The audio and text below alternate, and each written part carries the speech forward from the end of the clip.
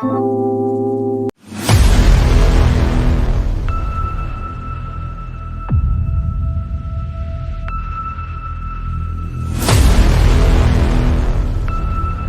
everyone has a different story to tell.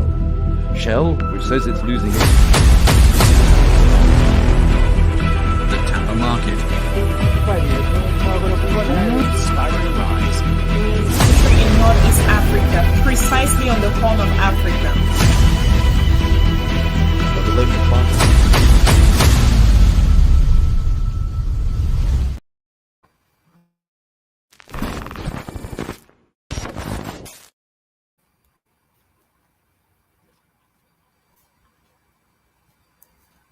Oh, did I enter the wrong one?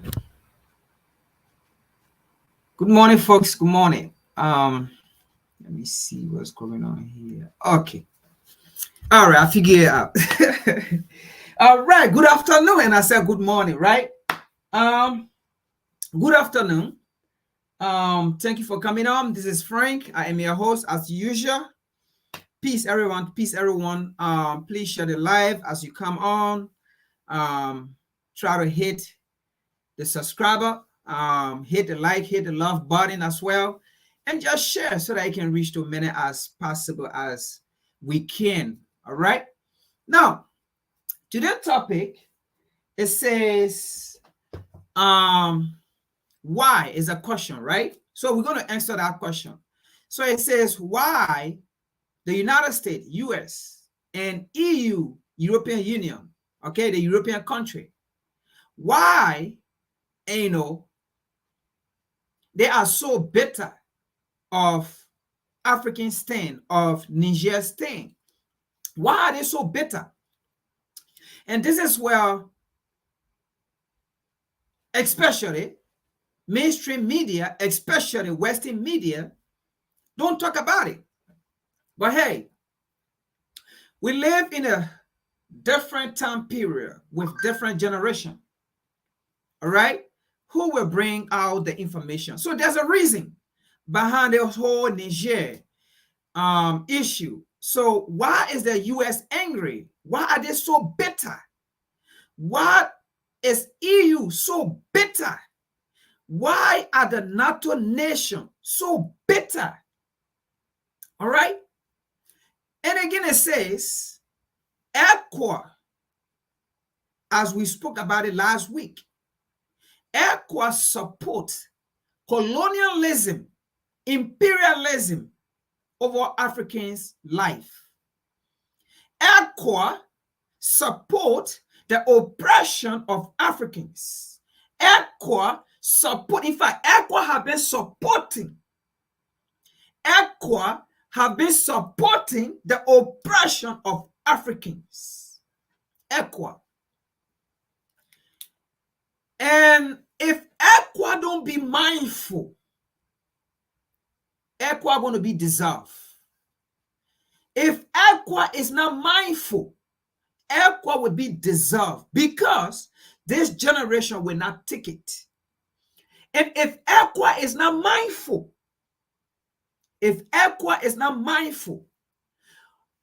all the nations in Africa that support ECOWAS, especially on this decision taken against Niger, they're going to be in war with all the other African nations.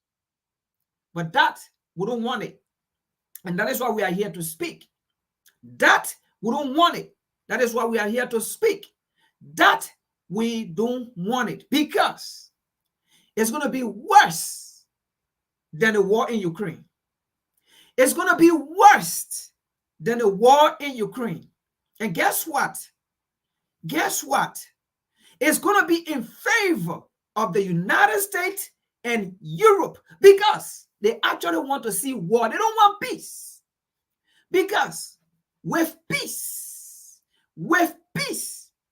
what the United States is aiming at in Africa, they won't get it. With peace, what Europe, the European nation, NATO, are aiming at in Africa, they won't get it. With war, they're going to get it. Just how they support proxy war. And this is where ECOWAS. This is where African leaders, please, we begging you people, we warning you people, do not create war in Africa. If you want to see African blood, then go ahead. If you want to see African die, ECOWAS, Tinubu, go ahead. Because at the end, you guys will take your family and run to Europe and America. At the end, you guys will take your family and run to Europe and America. How many Africans going to have that opportunity to travel from the continent to come to Europe and America? Even if they come, they won't allow them because Bola will be close. Bola will be close. Bola will be close. African leader, especially the supporter of ECOWAS. I don't want to say useless. I already said useless last week. I think I should use different words. But the supporter of ECOWAS, be mindful. If you want to see ECOWAS exist as an entity for Africans, be mindful and listen to Africans and stop listening to the imperialist America, to the colonialist America, to the colonialist imperialist Europe, the NATO nation. Stop listening to them because it has reached to a point. If you try us, you African leaders that support ECOWAS, you will not travel. This is a warning. It's not a joke. You will not travel. You will still right on the African continent and your family will not travel. It's not going to happen because you are not going to travel and then lead the rest of the Africans there when you have created the war, when you have created the problem, and then you along with your family, you travel to America and come and sit down. And then you watch along with your colonizer while Africans are dying. Inshallah, you will not travel. You will stay on the African continent. If you will die along with the rest of the African, you will die. If your family will die along with the rest of the African, they will die. If your family will struggle along with the rest of the Africans, they will struggle. But you will not travel. That we warn you. That we warn you. All right. So, today, I actually shared a topic into 3 parts. So, one area, we are going to look at the Western narrative of Africa or Niger. And then we're going to debunk them, okay, of their narrative. And we're going to show proof that these people, they are not friends to Africa. These people, they actually want war in Africa for no joke. They actually want chaos. You remember when an incident happened in Ukraine? These white folks, what did they say? What did they say? War is only good in Africa. War is good in Africa. That is to say, they actually support. That is to say, they are actually in favor of African suffering. Because our suffering means freedom. Our suffering means they're living a better life as they exploit our resources. They say, even the prince of England, they are so-called England, the prince, Prince Henry, he said, Africa, they are known for war. Not Europe. So African leaders, when you are being a puppet to Europe and America, in order to kill your own people, because at the end of the day, who are you going to fight in Africa? Are you going to fight America? Are you going to fight Europe? Or are you going to fight Africans? Just because you have colonial bola called Niger, Nigeria, Ghana, Senegal, Afrikans, Liberia, Mali, all those nonsense colonial bola, and you sit, especially ECOWAS, and you say you're going to put sanction on Niger, do you know what you are doing? The same tactics the West use on African nations, to suffer them, to strangle them. You use that same tactics because America says do so and you do so, because Europe said do so and you do so. Folks, this is why Tinubu became president. We all know the presidency of Tinubu was rigged. We all know when America and Europe, America sent delegates, Europe sent delegates with all their technology, with all their equipments. These folks, these fools, was unable to actually use the equipment. In fact, it was deliberate. They did not use the equipment. And America said, in due time, they will come out with their report, with their statement. They knew what you are doing. And that is why we are here today to discuss. They actually put Tinubu in power, not the Nigerian people that put him in power. Because they knew if Peter Obi was going to become the president, I believe he was never going to be a puppet to America and Europe. You know why? They made Tinubu, because look, we are putting things together now. For real. Do you know why they made Tinubu the president? Not the Nigerian people that made him president, but America and Europe. Because they have already signed an agreement with the former President Buhari. With the former President Buhari. From that agreement, they have to put in somebody from the same party, which they already educated as well, which was Tinubu. But Peter Obi, they could not have convinced Peter Obi because they already convinced Buhari. Okay? So Buhari have to turn over that agreement that they made to Tinubu with the same party. And that's how they make sure Tinubu get into power. Now, Tinubu is in power. Tinubu, of course, because he was never put. And you see, this is why in Africa, most of our African leaders never care for Africans. They never care for the people they serve. Because in their mind, it was not the people that put them there. The people that put them there, they have to be answerable to that people. Because if it was not because of the influence of those people of America and Europe, they wouldn't have become president. So now, Tinubu have to go to his colonial master to pay to them who put him in power.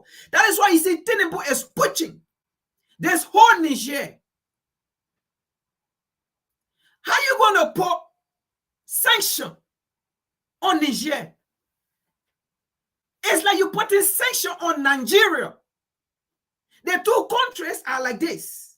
The two countries depend on each other to survive. And you put sanction on Niger? Really? Tinubu? ECOWAS? Niger is Nigeria. Nigeria is Niger. Both intertwined into economic reasons. And you put sanction on them. Are you crazy? You the mad? You the mad? Because of your colonial master, you the mad. Because of America and Europe, you suffer your people. You the mad, you the crazy. Because of colonialists, because of this imperialist. And then you want to see your own African blood. You want to see your own African to starve and die. This is the reason why when America sanction or take stupid action on Africa, you guys don't talk. You guys don't talk. But because the young generation are not coming out speaking, America don't want to come directly. Europe don't want to come directly. So they use the same African organization. You the Chris. Are you not listening to Africans on the African continent, both home and abroad? Are you not listening? You listening to your the people that kill you, you listening to them. The people that enslave you, you listening to them. The people that colonize you, you still listening to them. The people that say Africans cannot rule, they don't know how to do. You listening to them, Tinubu. You listening to America and Europe. These people, are you a slave to see your own people die? ECOWAS. Let's get into it. But before we get into it, I have a video here. Let me bring it out because I'm going to use that as my thesis, as always, as we do, because this is a revolutionary channel. So we bring out information, not just current event, but we bring out past things or things that have happened in the past and relate it to current event, and so that people can see. Okay? So that people can see. Because Tinubu, ECOWAS want to see African die. ECOWAS want to see African blood. Because Tinubu is doing the work of his master. Because his master put him into power. So he have to work for Europe and America because it was through them he came to power. Isn't that stupidity?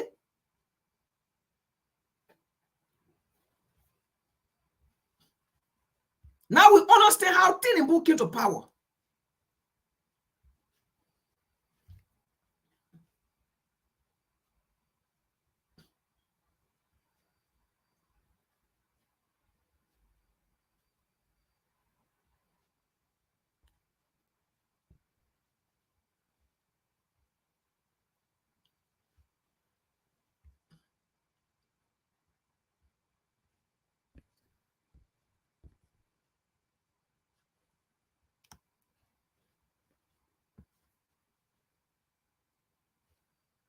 Be with me, folks. I'm trying to bring the video out. Hopefully it should be this.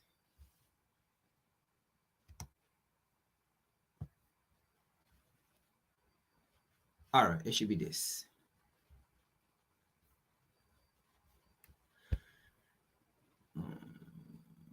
Okay, no, not this. So I'm going to take this out. It's not this. So I'm going to take it out.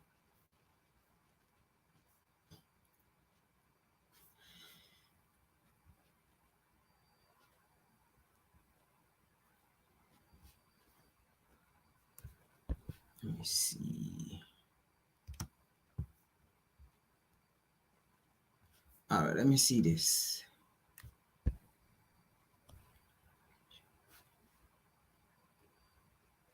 No.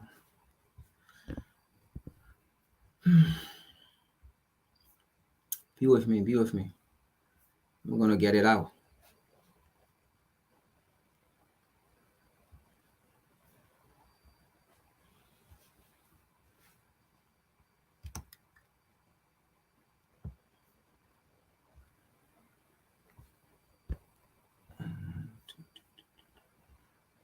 Okay.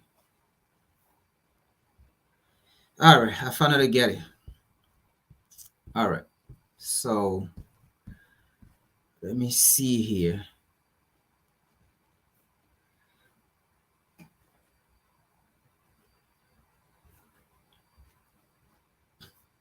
Yeah, Hawk said Peter Obi is also a puppet. Obi is not a Pan-African. I mean, it could be true, but the reason why, and that's why I said, maybe they could not, how do you call it, bribe him. But for now, he's not there. But Buhari is the one there, so we are focusing on Buhari. So we can assume that, he could have listened to these colonizers. But because Buhari is the one there, and Peter Obi was the one actually the people favor. He was the one the Nigerian favor because we monitor the election. He was the one that was in favor of that presidency. However, he did not get it because Western power was in it. And because they're putting in power, Buhari, Tinubu, so he have to carry out the mandate of America and Europe. And that's the same thing happened in Niger, and we're going to talk about it. All right? That's what exactly happened in Niger. And there's a reason why America and Europe supported Tinubu, make sure Tinubu get in power. There's a reason. And that is why America and Europe, they are better. And that's the topic of this podcast. Why Europe and America are so bitter. Okay? There's a reason why they are so bitter. Because their plan is not going accordingly. There's a reason they have Bazoo in power. And there's a reason They make sure somebody who will support their agenda get in power. There's a reason. Now, let's continue here.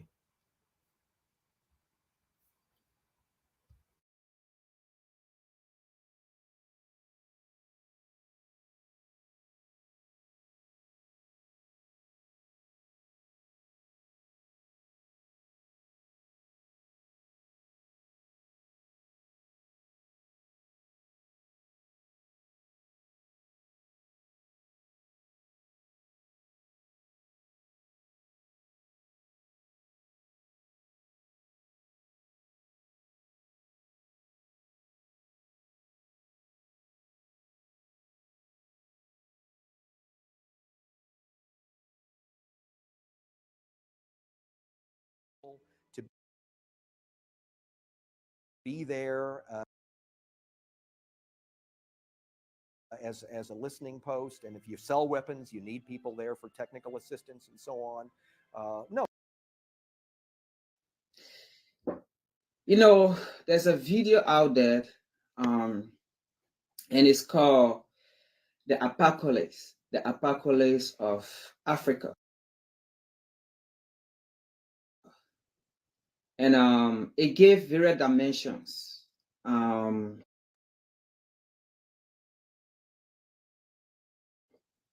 Africa and what Africa have been through from the West or from specifically America. But I'm going to focus on Liberia. And I urge every one of you Liberians to watch that video. It is called The Apocalypse of Africa. The following is conversation 9-17. The Africans just can't run things. That's a very, very fundamental point.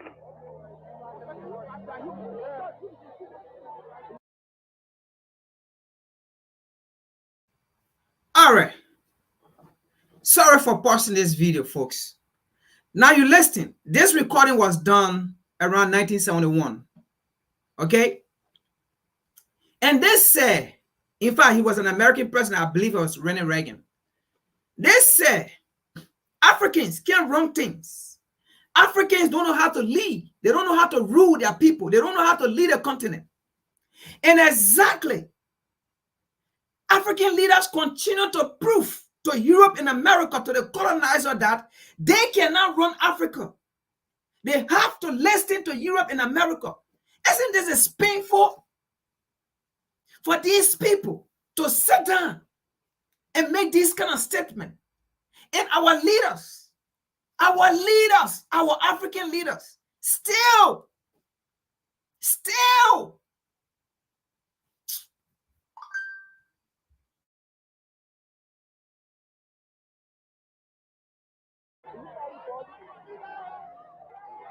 More. That's a very, very fundamental point.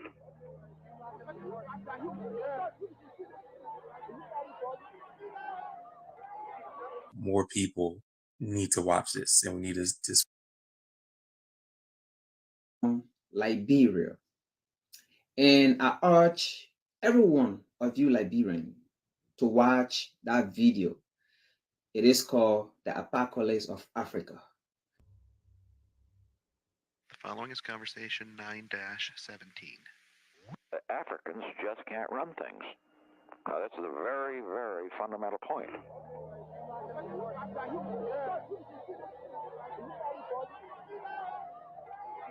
More people need to watch this, and we need to spread the word to other Liberians and other people in general about this documentary.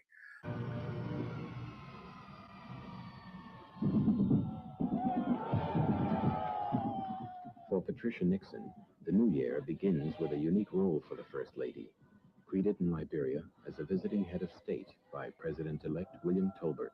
We consider it a great honor and a source of personal pleasure to recognize in our midst the presence of Mrs. Richard M. Nixon, who is attending these ceremonies in the capacity of personal representative of her husband, President Richard M. Nixon, our great and good friend. Liberia is really important let's say, just country or state over there that really the U.S. was able to use to kind of get its tentacles in other parts of the continent. We had this long-term strategic interest in Liberia, such as it was. We had a listening post. We had overflight rights that were important for various covert operations in Africa, refueling rights at Monrovia, which were important for the Navy, and of course this huge Firestone interest in rubber. The U.S. is not our friend for our benefit. The U.S. is our so-called friend for their benefit and their continuous presence on the African continent. And there was the assumption, you know, that we'd owned every government up to that point. We were going to own every government from there on. It is very important in this time of our history, I mean the Liberian history, to get to know the true information, the true story about Liberia. And this is very important for Liberians. I'm speaking particularly to the journalists and the bloggers who continue to write a narrative, right? And I understand, you know, there are corrupt actors, but writing and extolling the U.S. and calling for U.S. intervention is very dangerous. You know, it always comes at a price. Strictly national interest. Do we want influence with these people? Do we want to make money at the same time? Do we want our people to be there as a listening post? And if you sell weapons, you need people there for technical assistance and so on. No, it's a very practical matter of influence. So U.S. guns don't kill people. Well, of course they do, but that's the price you pay. This country called Liberia, this really territory of the United States, and knowing how it's always been a pawn of the U.S. Once you start understanding that, then kind of like the small gripes or the horizontal issues that we have with each other, I think will dissipate. So Liberians really need to be aware of the history of the relationship between, you know, like the Liberian country and the U.S. specifically. Look, folks, we have to tell the true story about Liberia, okay? We have to be able to face like America about what she has been doing in Liberia. Because if we don't do that, right, America will continue to do what she has been doing to Liberia and what she's still doing to Liberia. The United States didn't know what was going on in Liberia. It couldn't have known what was going on anywhere in the world. It's just not reasonable. It's not conceivable that the United States didn't know exactly what was going on and what was going to go on. And by the way, we are not here to convince you to accept what we already know or what we are here to tell you, right? But we are just giving you some hints, and you can go and find out about the information, all right? But this documentary, The Apocalypse of Africa, will give you a foundational understanding of the history of Africa, specifically as well Liberia. It is called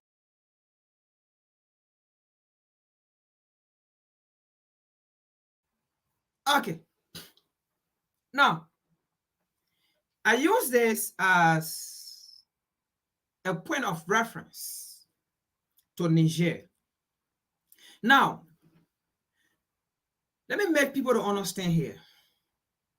You watch a video, right?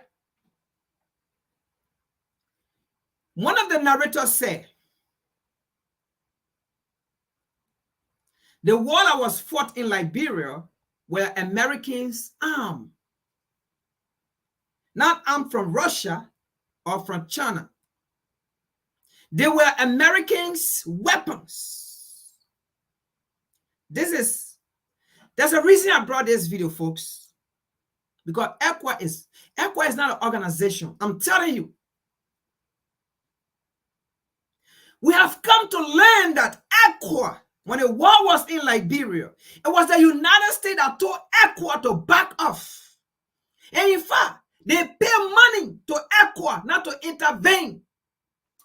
We have come to learn it. We have come to see the truth. The United States pay ECOWAS and AU not to intervene. The United States told ECOWAS and AU to fall back. They will go in when the U.S. is ready for peace. When the U.S. is ready, now they will tell ECOWAS and AU to go in. That is what exactly happened. When the United States got ready, after Liberia have killed one another, they died.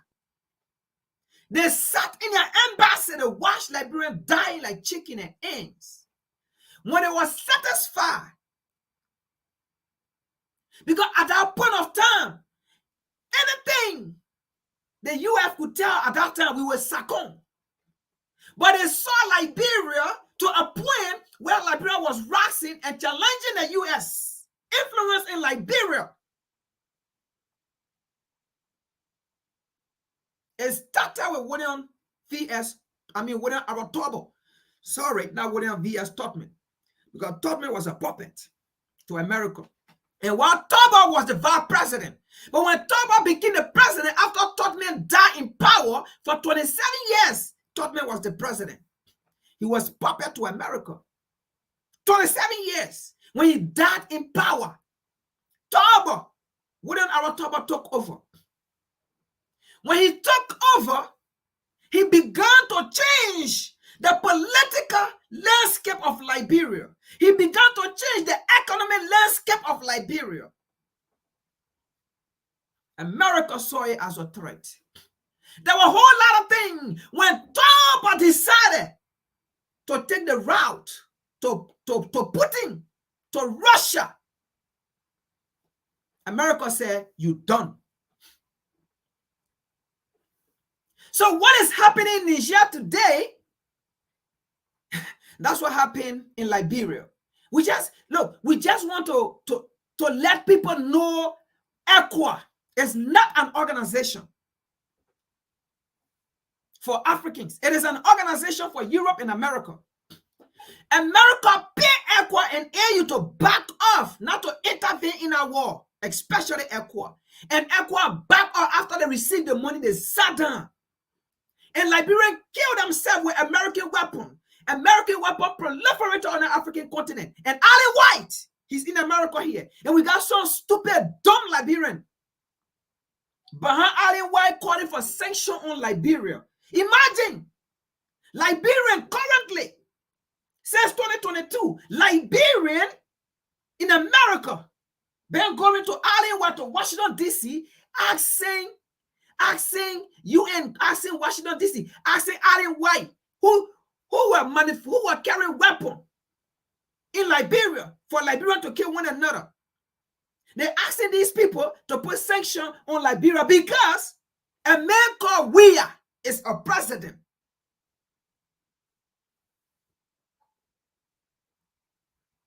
So when U.S. saw that her imperialist attitude was falling apart, she saw the need to create war in Liberia. You heard the video when the guy said, you saw Scarrington, you saw boom. Those boom you saw, it was not something that was just created, we took from somewhere. It's actually actual boom from Liberia.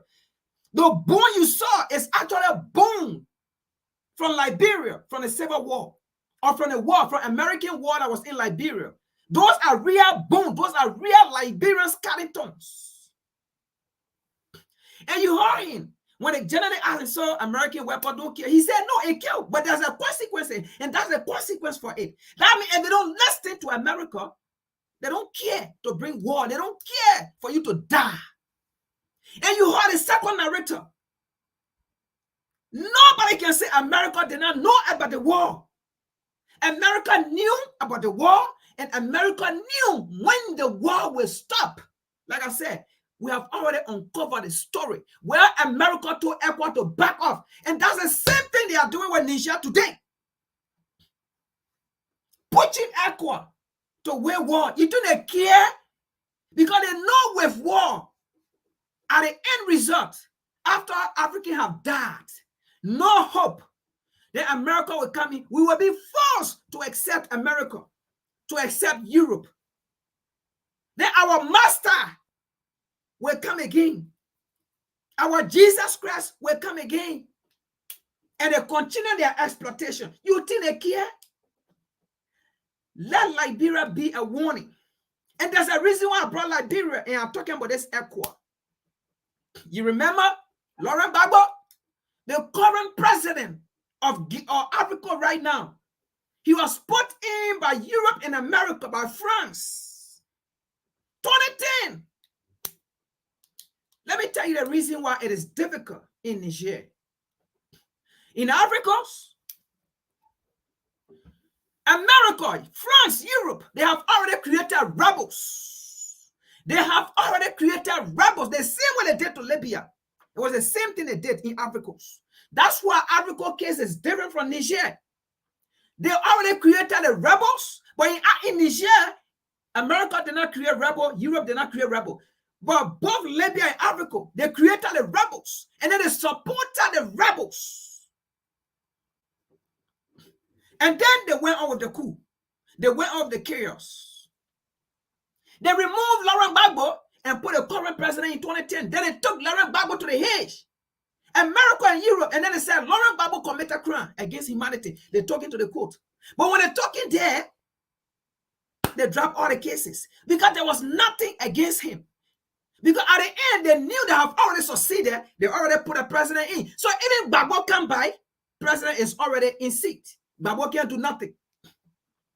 That is why today you see the president of Africa is supporting ECOWAS. In fact, the president of Africa said he will send about 1,500 or 800 troops to Niger to go fight.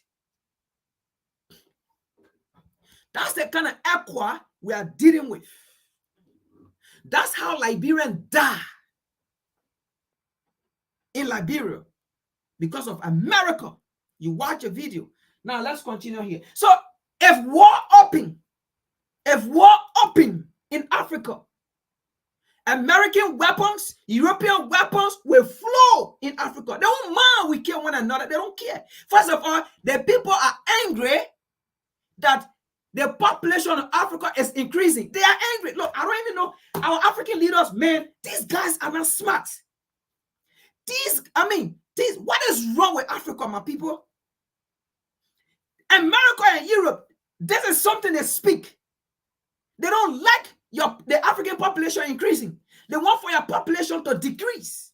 So do you think they care if you fight? Do you think they care if you care one another? They want for your population to decrease. These are people fighting by all means to depopulate the African continent. Do you think they care if you fight war? You think they care? They don't care. Joe Biden said it. Africa is billion plus. They are trying to reduce that number. They are trying to reduce that number in million instead of billion. Let it be in million. Because the more the population, the more the demand, the more African demand. And they don't want you demanding. Are you not get what is wrong with African leaders, man? The wise will always put it in our faces. But our leaders will stay sit and play dumb and deaf ear. America is saying they want for the African population to decrease. You think they care if they bring war going in Africa?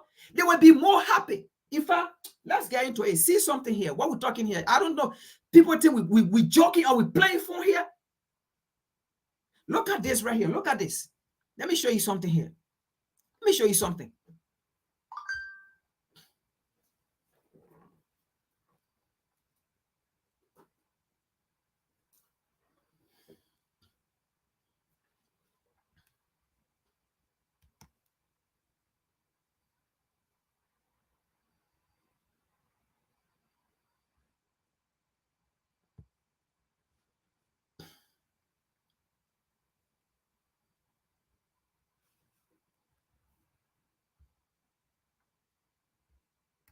Let me show you something here.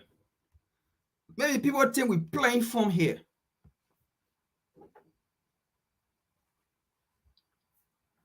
Now, what I'm about to show you here, right? He is a Westerner, an American or a European. Currently, this idiot is in Niger. Okay? He's in Niger giving information to America and Europe. They are the one on the African continent giving a narrative to support. They are the one in Africa putting pressure on ECOWAS, putting pressure on African leaders. Dumb African leaders. Not all, but some. They are dumb, especially the supporter of ECOWAS. They are dumb. So this journalist, this American, he's in Niger. They are the one, he's in Africa. They are the one putting pressure. Look at his view. Watch his view. You're gonna be shocked.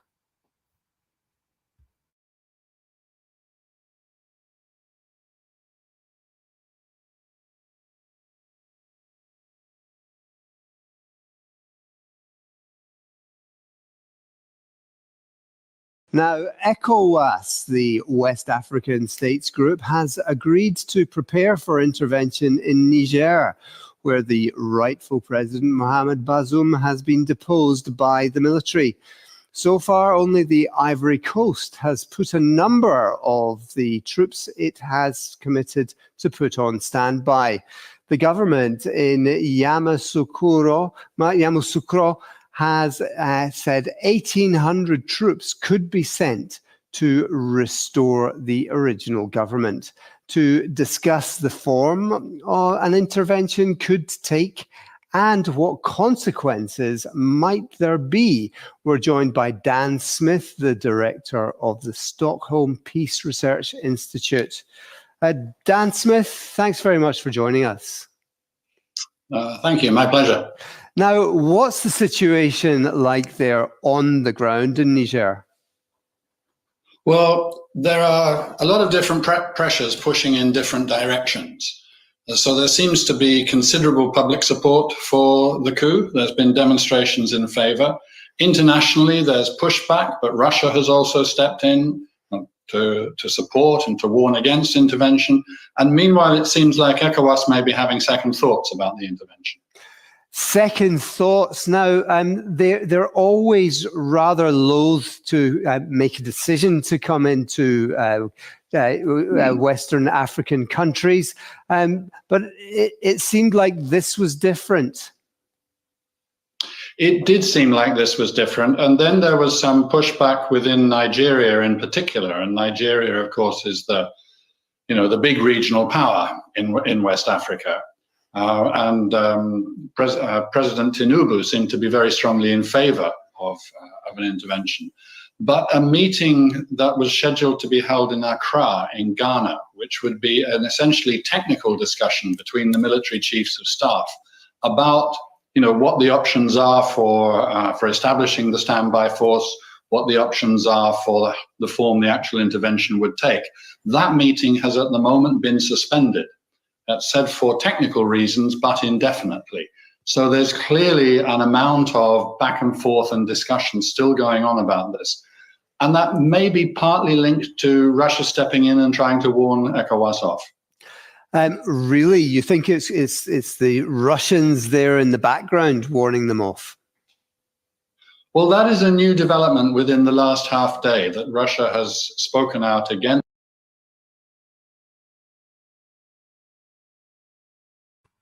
So first of all, let's see something here. Do you see? I don't know if you understand it here, but I'll make it clear. What they are doing, these are the people that are giving a narrative. US say their part, right? Europe say their part. Is Russia not a nation to speak about something that is not right? So why are they making it out of issue to say Russia is talking?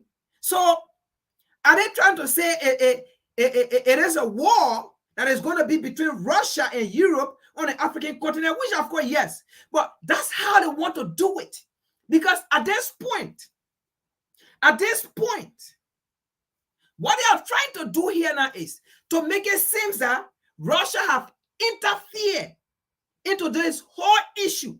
And then that's how America and Europe gonna feel like they're gonna feel that they are being insulted.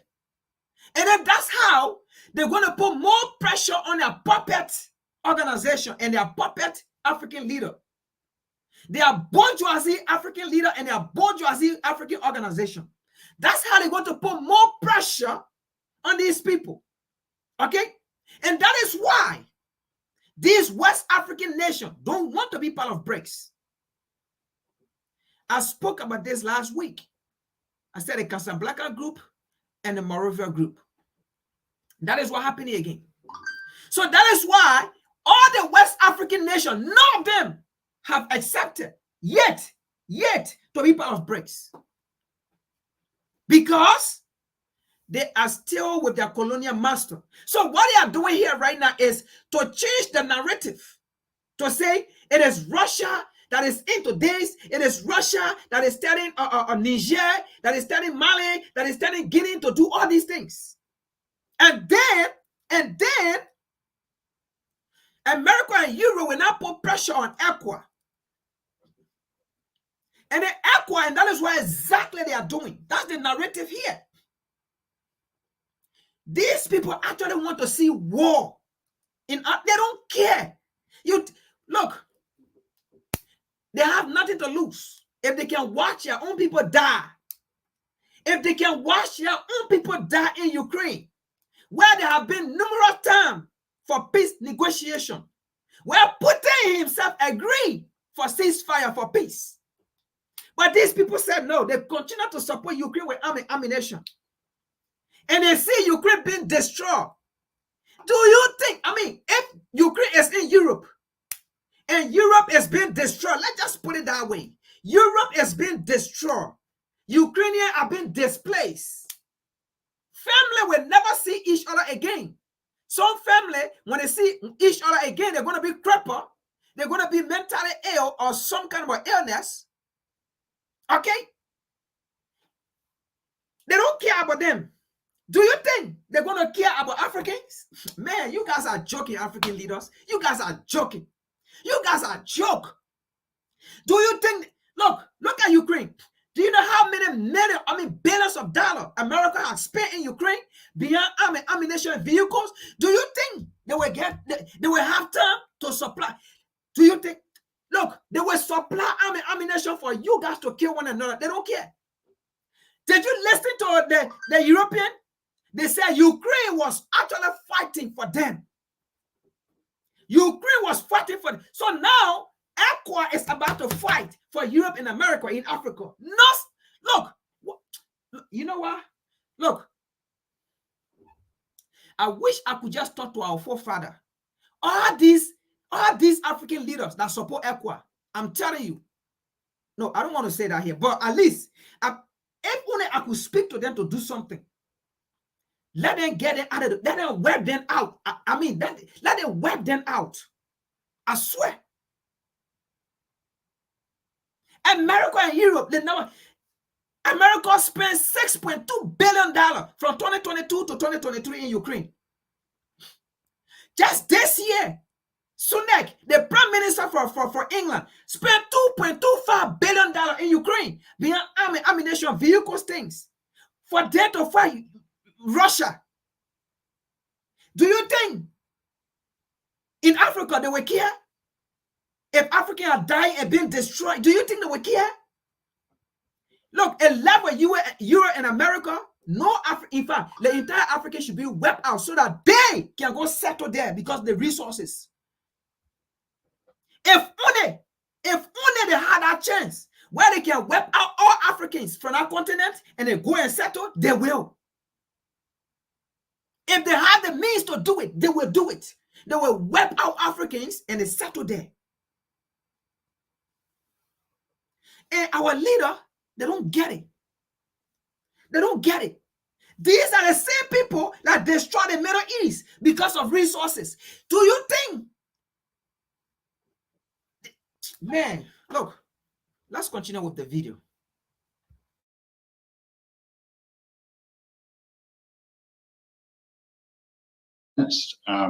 Intervention. And of course, there's a lot of rumor circulating about Wagner. The Wagner mercenary group, I think, we've discussed it before on this program, I think. But then in the context of the uprising in Russia. Prigozhin is still active. Wagner is still highly active in West Africa. Has many forces in Mali, also Central African Republic, which is not too far away to the east. Prigozhin. Sorry, folks. So you see what's going on here, right? This Westerner or this guy, their attention is not on about the coup. It's not. I mean, the whole time here, there is nothing about the coup. There is nothing about why the coup took place. There is nothing about a civilian being in support of the military. There is nothing like that. There is nothing about the reaction of the Malian. The reaction of the Nigerian. Are they in support of the coup? Nothing. But all they are pushing a narrative of Russian missionary, Russian Prigozhin. That's why they are pushing. But the reality here is, are they the only private military in Niger? You see, they are not talking about American private military in Niger. They are not talking about Canadian private military in Niger. They are not talking about European private military in Niger. They are not talking about that. But they are talking about just this one group. Because there is a narrative here. And this narrative will also make African puppet leaders who support ECOWAS to go ahead. That's the narrative here. Are these the only people? Are they the only, private military in Africa? No, you also have the French there in a particular Niger. I mean, one country, you have Niger, you have French army in Niger, you have American army in Niger, you have a German army in Niger, you got Cameroon, not Cameroon, Canadian army in, all of these army. Why are you not talking about them? Only this one Wagner group you're talking about. Do you see the narrative they are putting here?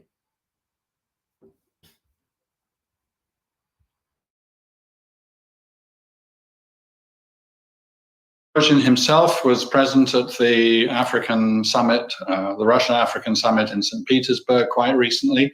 So you can see there's lots of there's lots of signs of concern and possibility there.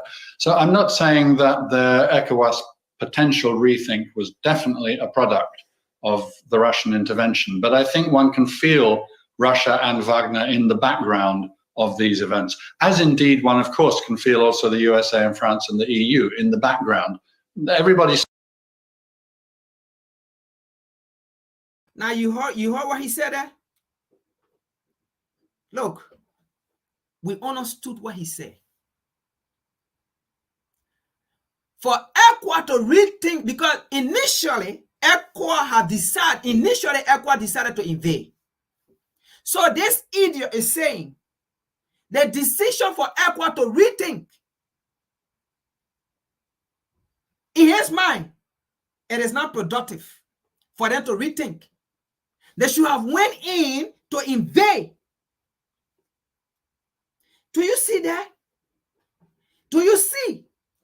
He said the decision for ECOWAS to rethink is not productive. That's why he's mad. The first decision to invade should have stood. They should have gone there to invade. You think these people want peace in Africa? They don't want peace in Africa. They don't. Do you think they want to see Africa rise? They don't. So they are doing everything to push ECOWAS. Because what they are telling ECOWAS behind is saying that most of you, or most of us don't know, is that they are now telling ECOWAS Are you going to sit and allow this thing happen as an ECOWAS? Are you going to sit and allow Niger to do this? Are you going to sit and first of all, ECOWAS have 16 head of state or 16 nations that are part of that ECOWAS. But the meeting they have in Nigeria, only 8 attended out of 16. Only 8 attended. The rest of the 8 did not go. You see it? So these are the folks, America and Europe, now going to put pressure on the rest of the 8 that was in that meeting. Are you going to sit and allow Niger to do this? Are you going to sit and allow Russia to dictate look, they are going to, if Africans, look, if our leaders are not smart, if our leaders are not calculated, if our leaders don't listen to the masses of Africans, if our leaders don't listen and they try anything on our continent, we are dead. Because the war is going to be more than the war in Ukraine. It's going to be more than the war in Ukraine. I'm telling you. And look, it's going to last beyond that you ever imagine. It's going to last beyond that you ever imagine. It's going to be bloody and deadly. I'm telling you. And who's going to be fighting? Just Africans going to fight among themselves. Africans going to kill each other because of Tinubu and the rest of the ECOWAS, the leader who support ECOWAS. They will be the cause for African blood to waste. They will be the cause of war on our African continent, where Africans will fight among themselves. Why are we still protecting colonial ballers? Let's continue here.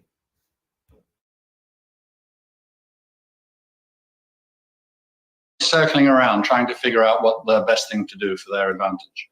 Well, exactly. Now, the interesting thing is that the country which is maybe keenest among the ECOWAS countries to put troops where its mouth is the Ivory Coast. What do you think's behind that? Well, I think in part it is that if you go through the record of ECOWAS military intervention since about 1990, when it was tried in Liberia and then in years after that in Sierra Leone, Côte d'Ivoire stands out as somewhere where a well-organized, you could say, compact military intervention was made by ECOWAS that helped restore order, restore legitimacy to government, and bring in stability. And perhaps, therefore, Côte d'Ivoire has a... So, again, you see, right? As long the coup is in the interest of Europe and America is well... Look, what is about coup that is well organized? You take out a government and you say well organized. So, listen, first of all, the Ivorian issue, there was civilian casualty when he said it was well organized when people die. But the Niger, how they call it coup, right? No one died, but they said it was not organized. Do you see here? The coup in Ivory Coast, there were casualty. Innocent people died. And then you say it was well organized. But the one in Niger, no one died. But you have problem with that. Now, do you see how he said the issue in Ivory Coast was well organized, was good? I told you, in Ivory Coast, America and Europe, already at that time, they created rebel groups and they supported the rebel, just how they did it in Libya. They created rebels and supported the rebels. And when they fought and people died, and the people that died, they said, America said it was Gbagbo, it was Laurent Gbagbo, the cause for people to die. And they took Laurent Gbagbo to the Hague. Now, when they took Laurent Gbagbo to the Hague, was it because of the people that died? No. They wanted Laurent Gbagbo to leave the country so that they can instill They are puppet government. And when they took Laurent Gbagbo to the Hague, the current president, they put him in power. And he sat down good and did everything. And then they released Laurent Gbagbo. They said they charge him nothing. He have nothing on him. So do you see the narrative of Western media? So do you see how they actually supporting the issue of ECOWAS to invade Niger? Do you see what he's doing down there? He's actually saying ECOWAS should go ahead to invade. ECOWAS should go ahead to fight. That's what he's saying here.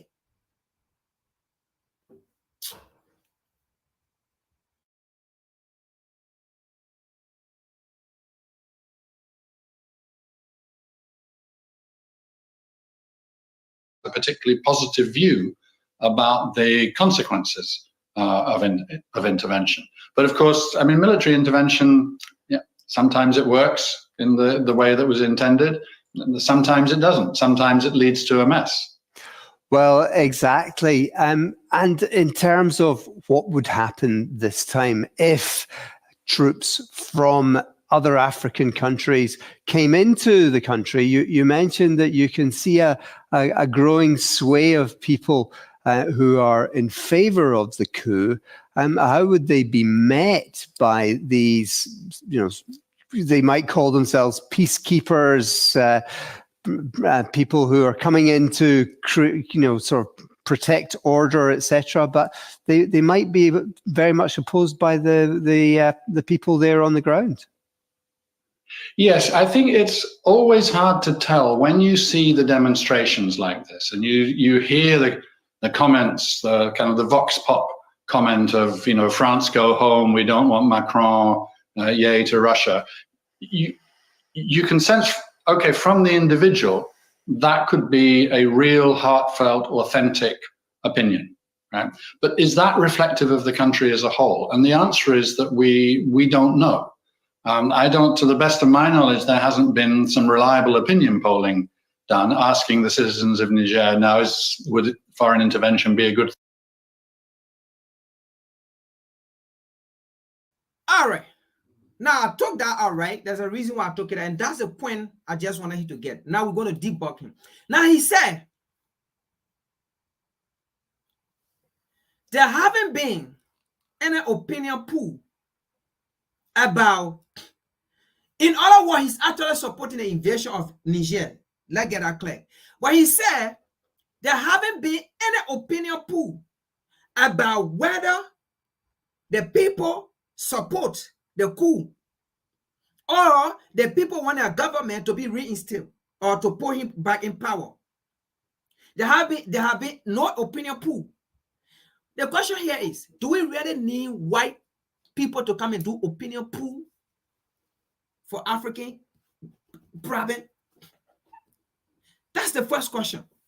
Do we really need a white man to come and do opinion poll? You see these idiots?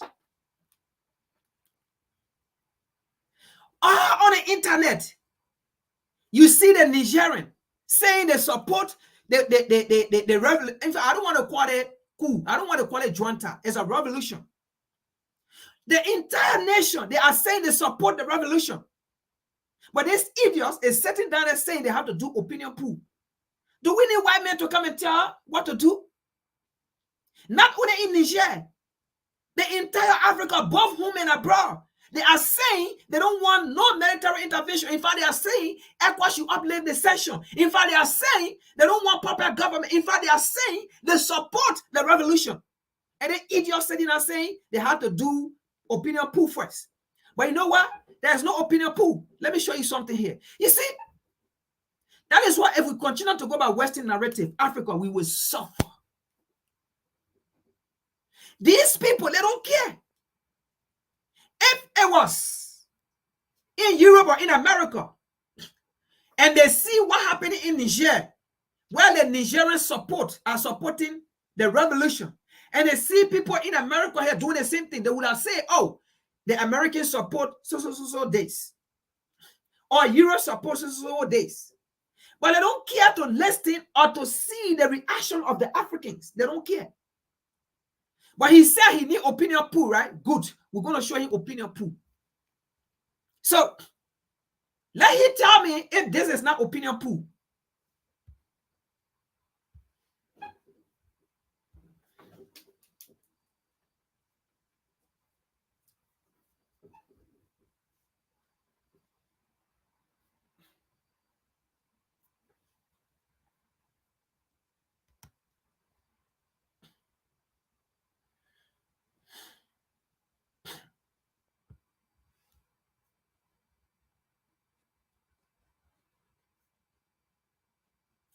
Now, let him tell us if this is not an opinion pool.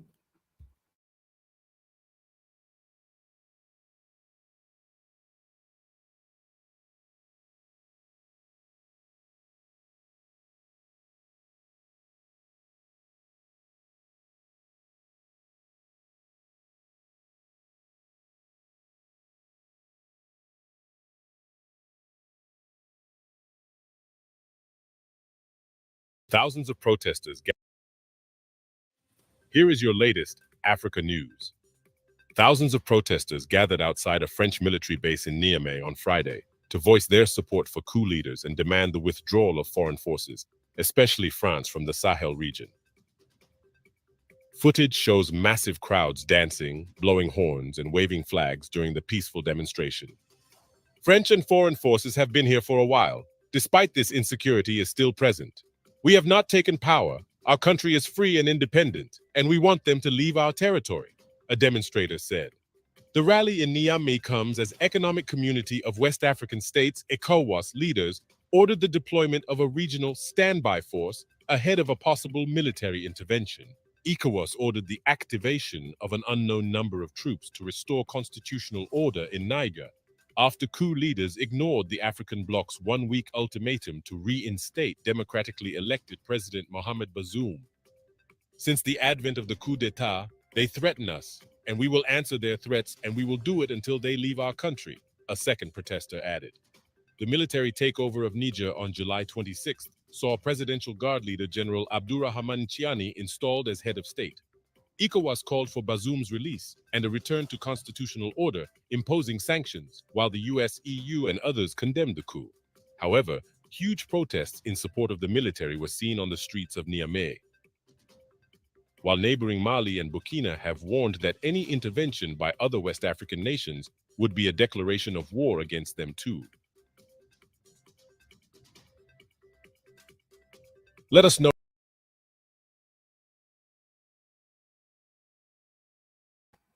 Now,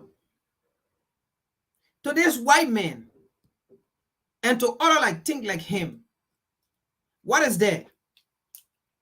What kind of opinion pool is he looking for? What kind of opinion pool do they want? What kind of pool do they want? You see thousands of Africans on the street in support of the revolution. Do they think this thing is a joke? Do they think what is going on the African continent is a joke? Look at that video. See youth. Look at the ages. See that video and see the ages of people in that video. Are they taking this thing to be fun, or they think it's just Niger? It's a wave on the African continent right now. Look at those children sitting out there. You think they want to see their life like that? And while European children live great and better life out of African resources, do they think, look, is ECOWAS taking this thing to be joke? ECOWAS, don't take this thing to be joke. Don't take it to be joke. And there's white idiots sitting down there talking about he need opinion pool. He need white people to come and do pool. What you see on the African continent, you think do they have to come and tell you pool? Let me show you another one again. These people think we are joking in this place, eh?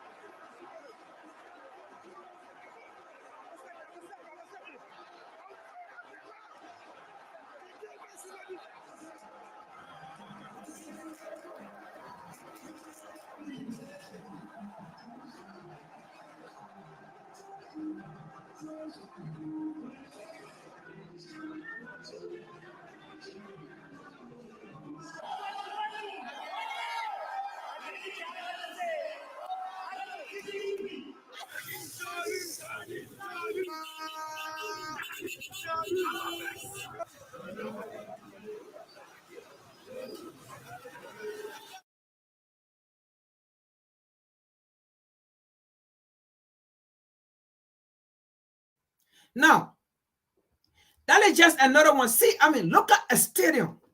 What kind of opinion pool? Why people need to come and tell us about opinion pool?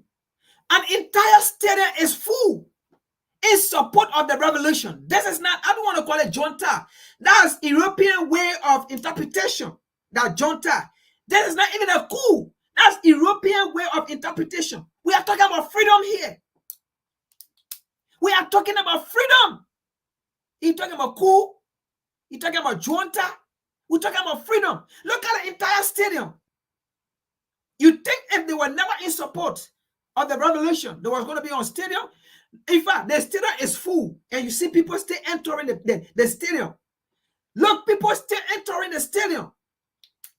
You see mothers, you see women standing with the military leader speaking to them. And you sit down, you white man, because you see your home looking great, and you sit down and speak nonsense to say you need opinion pool. You have now gone around to do opinion pool. We will slap in your ear if you go on the street to do any kind of opinion pool. You see a whole stadium park. You see people out there jubilating. You see people still walking to the stadium. And you say opinion pool? Do you think we need any white man to come and any colonizer to come and tell what to do? This is a revolution. It's not a coup. That's a message you should get. This is not a coup. It's a revolution for freedom, for liberation. It's a freedom for belongingness. It's a freedom to take back everything.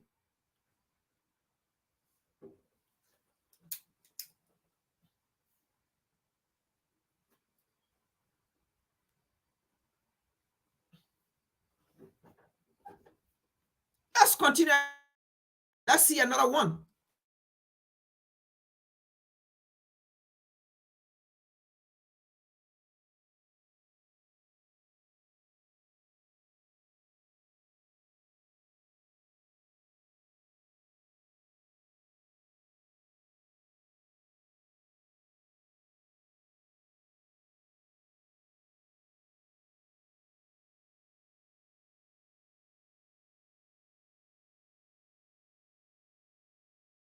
Not Western journalists.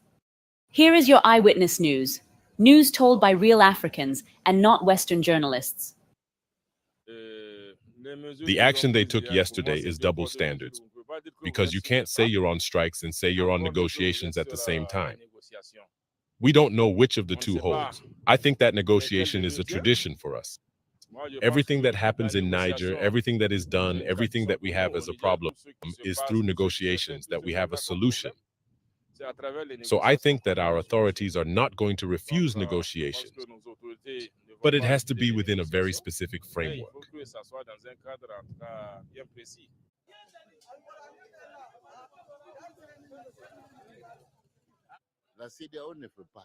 ECOWAS cannot authorize a strike in Niger. They do not have this prerogative. And if they do, they are going to wage wars between neighboring countries. And it's not even impossible because the UN won't accept something that has already been done. We even put the government in place, and the state is functioning normally. So everything they want to do won't work. The people of Niger are not afraid. We have to tell ourselves the truth. The French push them for French interests.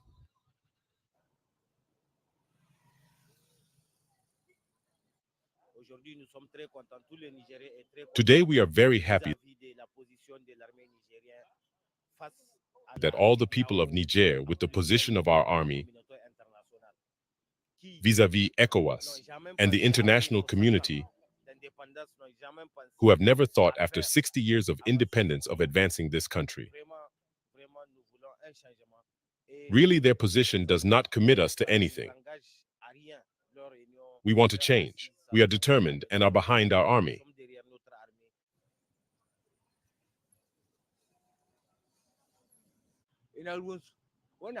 What is their problem? This is a matter that concerns our country, Niger. Let them leave us in peace. And the threat of ECOWAS does not come from them, but it is France that has interests here. And besides, why do these leaders want us to asphyxiate the people in the name of the whites? It is France that is pushing them. Let us know in the comments below what you think of what our witnesses had to say. Please remember to like, share, and subscribe. Thank you for watching the Eyewitness News, told by real Africans and not Western journalists. And always remember, Africa is watching.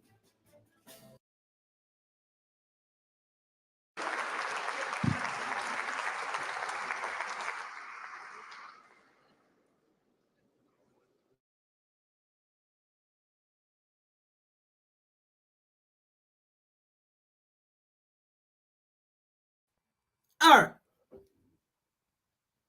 That is another one. What do they want? Where do they want the pool to come from? I mean,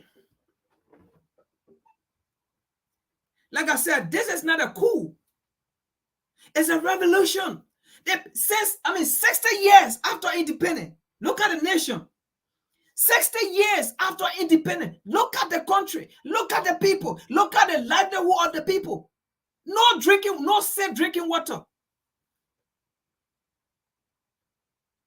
Look, see how dusty the place is. You breathe through dust. No good health care for the people. Listen to what the people are saying. The people are saying they remove the government and the country is safe and moving on. But because he was put in by America and Europe for a purpose, which of course we're going to look at today, and they are telling you, ECOWAS, to go fight your own brothers and sisters, and you acting like you are confused. When are you going to tell these white people to leave Africa alone?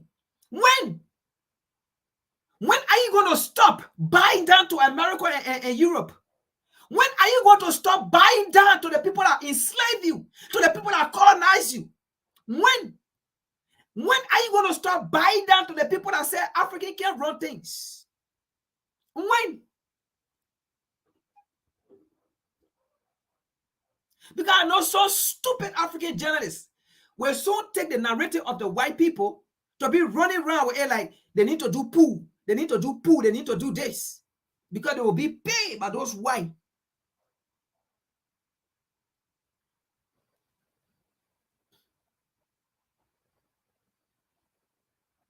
Aqua, are you paying attention?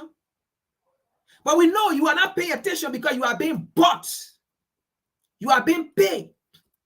And most of you in power were put there by the influence of America and Europe, like Tinubu. Tinubu, he's there. African president, he's there. He was put there by Europe and America. The Togolese, they were the one in ECOWAS meeting. Senegalese, the Senegal, the Macky Sall, they were the one in ECOWAS meeting. These are the people that were put in power by Europe and America to carry on the agenda of Europe and America, the colonizer, the enslaver. Why their people? Look, I mean, how can you be so inhumane to your people like that? How can you be so wicked to your people? How can you be so devilish to your people? How can you be so bad to your people? Aren't you ashamed when you get out and you go into your so-called job and you see your people? You see mother on the street with baby behind her back, with low stuff on her hair, going to sell. How do you think? How do you think in Africa we have people with bachelor, with master, with PhD, but can't find job? How do you think? And you say you represent these people. How do you think? You have African on the African continent who are scientists, but you refuse to get an opportunity. How do you think? How do you think? Africans on the African continent who are scientists, who are engineering. All you need to do is create the atmosphere, the avenue on the African continent. They can process our raw material. They can build Africa. But how do you think when you see these people? How do you think?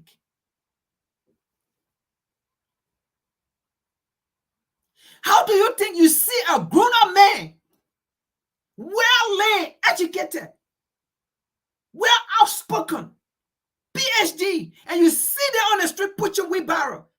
How do you feel? But your resources have been coming to America and Europe, and you come and see European children so good in technology, and you see your resources. You see European children, you see American children playing with their resources, playing with technology, living in your resources, and you go back. Tell me, man, and you go back on the African continent, and you see your people. How do you feel? When you are ill, you come to Europe and America and come and use their technology, the equipment, the raw material, the mineral from your country. That's what they use into technology here. And then you come here, you come and take treatment. And then you go back to the same people you serve. Really? You feel happy? African leader, you feel pleased? You feel for African leaders, you feel pleased, you feel happy. So come here and get good medical treatment with your resources. And you know it is your resources. You send your children abroad to come and get good education. And you know it is your finances, because most of you Africans that have your money in a European bank, it is the same money that you are using to send your children to school here, the same money. And it's the same money they loan to you. And you feel happy? You feel happy? Why can't you create an atmosphere in that place? Do you see American leaders, their children, going to Africa to say they're going for education. They might travel there for research purposes. They might travel to Europe for research purposes, maybe one semester, to know something there, but they are not actually going there to say they're going for good education. Do you see it? Because they create it here. Why can't you do the same damn thing down there for everybody? They tell you, say, if you take hold of your resources, if you control your resources, you will not be rich. Who told you you will not be rich? Who told you if you take control of your resources, you will not be? Who told you will not be rich? Who told you that? But let's continue here. Now, like I said, what's happening on the African continent is revolution. It's not cool. It's not cool. Africans are tired. You heard the men in there saying, 60 years after independence, look at their life. That is to tell you this is not cool. It's revolution. People are fighting for freedom. And they told you they don't want France. They told you France have been taking our resources.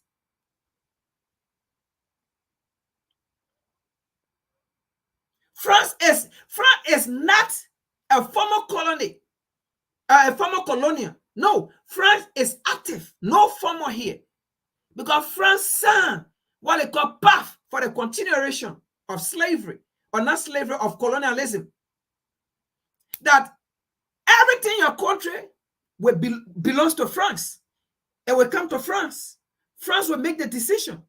Your money, your resources, your bank, all your national will be in France. And you call that former colonial?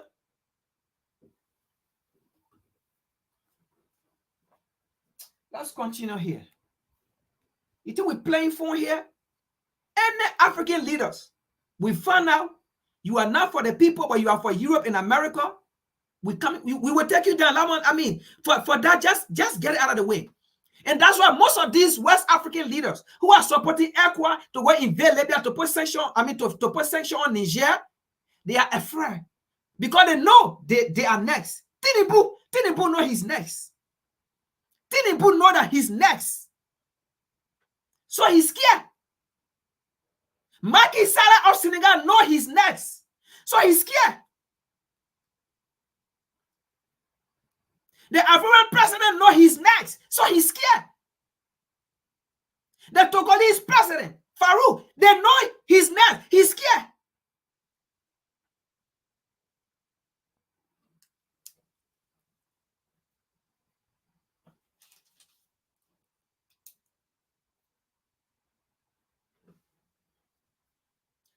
Now look at the next one.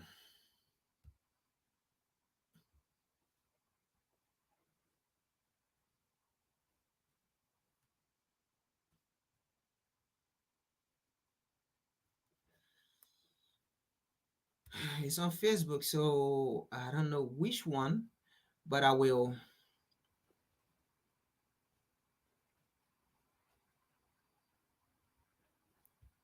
If not it, I will take it by African history. Okay. No, it's not this.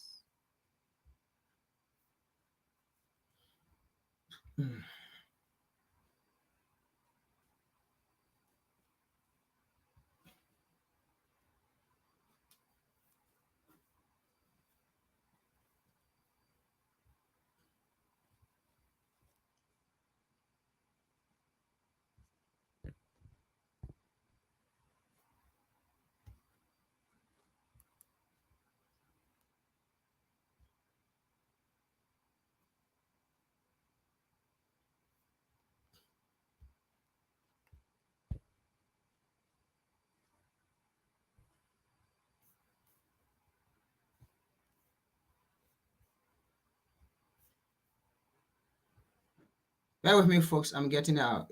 I have a lot of stuff here, so I just got to figure out which one it is, and then now we get it on and off. No, that's not it.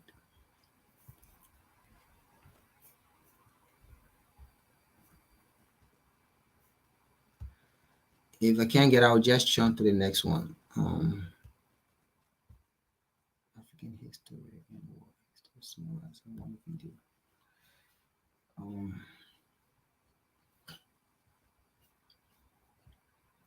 right, take this out.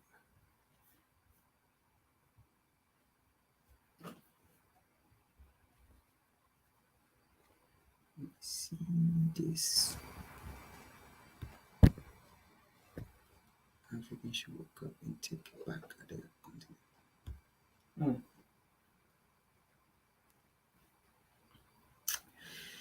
All right, I will. Let me put them on.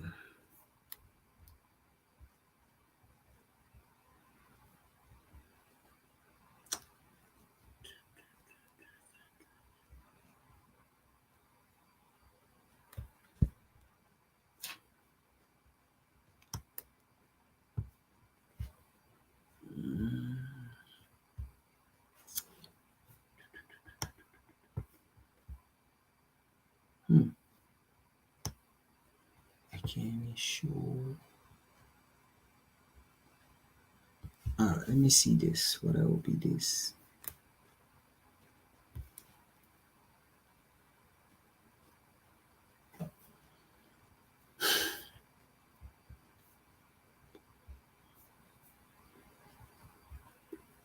Be with me, folks. I'm trying to get it out. It's on a Facebook here, but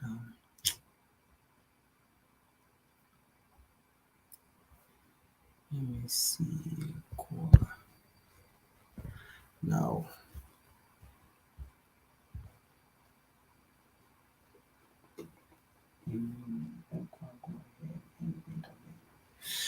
Why I can't see it?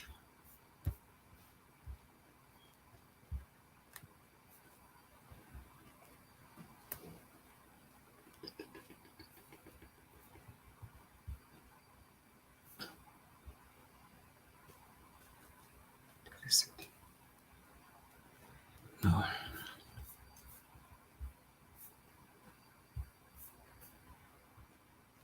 All right, if I don't see it, I'm just going to get to the next one. If we come across it, then I will show it.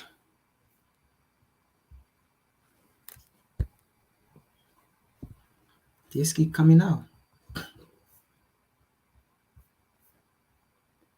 I'm going to miss my presentation. If I get to the next one, then I mix it up. But I think that's what I'm going to do. I'm going to mix it up because I don't want to hold you back. We're already losing time. So I'm going to go ahead and just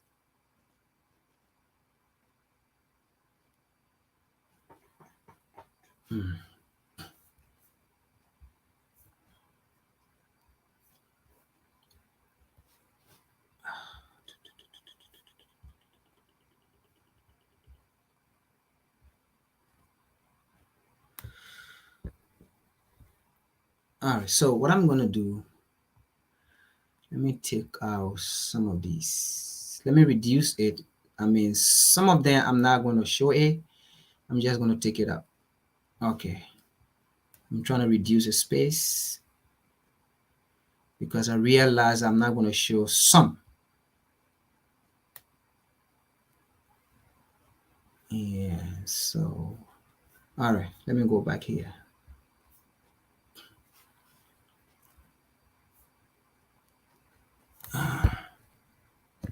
Come on, I can't still get what I want.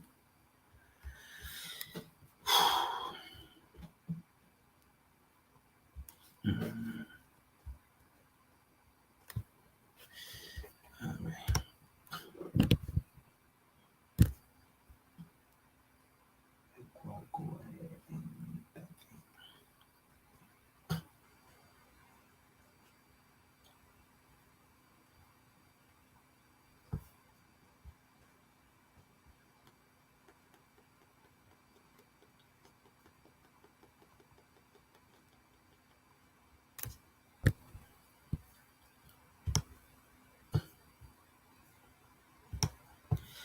All right, let me go here. Turkey, come to Nigeria.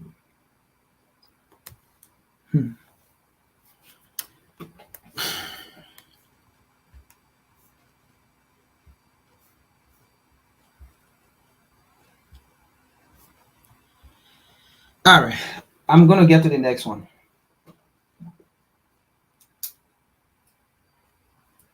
I can't even get this as well.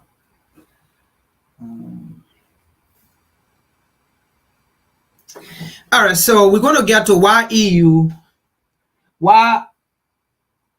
and US, why are they mad? Okay, why they are angry? Because maybe I will come back to the next one as I reduce the late. So let's just go to the next topic or the next discussion. So that would be end of colonial. Okay. So let's just go to the next topic. Let me see here. No.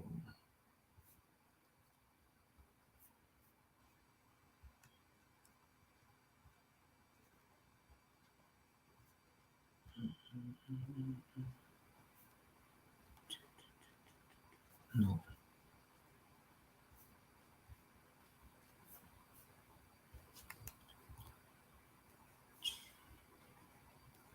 Okay.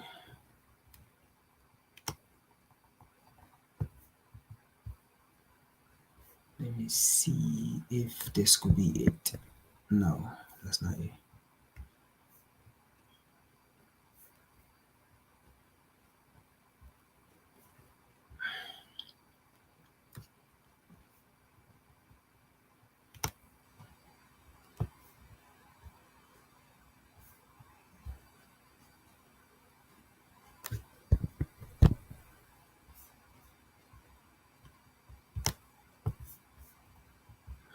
I just found it. Why I can't?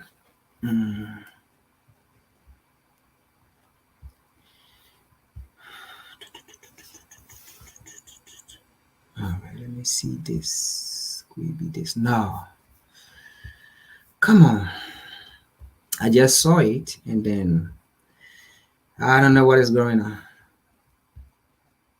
All right, let me check this out here.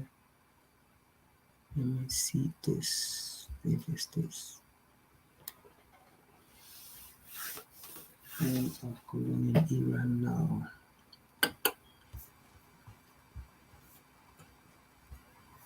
All right. All right, I think I gotta take some out here.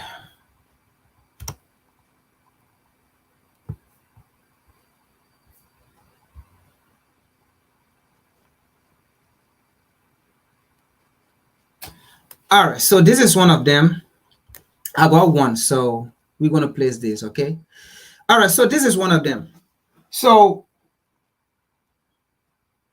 what Europe and US, why are they mad with Niger, or why are they angry? Why are they so bitter? All right, this is what we're going to look at. I know, and this is another reason why Tinubu is pushing this whole thing, because this was one reason Tinubu was put in power by US and America.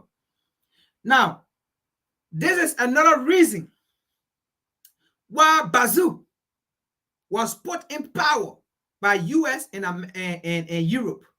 This is another reason why the United States and Europe are saying they should put this man in power. Now, in fact, we all know, we all watch the Nigerian presidential election, the election in Nigeria. We all watch it, and we know it was never fair. We all know Tinubu did not get in power democratically. But if things is to happen today in Nigeria, what happened in Niger, if it is to happen today in Nigeria, America and Europe will say the military removed a democratically elected president. Nigeria, if it's to happen today, America will say Tinubu was democratically elected. And that is what happened exactly in Niger. That's what exactly happened in Niger when America said Bazoum was elected by the people. Mainstream media are saying Bazoum was elected by the people.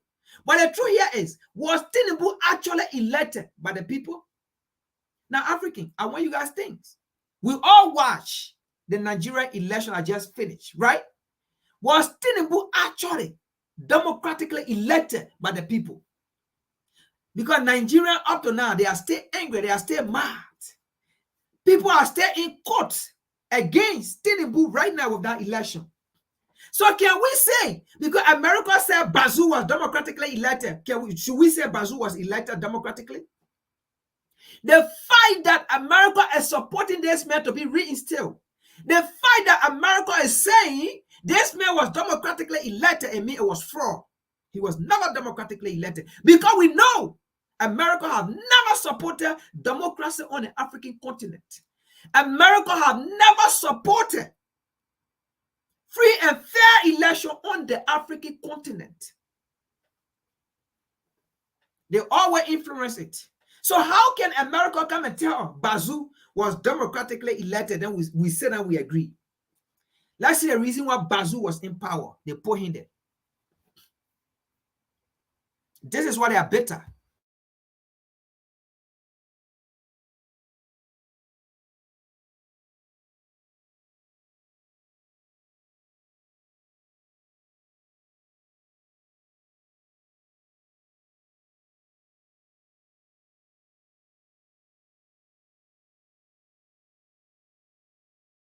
In Nigeria, and it flows up through Niger. The story that no one's talking about is the massive natural gas pipeline that is nearly set to go online. Now, it starts in Nigeria, and it flows up through Niger on its way into Europe. Chevron and the United States have already invested $13 billion into this. And after the Nord Stream pipeline destruction, Chevron stepped up production to get this pipeline up and running. And now the people of Niger are saying, wait a second, why are we going to allow a pipeline to flow right through our own country into Europe? You are doing nothing for us, and yet you continue to steal from us. So sorry, no more pipeline. This is why Europe is terrified this morning. And it was always going to be a very cold and dreary winter because of the natural gas destruction of the Nord Stream pipeline. This winter could be even worse now if this pipeline is not allowed to go into action in Africa. Niger is saying, sorry, you're not going to use our country to transport your natural gas into Europe. Get out of here. Europe is facing catastrophe. Hi, everyone. I hope you're all doing great today. Okay, so in view of the traumatic events rapidly unfolding in Niger Republic on the western side of Africa, I decided to see if I could do my little best to equip us a little bit with some knowledge and some understanding of what is really happening in that region, because I feel like it is time for those who know how to pray to begin to pray. But I also feel like you wouldn't be able to pray effectively if you don't have a sufficient amount of information on what is really happening, so that you don't pray amiss, like we say in Christianity. Okay, so ever since this whole thing began to happen, the coup happened in July, I think it was July the 26th, and a new military regime was born in Niger Republic. And the guy who was there, Mohamed Bazoum, was ousted and, kept in his home, house arrest. He's been in detention ever since.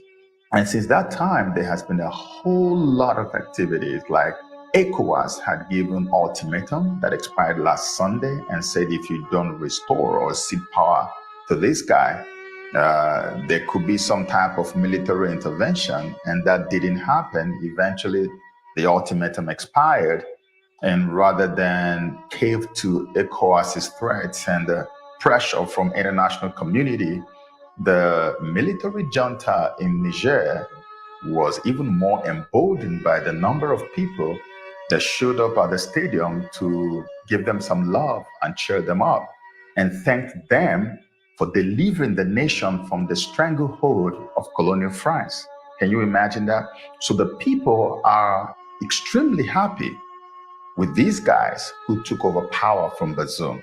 Now, if you follow me on Twitter and you have followed some of my posts, you would have noticed that every time we make posts about what really is the bone of contention, we keep talking about uranium because, of course, Niger Republic is one of the biggest suppliers of uranium in the world. Like, People are even saying that up to 35 to 40% of the uranium supplies that go to Europe come from Niger Republic. They also get uranium from Kazakhstan.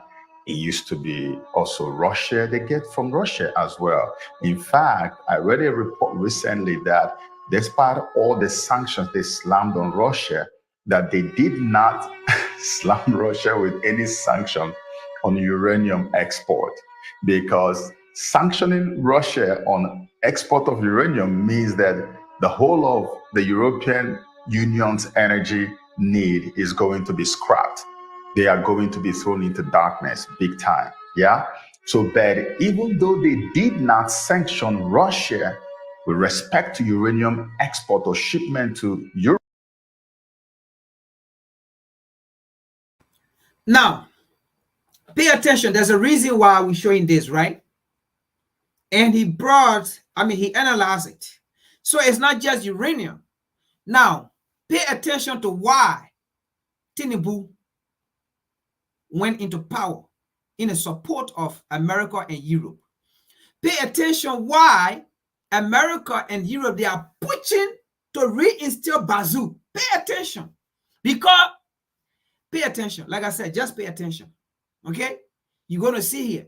So now we know, number one is the uranium. But what is the next things that really making these people better? Let's go.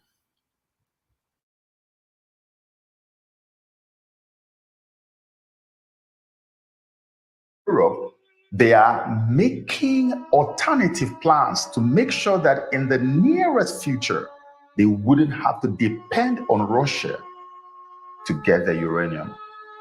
And so where are all the other alternatives and plan Bs they have?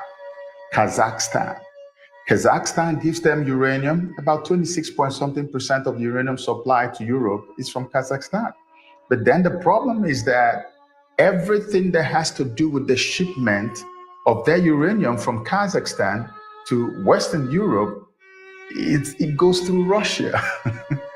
So Russia is responsible. So without Russia, even though Kazakhstan has uranium for them, without Russia, they cannot receive the uranium. And now the next plan B they have is Niger Republic, because this uranium is very powerful. It is using nuclear. Sorry, folks. Let me remind you. Now, some time ago, when you heard the European leaders saying Ukraine is fighting for them, these were the things they were talking about. These were the things they was talking about. That Ukraine was fighting for Europe. Because if Russia is defeated,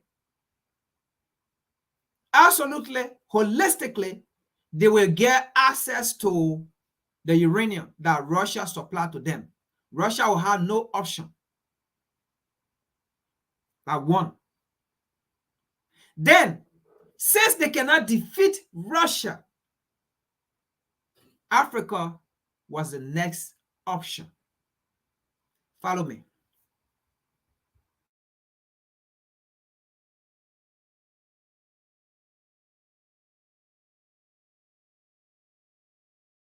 Reactors, that is how they are able to keep their energy alive in Europe. Now, Niger Republic is the next one.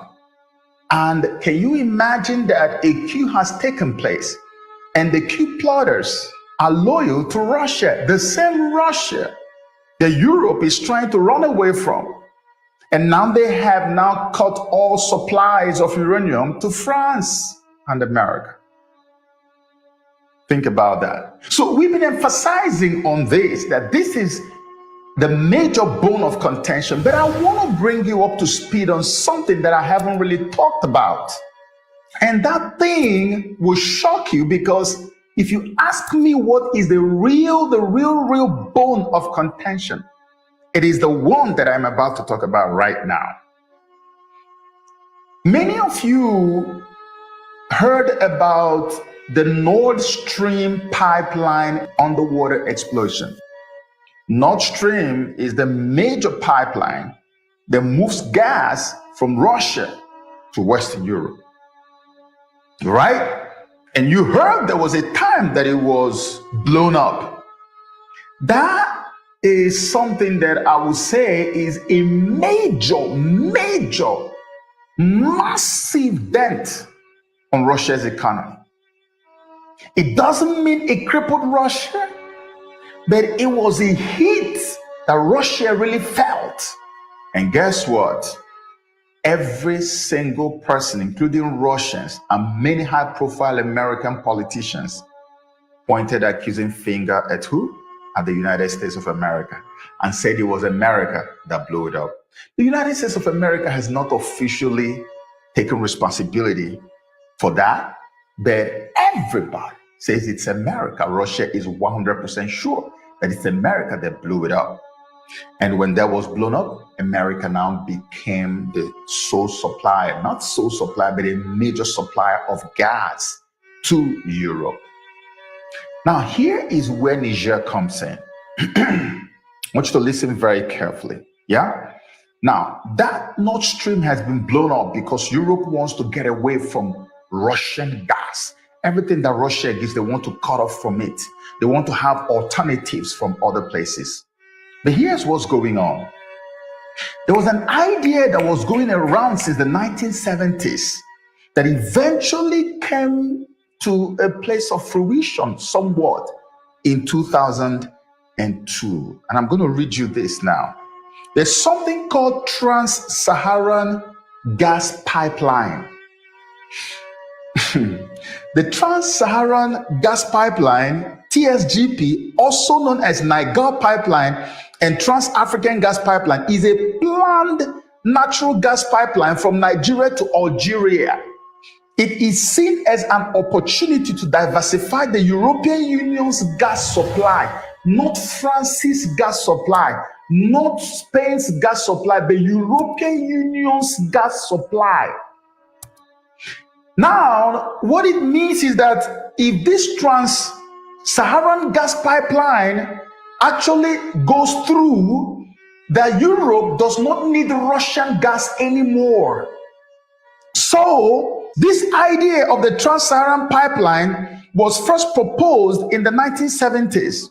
On 14 January 2002, the Nigerian National Petroleum Corporation, NNPC, and Algerian National Oil and Gas Company, Sonatrach, signed the Memorandum of Understanding for preparations of the project so that it will begin. Then in June 2005, NNPC and Sonatrach of Algeria signed a contract with Penspen Limited for a feasibility study of the project. The feasibility study was completed in September 2006, and they found the pipeline to be technically and economically feasible and reliable. Now, between that time and 2022, so many things happened. The project never quite took off as it should. They started having issues with the issue of terrorism in the Sahel region and all kinds of things, and so it was stopped. But guess what? I want you to pay attention to this timeline. On the 28th of July 2022, the Algerian, Nigerian, and Nigerian ministers of energy now signed a memorandum of understanding, MOU, for the implementation of the Trans-Saharan Gas Pipeline, TSGP project, co-signed by Algerian Minister of Energy and Mines, Mohamed. Sorry, folks, I know you are really getting into this, but I want to remind you again now, in 2002 now, right? Who was the president? Buhari, right? Now, in Niger, who was the president? Bazoum. The same man America said they should reinstill him. He's a democratic elected president, right? If to say America have ever honored democracy, pure democracy or real democracy in Africa, if to say America have ever honored it. But pay attention to this. That's the reason why they are fighting so hard to put Bazoum back. And that's the reason why Tinubu is fighting. Because that's why he was put in power. Because remember, it was his government, it was Tinubu's government that signed this deal, Buhari, in 2002. So Tinubu is not working for Africa, neither for the Nigerian. Tinubu is not the president for Nigeria. Tinubu is the president for USA and Europe in Africa. I repeat that. Tinubu is not the president. Nigeria does not have a president. Nigeria does not have a president. Tinubu is the president for the United States and Europe in Nigeria. And ECOWAS is not an entity for Africa. ECOWAS, it is an entity for Europe and USA. So you get the whole thing, you have the whole understanding now, right? Tinubu government signed this in 2002. Bazoo government signed this in 2002. Let's continue.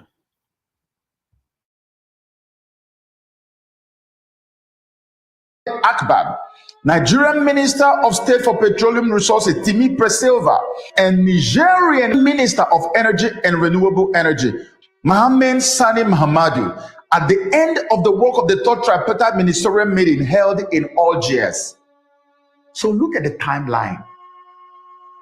They left this project way back.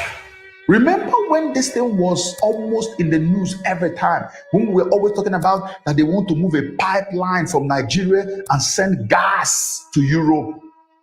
They left it, abandoned it. All of a sudden, right after the Russia-Ukraine war started and Europe began to cut off from Russia, separate from Russia, cut off everything that Russia used to give to them. They are trying to win themselves of all kinds of Russian supplies, energy, and the rest of them.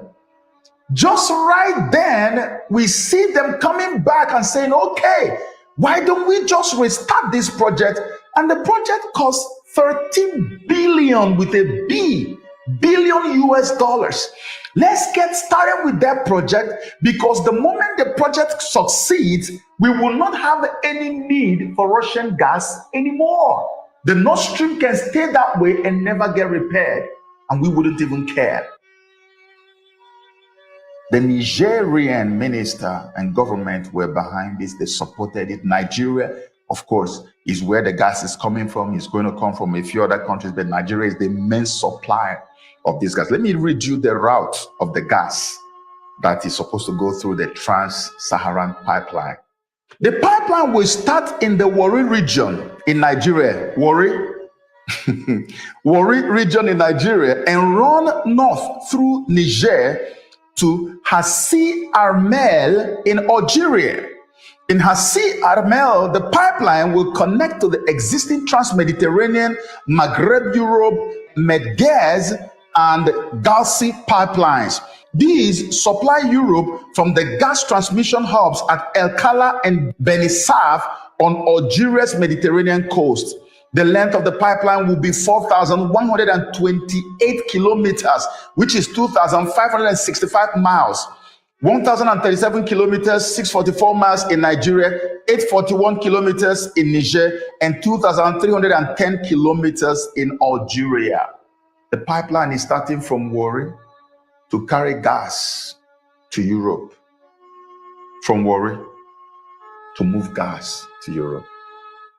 And when these guys, Niger coup plotters, took over power, they said, we're not a part of this. We don't have anything to do with this one.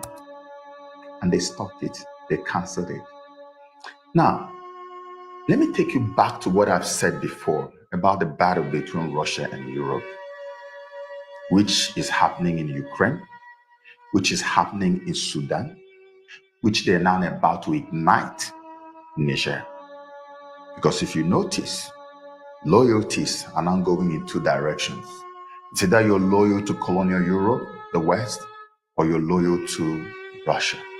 Can you see that? That means that we are now beginning to smell what it feels like to have or live in a multipolar world. because all our lives we have always lived in a unipolar world. And I promised I was going to make a video to break it down and explain this whole unipolar, multipolar dichotomy, right? And I'm going to do that.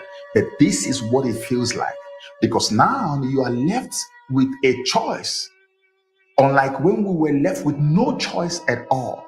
You can now say, if I don't want to go with colonial France or America or Europe as a whole, I can go with Russia, who is also a superpower. That's what is happening in Niger.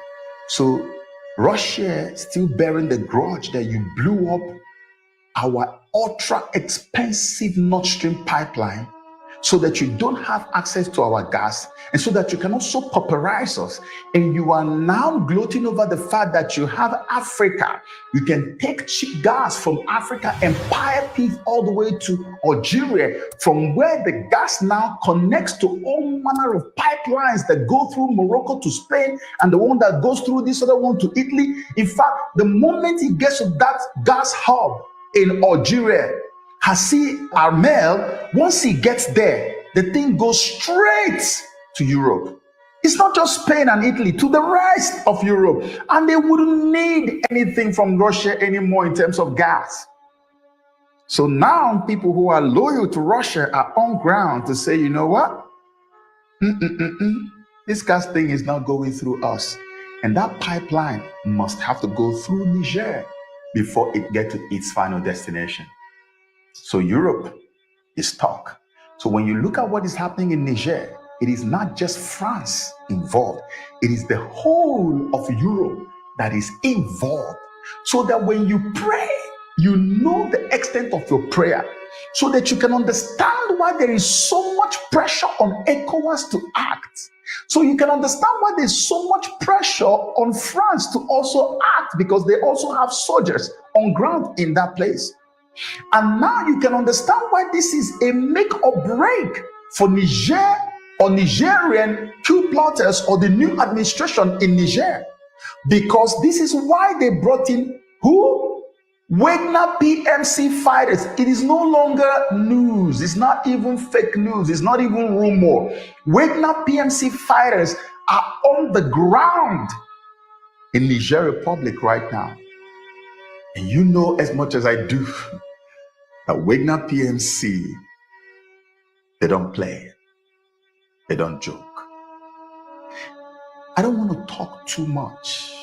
I just wanted to give you an idea of all the bones of contention in this whole Nigerian situation, which is why many of you may see a lot of stubbornness on both sides, which means that potentially we are headed towards a Ukraine-type situation on the West African coast. You can imagine what this means for Nigeria, what this means for Ghana, what this means for all the nations that are within the sub-region. Because when this thing happens, it is not going to be for Niger alone. Mali and Burkina Faso and Guinea have already said they are going to join their brothers in Niger to fight. Algeria has also cried out loud and said, let this not happen. We must be consulted because we share like a 1,000-mile border with Niger. So many other people. Egypt has also said, let this not happen. But do you think anyone is listening? The stuff that is at stake is huge. It's almost like a make or break. As I've told you, if they don't fight, what are they going to do with energy? Because Russia has already cut off. They have already blown up the pipeline. So they're not getting it. Uranium, they are deficient. You talk about gas, they are deficient. How do you want them? The only feasible way that is understandable to them, through which they can actually replace Russian gas supply, is through this pipeline that is going to move gas for them from Warri, Nigeria. When they have their people there, nobody can stop that from flowing. So for you to now stop the movement in Niger, you're going to have to face them. That's why this war is looming so hard. There are too many interests involved. There are too many things that are connected to this. And it's not going to be an easy war. It's not going to be like Sudan. It's not even going to be like Ukraine. This is going to be far worse than all the other two wars they are fighting. This is why we pray and hoping that the voice of reason will probably step in on this guy, dawn on these guys. And somebody will just sit down and listen and say, hey, maybe we need to go the diplomatic route all the way and leave this whole military action. Because at the end of the day, it's still going to be the West sitting by and watching while African brothers. Alors qu'on peut apercevoir.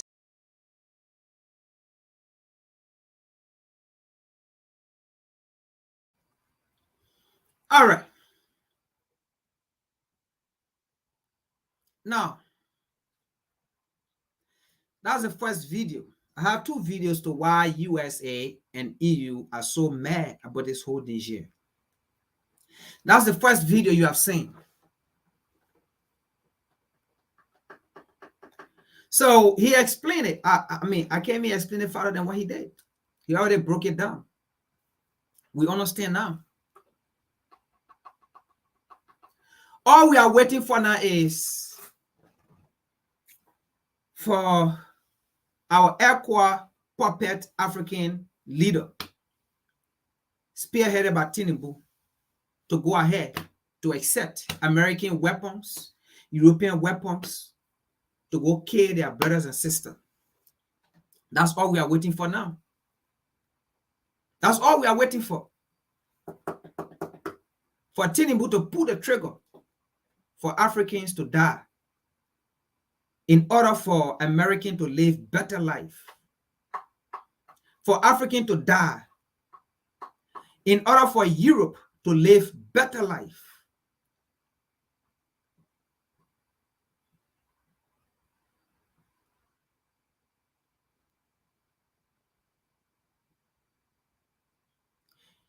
Why would you want to connect pipeline all the way to Europe when in Africa our people barely have it?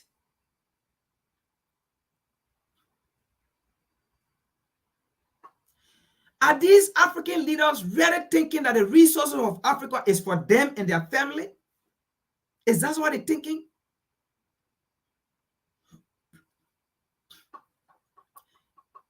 Are these African leaders really in their right frame of mind? Are they really thinking that once they get in power, it means the resources is for them and their family? They can decide what they want to do with it. Is that what really they think so?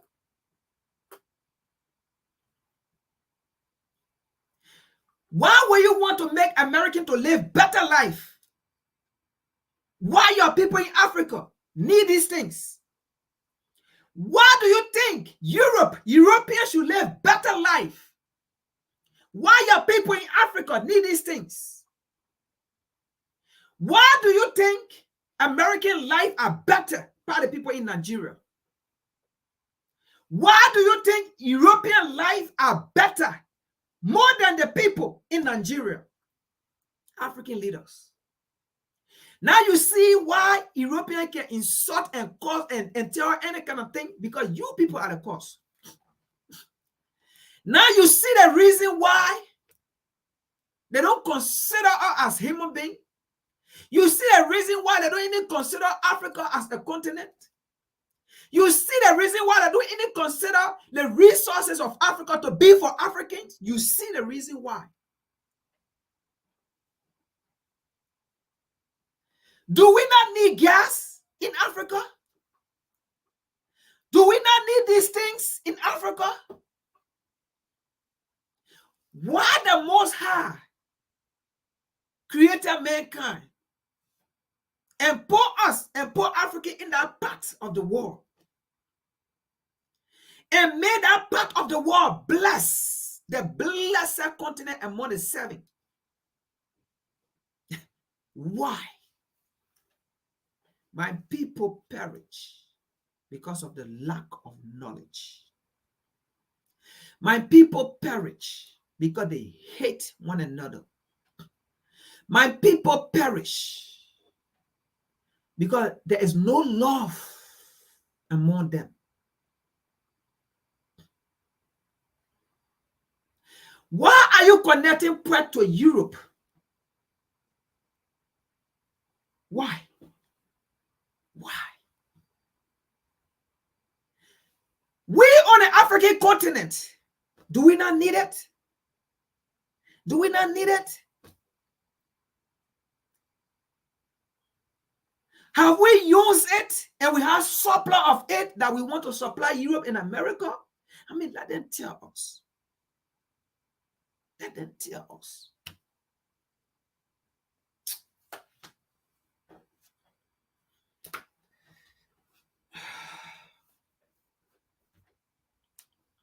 Do we really have leaders in Africa?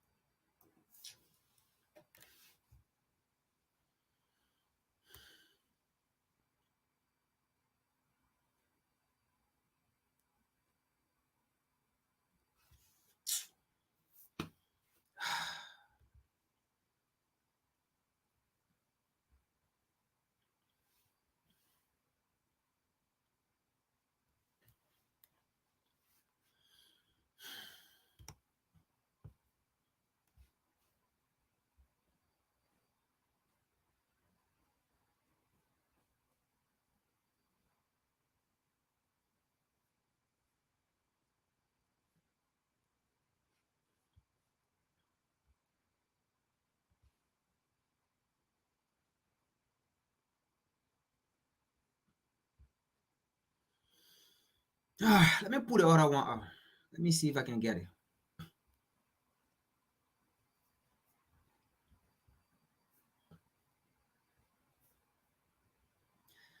Let me put the next one out.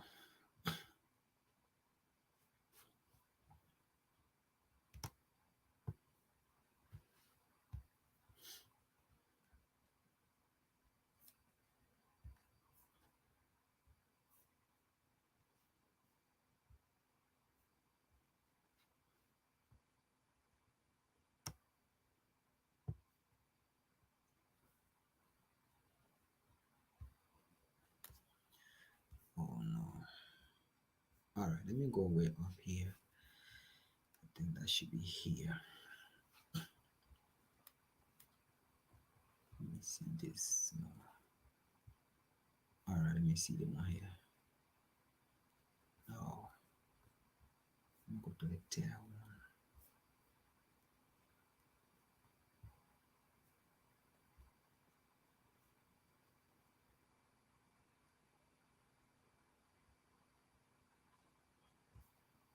Let me see here. No. Now the one I was looking for first, I have it. I don't need it, and it's coming out.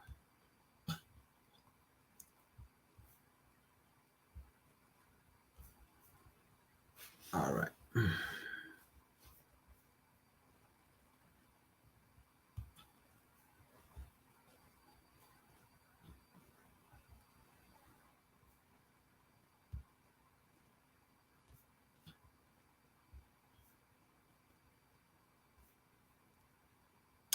Be with me. Let me pull the other one out.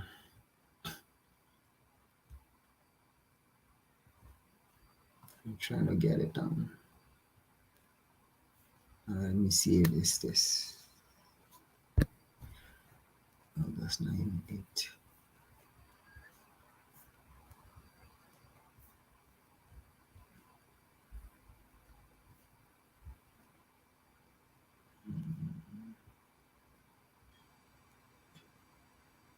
Maybe this. Let me see.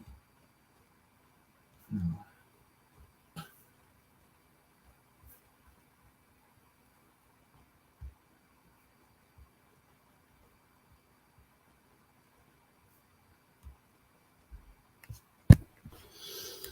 All right.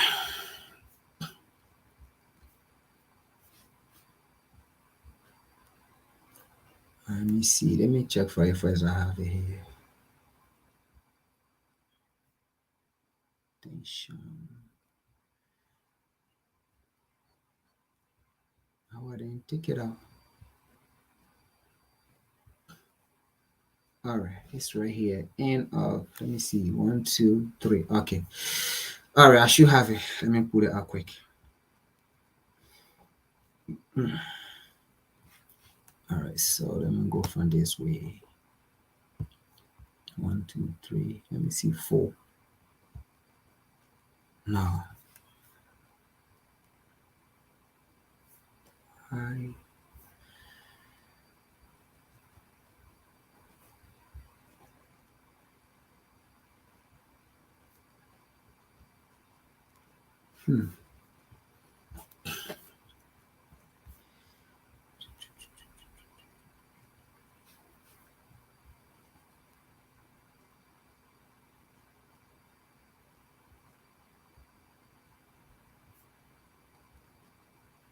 No.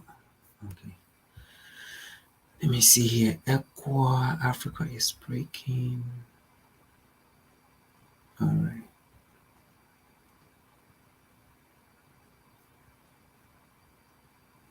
And all right, let me see this right here. Okay, USN top diplomat. Okay. Let me see here.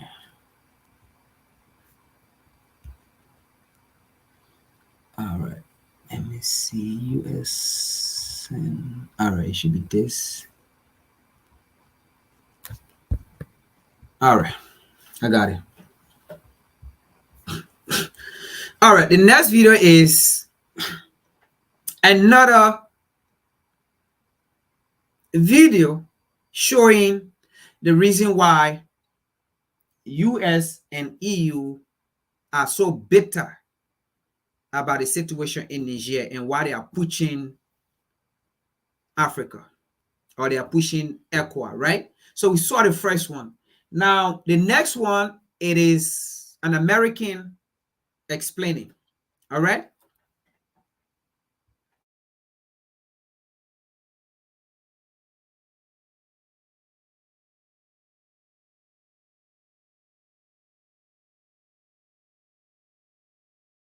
This is Mike Billington from one of the editors at the Executive Intelligence Review.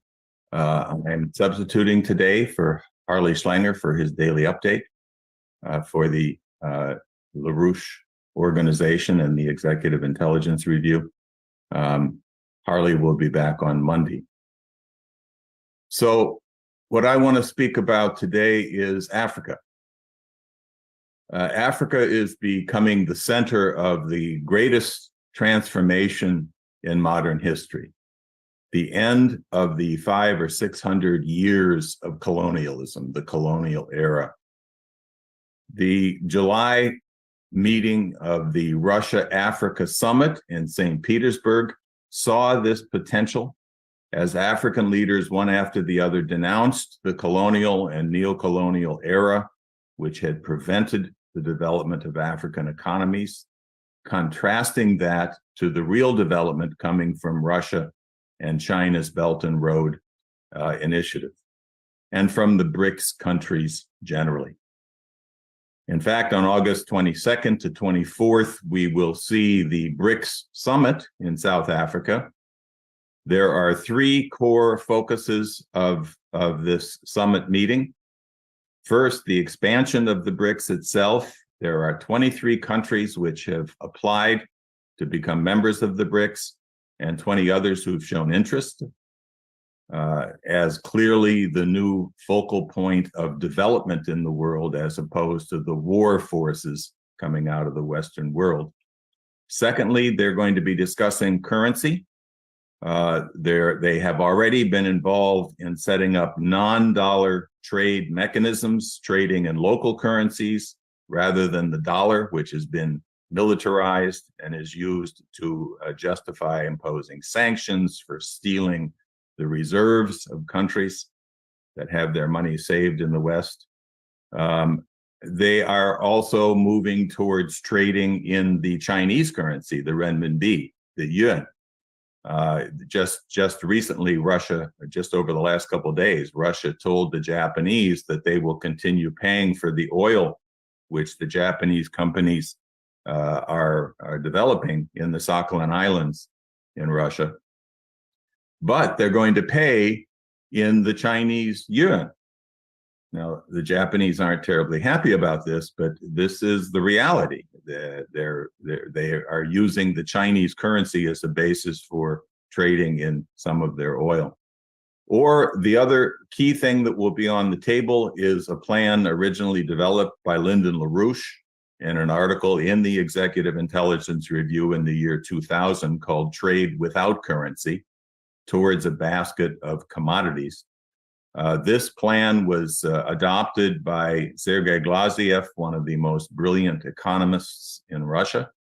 And he's been working with the Chinese and other BRICS countries over the last several years on putting together the idea of a new currency for trade only, not replacing the national currencies, but a currency to be used for trade between nations that participate, whose value will not be determined by the speculation on Wall Street or the City of London, but will be determined by the participants based on a basket of commodities, which would include things as gold, raw materials, other things connected to production, so that you have a currency whose value is determined by the actual cost of production rather than by speculators.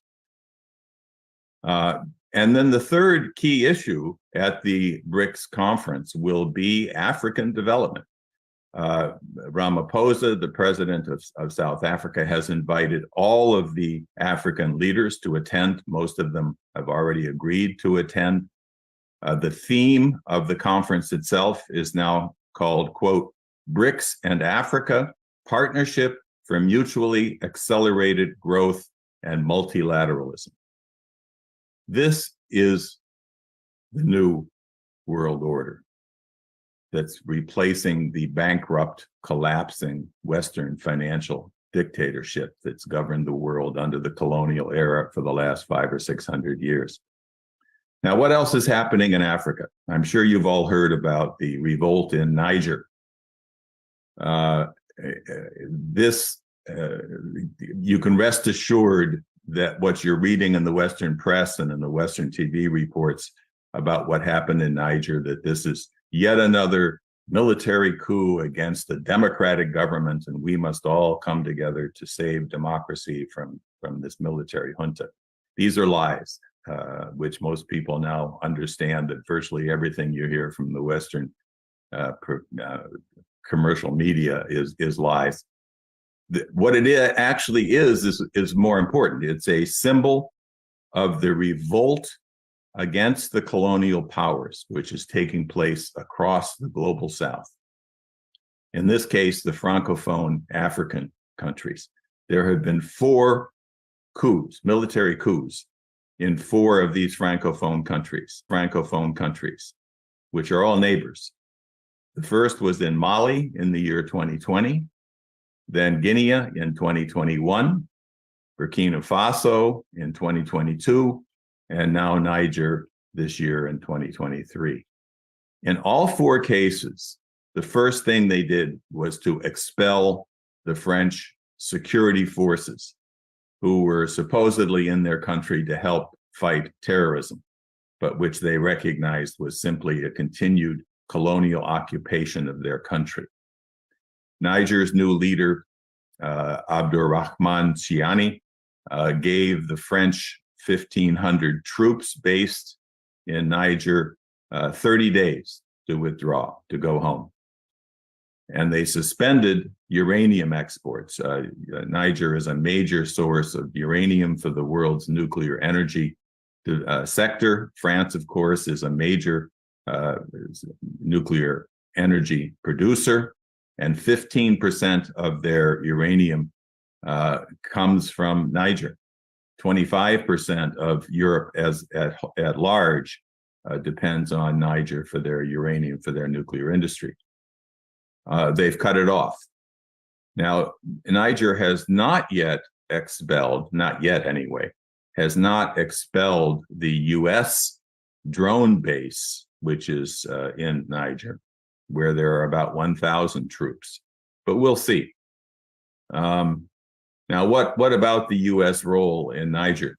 Well, our beloved Secretary of State, Tony Blinken, visited.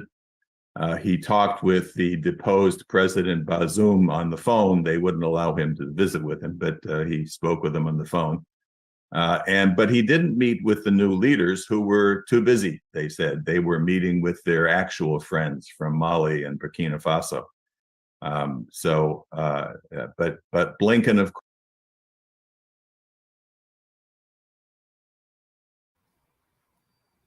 So again, you see, a leader removed, I would say, by the people. I'm not even going to say military, because we see the whole situation in Niger. We see the reaction of the people. And a leader that is removed by the people. But here is America that say they believe in voice of the people, right? But here is America calling a president that have been removed from power. Took cell phone and call him and talk to him. Giving him promise or promises that we're going to make sure and pour pressure and ECOWAS to reinstate you. Giving him the assurance that we will make sure ECOWAS put you back. Don't worry. But they say he was elected by the people though.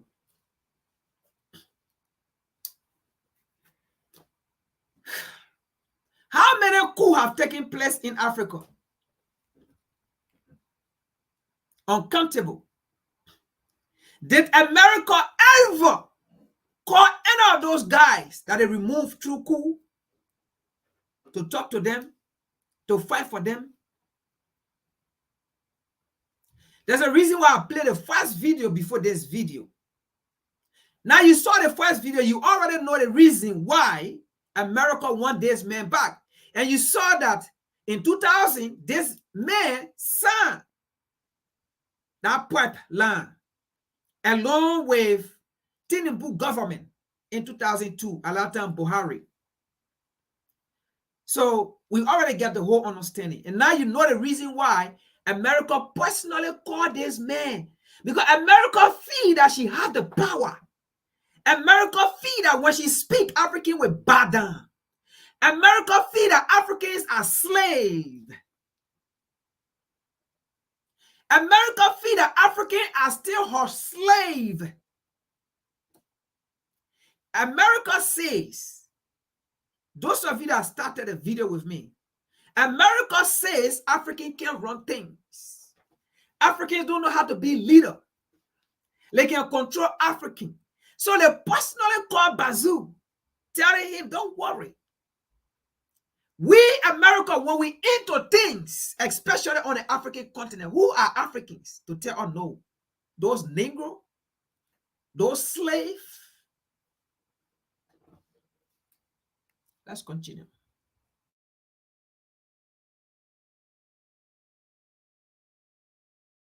course, threatened the junta with more sanctions. It's been determined by the brilliant leaders of the West that when there's a military coup in a country, their population is no longer in need of food. They're not hungry any longer. So we can sanction them and stop the export of food and medicines and so forth. This is the brilliant policy of the Western countries. And not only Blinken, but also Victoria Nuland, whom you all remember as the architect of the Maidan coup in Ukraine in 2014, who went on to be today one of the architects, now that she's #2 at the State Department, to be one of the key architects of NATO's war against Russia, which is taking place in the surrogate war within Ukraine, but it's clearly a war on Russia to dismantle Russia by any means necessary, potentially even a nuclear war. So she described her meetings in Niger as very difficult, and I'm sure they were. But I think it's no surprise that soon after she left, there suddenly emerged out of nowhere, as if by magic, a resistance movement led by one of the former government members of the deposed junta, the deposed government. A resistance movement, indeed.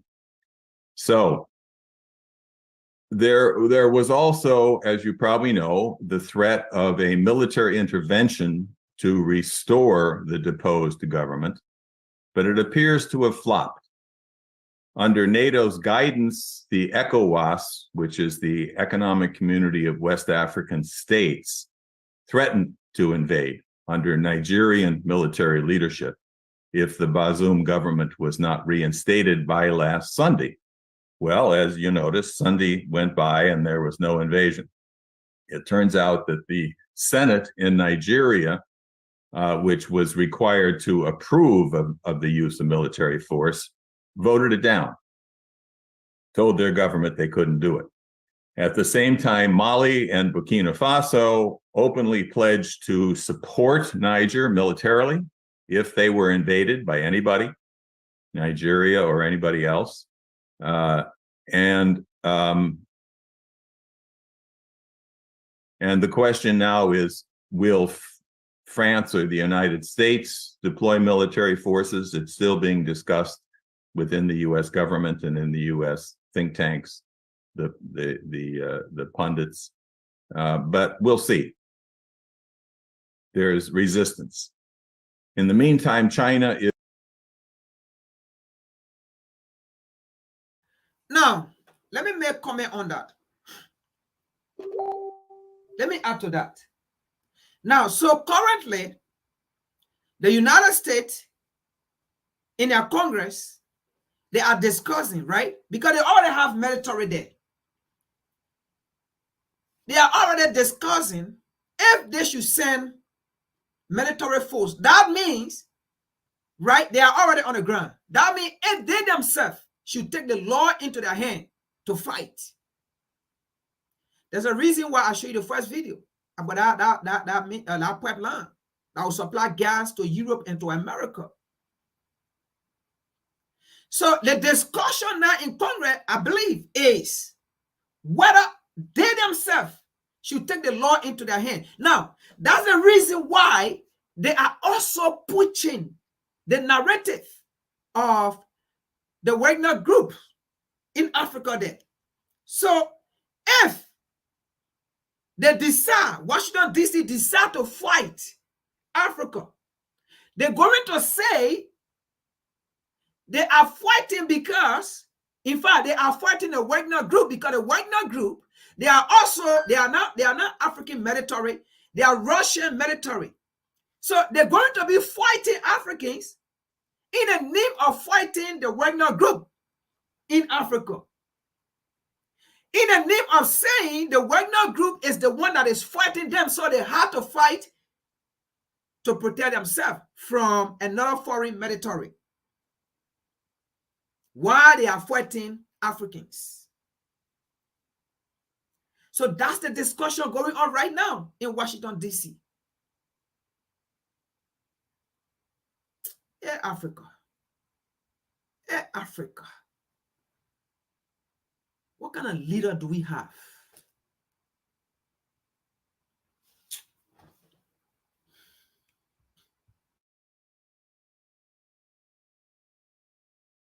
Is developing resources and infrastructure in all of these Francophone countries that have thrown out the French. And all of them sent their delegations to the Russia-Africa meeting in St. Petersburg last month. So this is the new world order, not only against war, but for, more importantly, for development as the basis for peace. This is what Pope John XXIII said once. He said, the new name for peace is development. This is also the central theme of our organization and the Humanity for Peace, which we organized amongst 30 different organizations.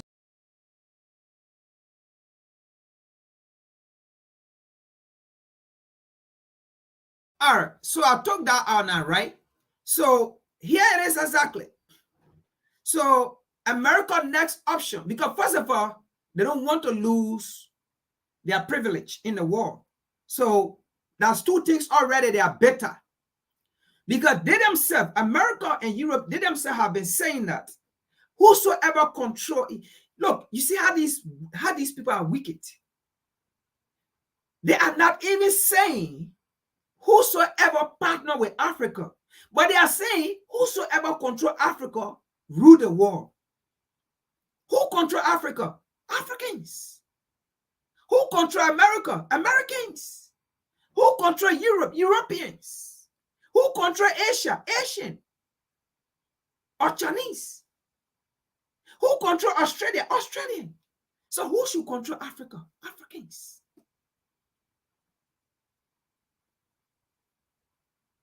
But they disregard Africans and they say in this scramble for Africa, there's new scramble for Africa, whosoever control Africa rule the world. You know, they see when they left us in Africa and then when they named Africa, when we had the name Akabulan or the Garden or the Eden, okay? When we had the name that we call it our African name, but they came, they left us in Africa and they named Africa. And up to now, we Africans are proud of the name Africa when we know the name was not Africa. That is why they said, they don't have regard for us. Because they gave name to us. They gave us identity, and we go by that identity. If I give you an identity, and you go by that identity, so who own you? I own you. So that is why they don't respect Africans. So they say, whosoever control Africa. You have over 1 billion plus people on the land. People that cultivate the land, that till the soil. And then you say, whoever control, it's supposed to be whosoever work alongside with Africans. We have influence on the world. But you say, whosoever control. So you see, and the reason why they keep saying these things, because our leader agreed to it. And we see it with ECOWAS. We saw it with ECOWAS when the United States told ECOWAS not to interfere or intervene in a Liberia situation. ECOWAS back off. They pay ECOWAS back off. That we have come to research and we have learned and we have seen it. We have evidence for it. They told ECOWAS to back off and they pay ECOWAS back off. And they told ECOWAS when we ready, America told ECOWAS when we ready for peace in Liberia, we will call you to go. And exactly when they were ready, they told ECOWAS and how ECOWAS went in. They told AU back or they pay AU off. And they told them when we're ready for peace, we will tell you and you will go. Let them kill themselves. That is why American weapons proliferated in Liberia and we kill one another.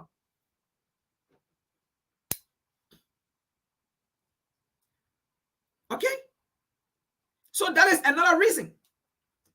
They don't want to lose their power. Okay? And they don't want for Africa, okay, to gain our power. So that is another reason that will cause them to fight Africans, and then they say they are fighting the Wagner group, and then they say the Wagner group fought them. So they are protecting themselves. While they are fighting Africans, they are killing Africans. You think they care? People that enslave you, people that rape you, lynch you, people that castrate you, people that burn you to life, people that hang you. You think they care? If they go without notion that they are fighting for themselves, they are fighting to because somebody fighting them, they will shoot you. We are seeing the French army open fire on innocent African people and shoot them and kill them in Africa. There, ECOWAS did not speak. AU did not speak. The French military opened fire on the same Nigerian people and kill people. There was a wedding taking place in Mali.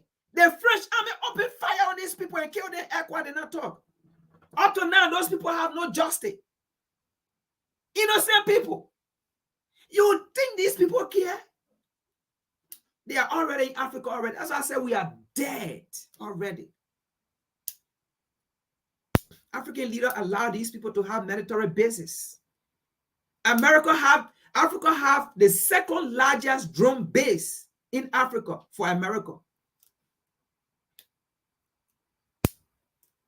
They use 110 million plus to build our drone base. But yet they will come and tell you people suffering in Africa, no safe drinking water, right? It didn't offer peace.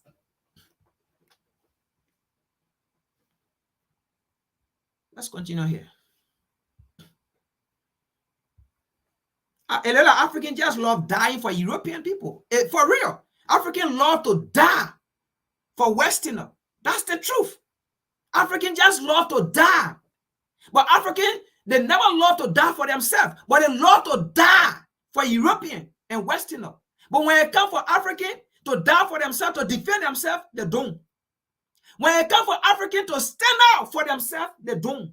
But if they say they will die for European, or they will die. They will die for the Westerner, yes, they will die.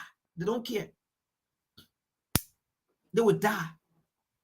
They are proud to die for their master.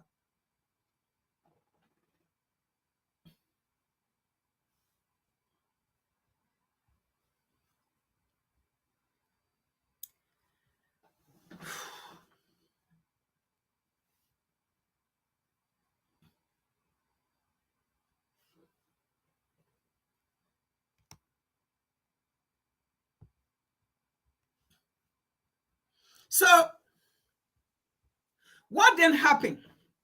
Okay, America or Europe told ECOWAS to sanction Niger.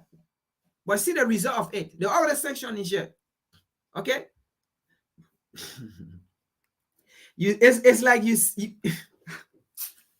look, I don't know what wrong with these African leaders, man. Do they really think well? Really? Do they really think well? Yeah. You really sanction Niger? Anyway, let's see the result of what happened in section of Japan, Niger, right? Let's see the result of what happened. What happened? You think American feeding it? You think European feeding it? Look, African dealers are a joke.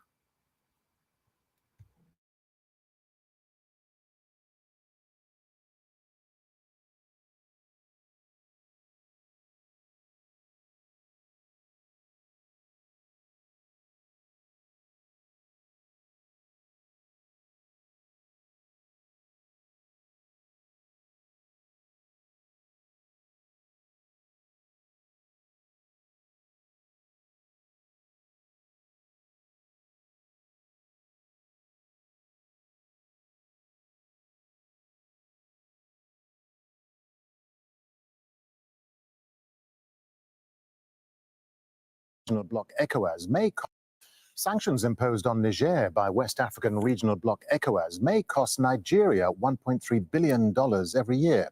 Some analysts say the losses could be more than economic. The military coup, now in its third week, threatens to change relations between neighbors. Ahmed Idris reports in the border town of Magama Jabia. On the outskirts of the northern city of Katsina, some 45 kilometers from the border with Niger, trucks loaded with goods wait to cross the border. 2 weeks after the coup and with no sign of a diplomatic breakthrough, the drivers fear a military escalation is likely. The most difficult thing is uncertainty around everything. We don't know when this invasion will happen. Will it be air raids or a ground operation? We hope it won't get to that. Many Nigerians say military action will cause permanent damage to relations between Nigeria and Niger. The general feeling of the people in the state is they are worried. They are worried, they are worried, they are worried. They don't want us to go into war with the Niger Republic. On the Niger side of the border, here too, trucks trying to reach Nigeria are blockaded. These trucks have been in limbo since the Economic Community of West African States ordered all borders with Niger to close. For those transporting perishable goods, especially fresh produce, it's a total loss. Now, the driver's main concern is they don't know if and when they will be able to leave here. ECOWAS sanctions have effectively cut off supplies on both sides, forcing families to struggle. This is the most unsettling period for everyone. No one knows what to do anymore, as life is almost unbearable. Prices of food items have doubled, or even tripled in some cases. Many people in Niger see Nigeria, the current chair of the West Africa Regional Bloc, as leading the charge to declare war on their country. Opposition to military intervention in Niger is more fierce here in the north than anywhere else in Nigeria. Analysts say a war between the two neighbors may damage not only trade, but also familiar relations, ties that bind the two countries for centuries. Ahmed Idris, Al Jazeera, Magama, Jibia. Well, residents of the capital city Niamey are calling for peace as tensions continue to escalate. Many are worried the standoff between coup leaders and ECOWAS could result in more violence. Some believe there should be a peaceful transition of power, and that the head of the junta should be the nation's leader. What can ECOWAS do now? Are they going to attack Niger's presidential palace to save President Mohamed Bazoum? It makes no sense. I think the ECOWAS heads of state will be forced to come and negotiate with the junta in power in Niger. China should be in power for a while, but to negotiate him in short possible time to give the power to a civilian government.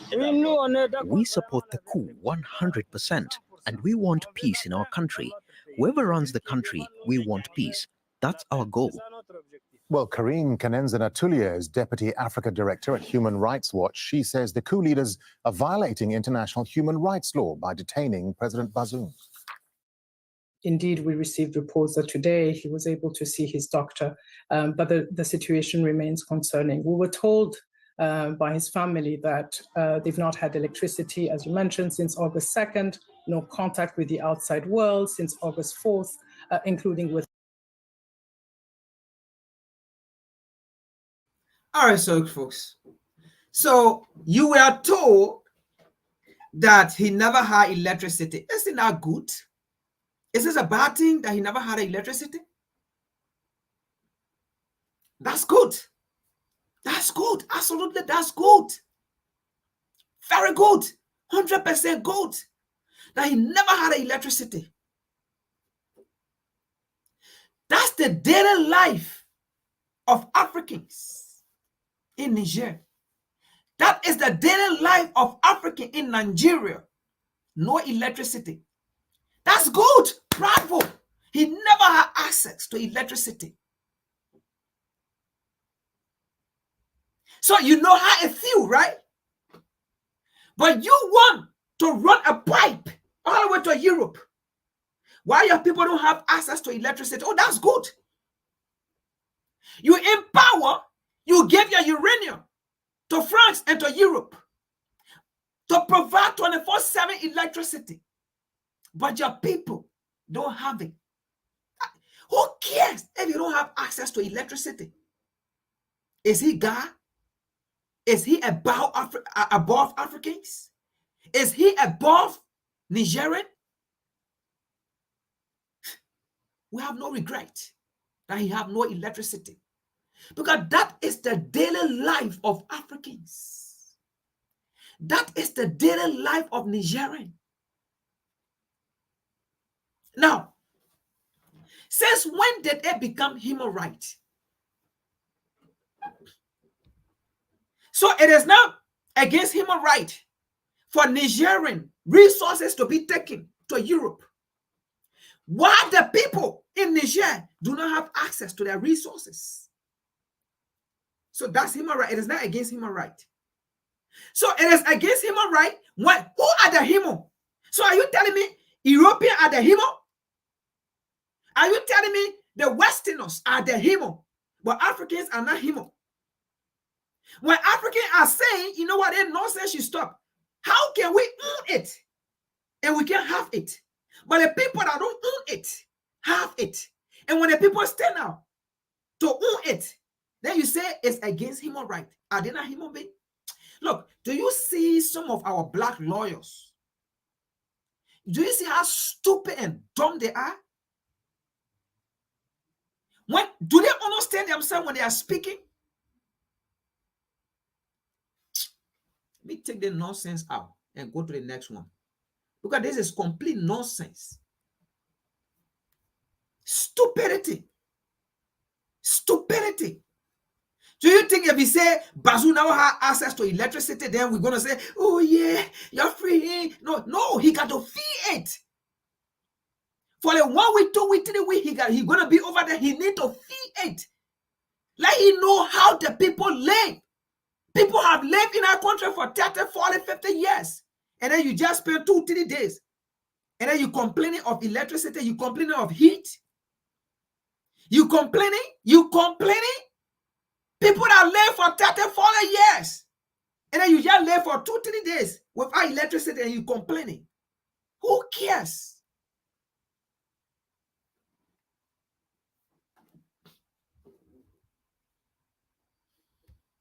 Now, this is a revolution. This is not cool. Now, let's get into history, and we're going to close out with history. The reason why people are reacting, we are tired. Why should we look at people in the West live good life out of us? And we live. Let me take this thing out so that they can see my face. So are we the Jesus Christ to die for European? Are we the Jesus Christ to sacrifice for European, to sacrifice for Westerners? Are we the Jesus Christ? We don't want our Jesus Christ. Then our Jesus Christ should go. We don't need it. If that's the only way we can go to heaven, we don't want to go to heaven. So are you telling me European will not go to heaven? With all the nonsense, with all the inhumane treatment they're giving to us, they will not go to heaven. If that's the only way African will go to heaven, then that's BS. We don't want to go to heaven. Because there's a reason. So are you telling us God gave all the resources? God, the creator gave all the resources. The creator poured on a particular continent to see our resources and then take it and give it to the other people and give it to Westerner, and then that's the only way. So that's the only way we go to heaven. So that's how God said, that's how the creator did it. And say, Africans, I put you here, I give you the resources. The only way you will go to heaven is do not have access to these resources. Give it to the European, give it to the Westerner. That's the only way you will come to heaven. Then we don't want to go to heaven. Then we are tired dying for European. We are tired dying for the Westerner. We are tired suffering for Westerners. We are tired starving for the Westerners. We don't want to go to heaven. Our heaven is on earth. Let we enjoy earth. Let we inherit the earth. The reason for we the poor in a part of the world, the reason for we the make part of the world the richest, we need to enjoy it. That is our heaven. That's why I was created. That is our heaven. Don't come in and preach nonsense to us. Only the poor can inherit the heaven. Only the poor can go to heaven. God only listen to the poor. If God only listen to the poor, why God said, because of the lack of knowledge, my people will perish. If God only listen, if the creator only listen to the poor, why did he say, because of the lack of knowledge, my people will die poor?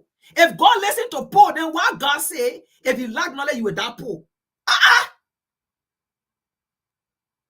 If God love only the poor, if God say only the heaven, the poor will go heaven, why did he say, because of the lack of knowledge, you will die poor?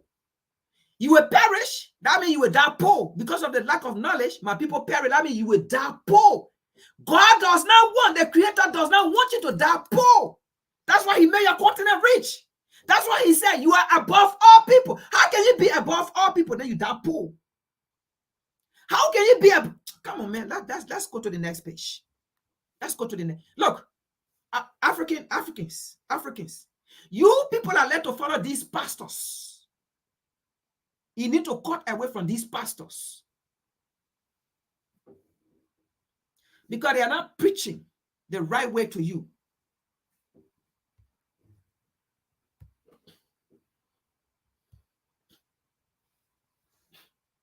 Let's go to history.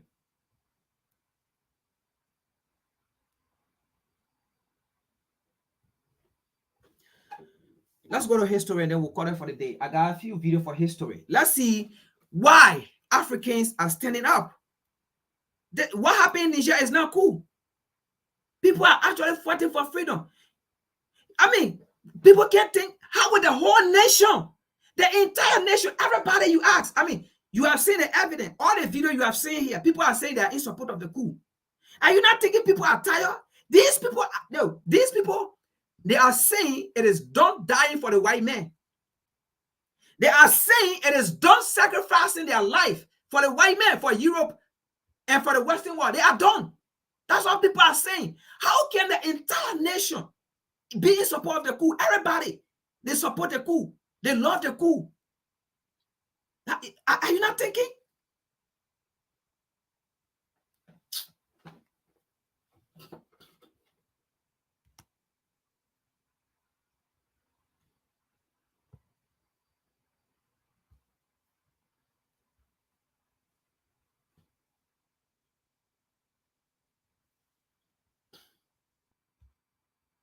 So this is another one again, because if they are not looking at it, this is another one.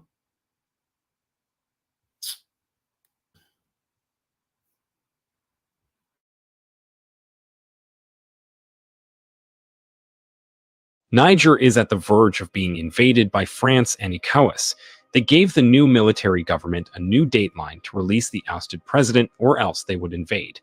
But Niger's military alone won't be able to handle the wrath of the French military and the ECOWAS military. That is why they sought out for help from some of their allies, and shockingly a country no one expected would join Niger decided to defend them if they were attacked. The first country that could be backing Niger is Russia. Russia has one of the strongest militaries in the world, and they just might step into the ongoing conflict in Niger and back the coup leader and defend him from being arrested by France and ECOWAS. So why will Russia back them? The Wagner Group, which is a Russian mercenary, has been present in that region for quite some time, though not in Niger. They have been in Burkina Faso and Mali, where they have been helping to fight off terror groups. Niger's coup leader recently called upon the Wagner Group for help as the deadline they were given by the ECOWAS to release the country's ousted president approaches. ECOWAS planned to intervene militarily, and with the backing of the Russians, they just might relent and back off. General Salifo Modi made this request when he visited neighboring Mali, where he made contact with a member of the Wagner Group. The Niger coup leader will definitely need this backup, as it will guarantee his staying in power without the interference of France or ECOWAS. There are rumors the Wagner Group is considering the request. This will also be an advantage to Russia, as this comes at a time when the West and the East are fighting for space in Africa. Both the US and Europe want to pull Africa to themselves and sign deals, but Africans say they are tired of them. These deals, which have been going on for years, haven't been fruitful, and now most African countries are now turning to the East. There was even a Russia-Africa summit, which over 90% of African heads of state attended. Russia is not the only country that is considering backing Niger. The next country that will fight alongside Niger is Burkina Faso. Burkina Faso is currently trending right now for one reason: their leader Ibrahim Traoré. He is the youngest president in Africa after overthrowing the previous government in 2022. A government he believed was puppets of the French government. He claims his people suffered and were impoverished as a result of poor governance, despite the fact the country had so many mineral resources. So when he took over power, things changed for a bit, and after the Russia-Africa summit, Ibrahim Traoré made himself known to the world when he spoke out about how Africa was being used by the West as a source of raw materials. He says it's time for Africa to take a stand. It's time for Africa to enter into trade deals that won't impoverish them, but rather make their lives better. When Niger had a coup, there was a threat from France to attack Niger. Why does France want to attack Niger? Niger is a neighboring country to Burkina Faso, and it is rich in a particular mineral. A mineral France so desperately needs. This mineral powers 1/3 of all homes in France. This mineral is uranium, France desperately needs Niger's uranium, which without it, its people will suffer, especially during cold winters. So, when Niger banned the export of its uranium to France, France got angry and decided that it would invade Niger if it threatened its interest in that territory. And that interest so happens to be uranium. Ibrahim Traore decided to stand by Niger in case it was attacked by France. He knows if Niger gets attacked by France and got conquered, he may be next. So the best position he'd rather find himself in would be to join forces with Niger and stand a better chance of standing off France. Because he knows if Niger were to be conquered, he would be next. Burkina Faso happens to be one of 3 West African countries that decided to stand with Niger. Mali is another country that has decided to stand with Niger. Mali also has suffered from exploitation by France. Mali has thousands of gold mines and is the 15th biggest producer of gold in the world. France doesn't produce gold. Rather, France has the 4th biggest gold reserve in the world, while Mali has no gold reserve. Mali also had a military coup, where the military had to overthrow the government, which was put in place by France. They also planned to stop all gold exports to France, and this would get France angry. Their military leader, Assimi Goïta, is acting president before the election that will take place in 2024. Since Mali is also a neighbor of Niger and feared facing the same fate as Niger if it stood alone, they decided to unite forces with Niger, Burkina Faso, and a 3rd West African country called Guinea. Guinea is another country that ousted its president through a coup, and its leader Mamadi Doumbouya now leads the country and has also taken a stand with Niger and promised to stand by them in case of an invasion. All these 3 West African countries have decided to stand Niger and have a higher chance of defeating a common enemy who might invade them later if they were divided. But the 5th country that has decided to stand with Niger in case of an attack by France and ECOWAS is quite a surprise. This country is Algeria. Algeria shares boundary with Niger to the north and has promised to send military troops to defend Niger if it were to be attacked by France and ECOWAS. Algeria thinks this is a problem that should be left to the people of Niger to solve alone. They required no military intervention. They went on to say if Niger were to be attacked, what happened to Libya might happen to Niger. Some people even think Algeria also want to use it as an opportunity to also get out of the grip of France too. Since independence, Algeria's oil, gas, and phosphates have all been going France. The fact that they have been silent doesn't mean they aren't bordered, so they want to use this opportunity to get out. That is why Algeria is standing with Niger. Did you find this video interesting?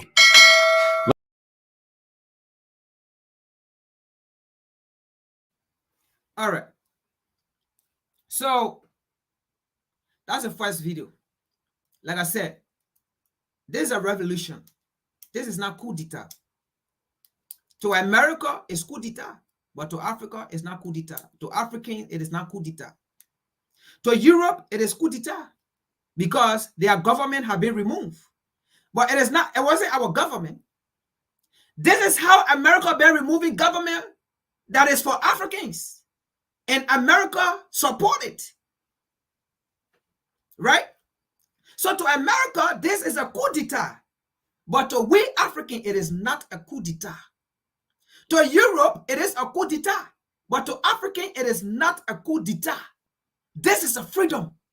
This is a revolution. It is not a coup d'etat.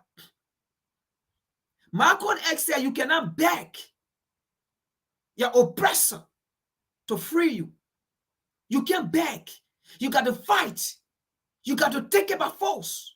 Things that belongs to you that was taken from you, you cannot beg the person who took it from you, especially when they already know the important, the value of that thing. You didn't beg. Begging will give it back to you. You got to take it. You got to fight to defeat that person. So this is not a coup. It's revolution.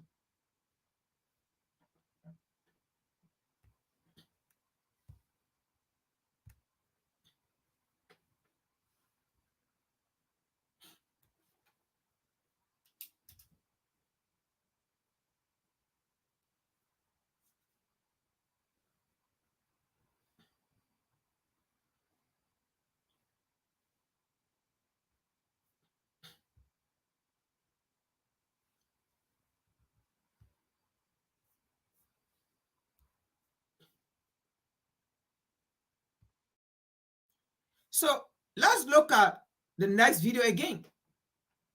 Okay, this is a revolution going on the African continent. So let's look at the next one. Why Africans are saying we're ready.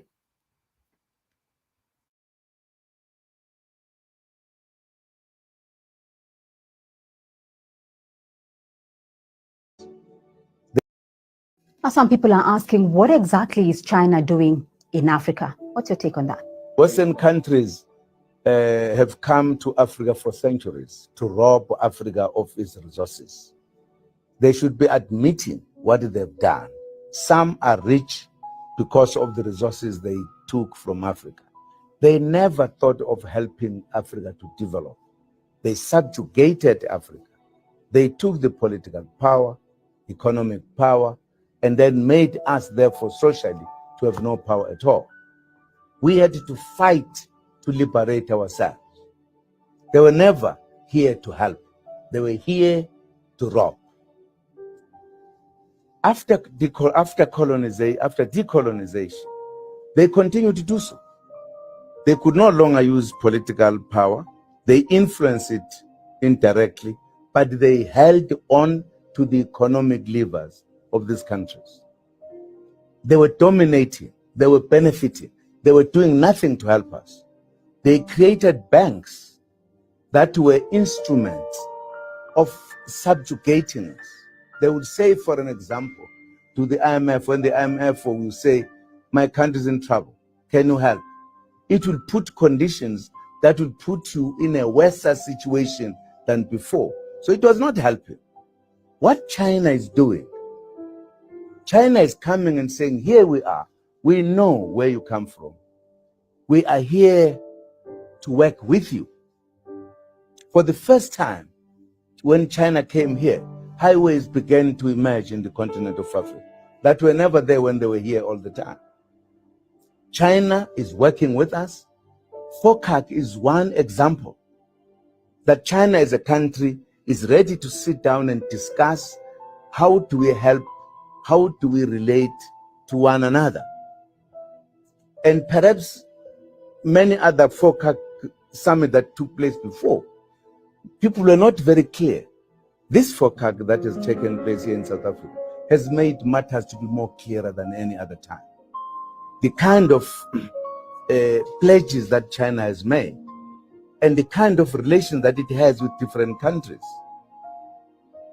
China is not here to rob or to colonize.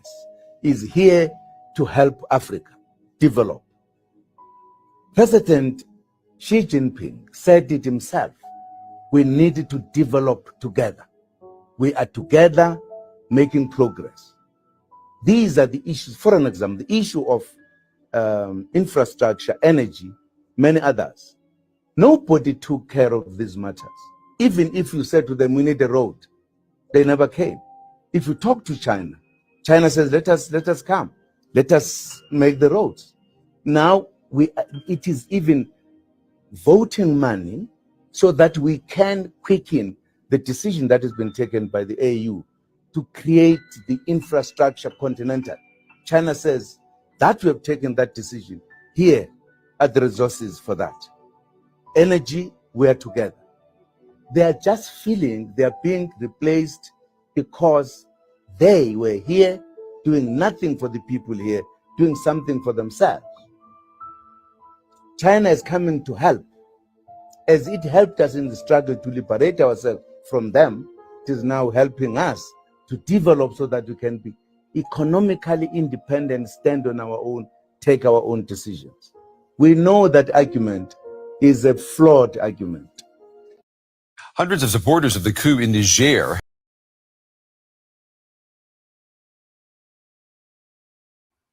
All right.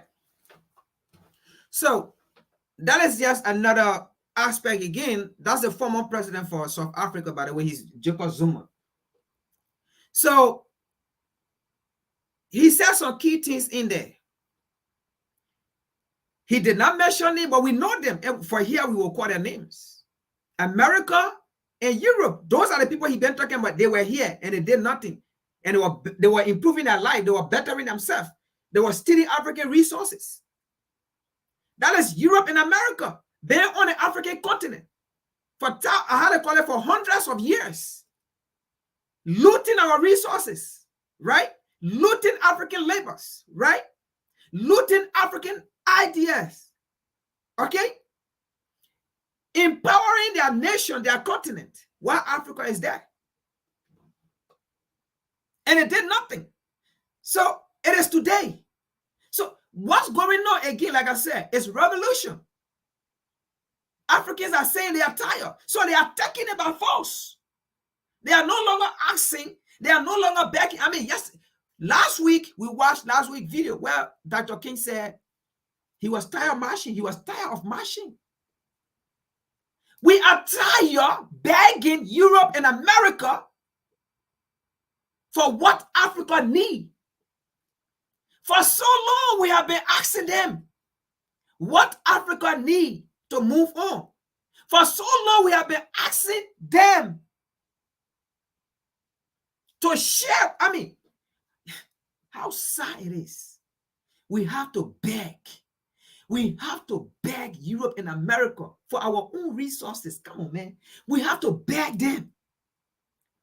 We have to beg Europe and America. We have to beg them for our own resources. Let's look at the next one.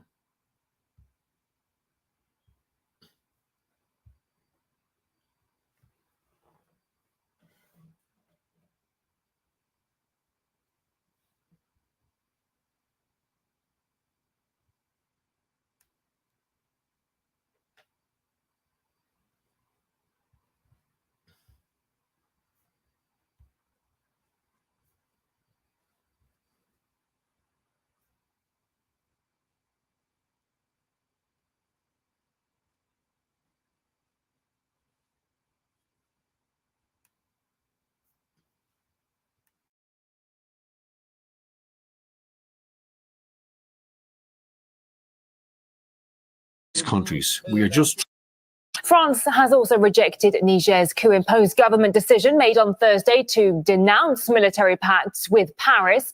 This is Turkish President Recep Erdogan has praised Africa's efforts to end cooperation with its former colonial overseer.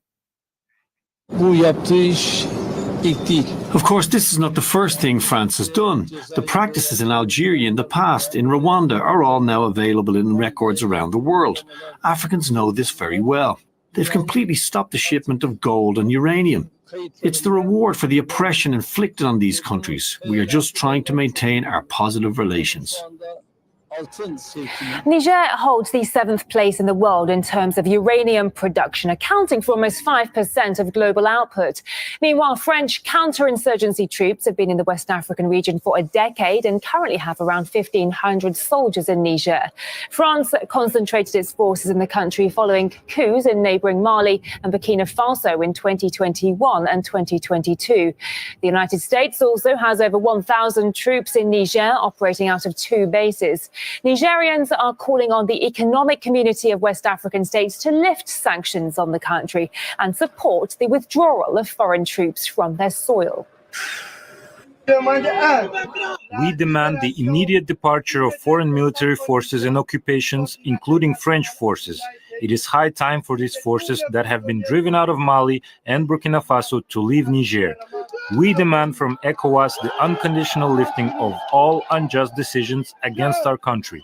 Finally, we call on the people of the ECOWAS countries to go out en masse in the cities and capitals to disavow the leaders of these puppet, corrupt, and mercenary institutions acquired in the pay of imperialist France. Niger should not be a testing ground for an anti-coup force. Niger will not be a testing ground for this ECOWAS force to restore an order that has already fallen. My presence here is to show my rejection as a whole of the inhuman, illegal, and illegitimate sanctions have been imposed by organizations under the leadership of international powers. ECOWAS is a dutiful puppet of France because all that we see happen is from ECOWAS. France guides ECOWAS, which puts the French will in force. So we say ECOWAS is not independent, but is there to serve France. All that is happening in ECOWAS are measures from France that ECOWAS implements, even if it's illegal.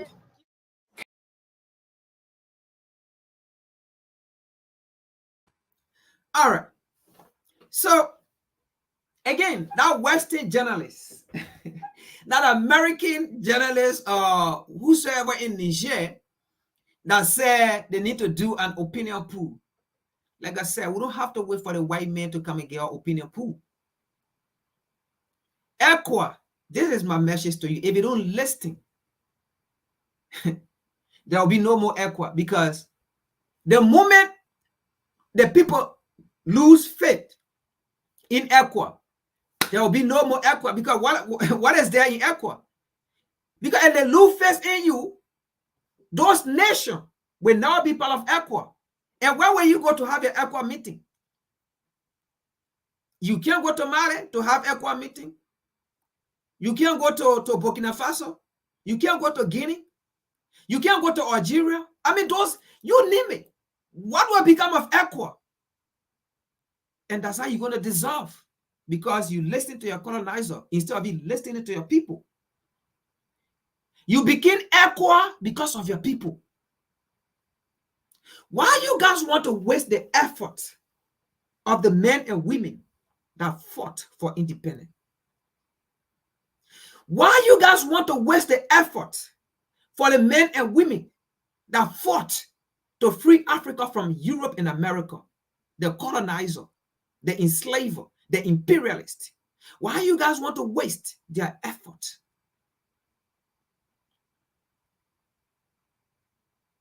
So this is a revolution. It's not a coup. Because some of you puppet, it is coming to your door. So if you think this is a coup, it's not a coup, it's a revolution. So if you are not mindful to rule according to your people's will, and for the betterment and the improvement in the life of your people, it is coming to your door. Let's continue again to the next one.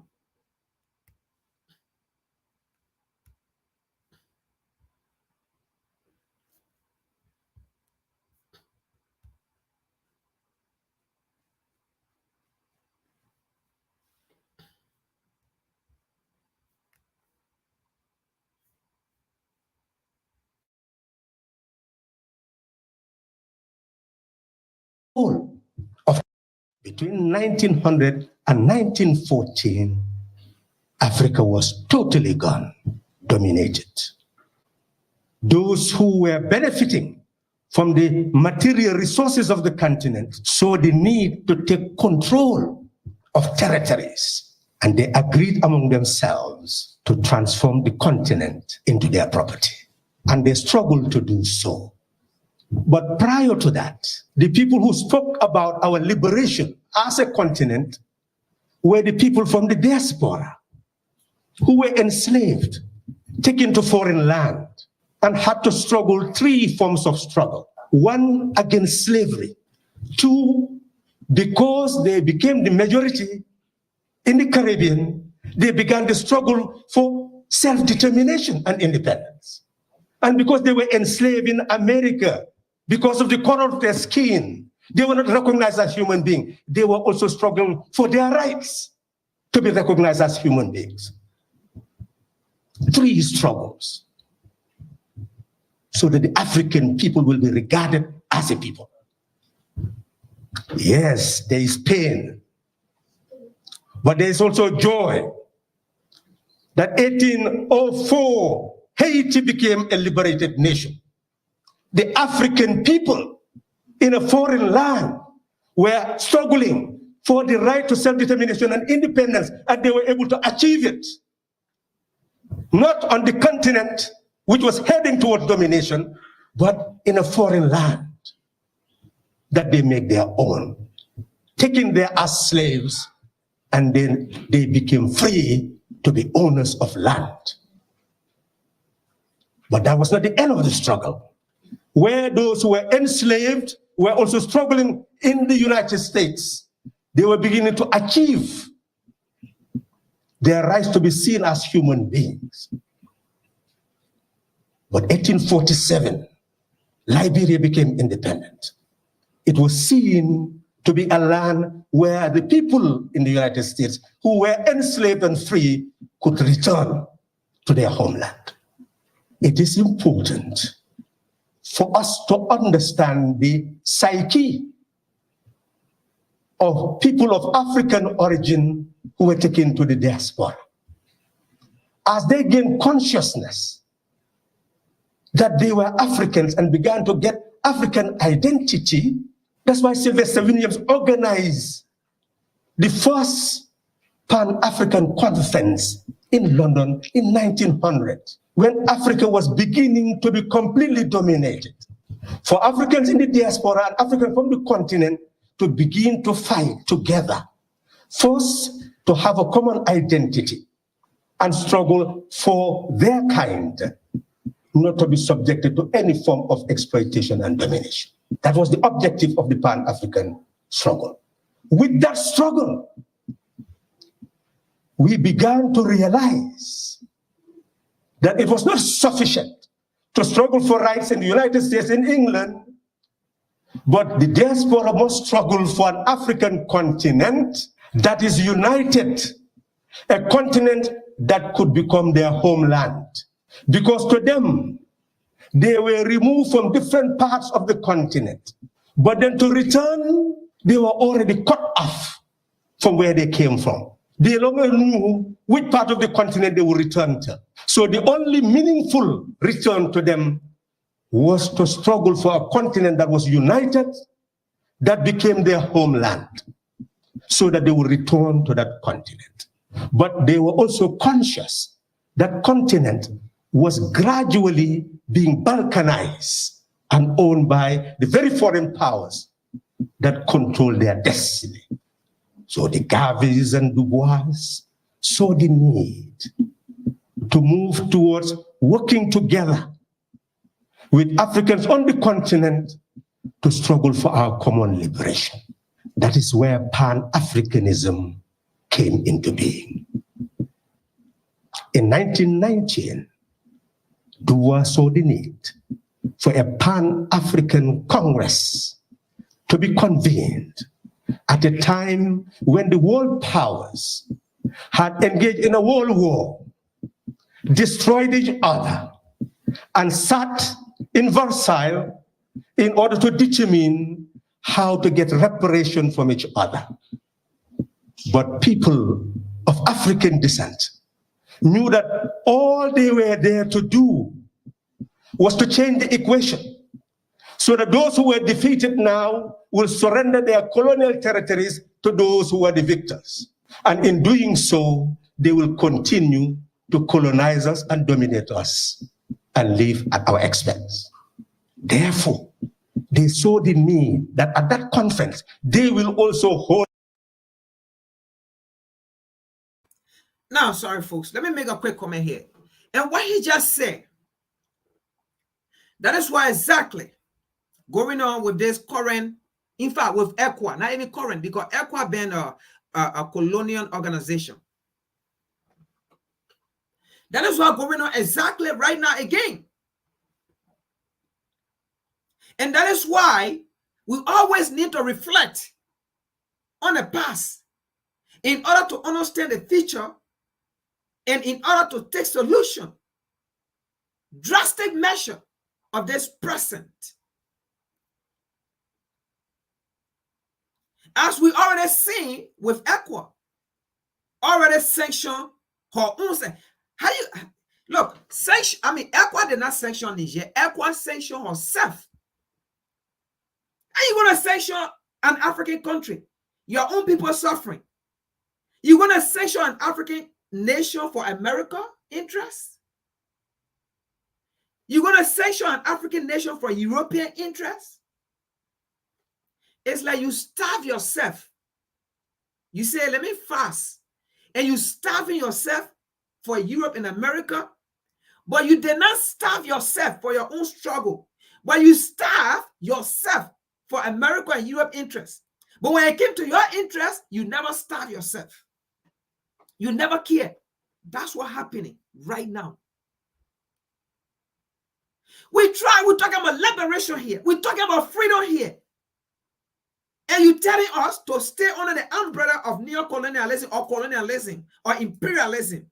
Who want to be under the umbrella of imperialism? Nobody want to be under the umbrella of colonialism. If the old folks want to be good, but leave the African continent and go to Europe and America and live there. Leave the African continent. Give way to people who want to leave.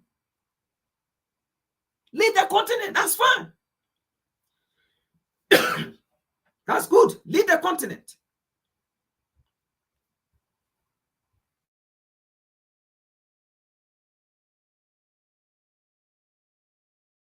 A Congress to refuse for them to continue to achieve their goal of the collective domination or subjugation of the African people. And that is why they came up with their own chart and called for the League of Nations to have a trusteeship system where those countries that were colonized by the powers that were defeated will not be taken over wholesale by those who were the victors, but would gradually allow them to be on a trusteeship system where gradually they will attain the right to self-determination and independence. That was the work of the Pan-Africanists. And that's why all these countries that were under the German domination went through a trusteeship system. The African people in the diaspora and Africans from the continent came to the realization that the African people will never earn dignity unless we unite and build a continent that can ensure that our self-determination will lead to self-reliance, that we are capable of managing our own affairs. That is why they were struggling for a united Africa, because they saw the need for a continental bank, because they have learned from defeated Europe. Europe engaged in Second World War.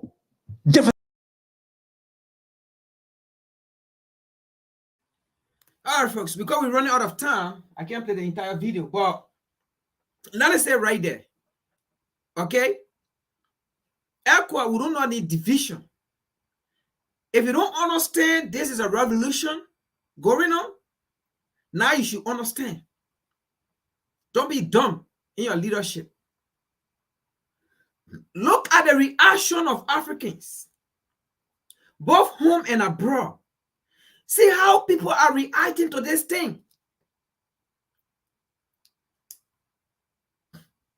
See how people are reacting. Stop taking the narrative of white people about democracy. Stop. Stop being a puppet. You can earn millions of dollars. Not what America gave you is crumbs. First of all, look at our pipeline you are about to connect from Niger all the way, Algeria, all the way to Europe. What could have been the benefit of African connecting pipe all the way to Europe just to supply gas to America and Europe and the European nation? What in our package to benefit African? You and your family, that's all. Your children have the opportunity to come to school in America or Europe. That's all. And you buy them good horses and they live here, and then they take vacation, and then they come to Africa, they look down on their own brothers and sisters. That's all. They ride a nicest car on the street, and their own brothers and sisters and Africans standing looking at them. That's all. What could have been the benefit running pipeline from Africa to Europe for their own benefit? What could have been the benefit for Africans when we need electricity too? When we need those supply, those raw materials, we need it. So listen to your people. Look at the reaction of your people.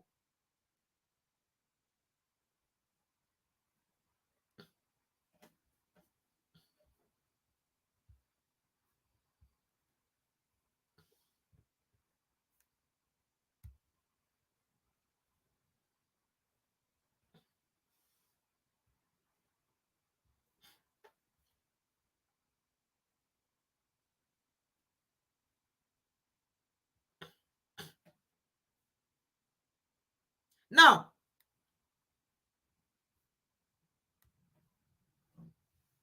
ECOWAS. Those of you African head of state that want to go fight for Europe and America, this video is for you. Because this is not the first time we have fought for them. We fought for them before, and the outcome. America recruited people from Liberia, and they came to fight their war. And the promises they gave to Liberia, they did not give it to them. Great Britain recruited people, and they fought their war. They did not give them promise. The promise they gave them. France recruited Africans, and they fought their war. So I just used one video, but all of them did it. All the colonizers did it. But what was the result? Nothing. And in fact, they turned around, they killed those Africans. That's history time. Okay? It's just history time now. We're just giving history.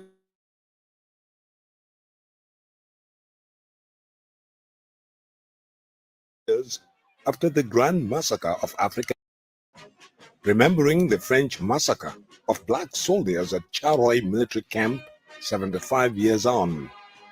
Today, December 1st, 2019, marks exactly 75 years after the Grand Massacre of African colonial soldiers who fought to liberate France during the European Tribal War, also known as the Second World War.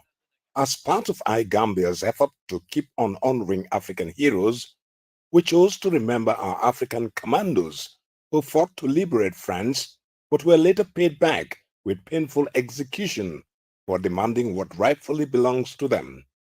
During the Second World War, a team of African soldiers referred to as tirailleurs Senegalese, which translates as Senegalese sharpshooters, were recruited not only from Senegal, as the name suggested, but from a combination of African countries like Togo, Guinea, Mali, Senegal, Burkina Faso, Chad, Gabon, Ivory Coast, Central African Republic, and Benin, mostly against their will to be part of a multi-racial army to liberate France from the German forces. Black soldiers formed a larger part of the entire French army relative to the number of French soldiers involved. They were used to fight in Italy and along the Mediterranean coast. During the heat of the war, more than 17,000 black soldiers were part of the General de Gaulle-led French army, reportedly lost their lives in attempts to resist the Nazi invasion, with the remaining members captured as prisoners of war and locked up in a racist German camp. After the hard work, numerous deaths and massive contribution by the African troops, a grand propaganda scheme was set up to exempt all black soldiers from the final team that would later liberate Paris. Getting an all-white French troop to lead the operation became difficult because out of every French unit, there was about 60% black soldiers. The only French formation from which they could recruit a 100% white team was an armored division stationed in Morocco. They were transported to France on 1st August 1944 after numerous deliberations and were made part of the lead soldiers for the invasion just to sideline the contribution of black soldiers and create an avenue for French troops to headline the liberation. After this painful exclusion from the glorious moment, the black soldiers were sent back to Africa without pay and held in a demobilization camp in Charleroi, Senegal. To worsen everything, the payment structure set to reward the soldiers was discriminatory. and actually favors the white soldiers than the black. All these treatments attracted a protest during which they allegedly held a French general captive to help drive home their demands that the French failed to listen to. Est-ce qu'il est guerre? Il y a balle comme ça pour blanc, balle comme ça pour métis, balle comme ça pour originaire, et petit balle comme ça pour combattant. The soldiers demanded, among other things, an equal pay with their European counterparts, better treatment, and also the release of their salary arrears. This protest was termed a rebellion against the French power, and in return, French soldiers opened fire on these unarmed black soldiers who were only protesting for their rights. According to war veterans, about 300 to 400 of them were reportedly killed on the 1st of December 1944, with a few survivors imprisoned, but the French recorded only 35 deaths in official documents after using deadly weapons like armored cars, machine guns, as well as a U.S. Army tank. This grand massacre was carried out at the blind side of the unsuspecting general public.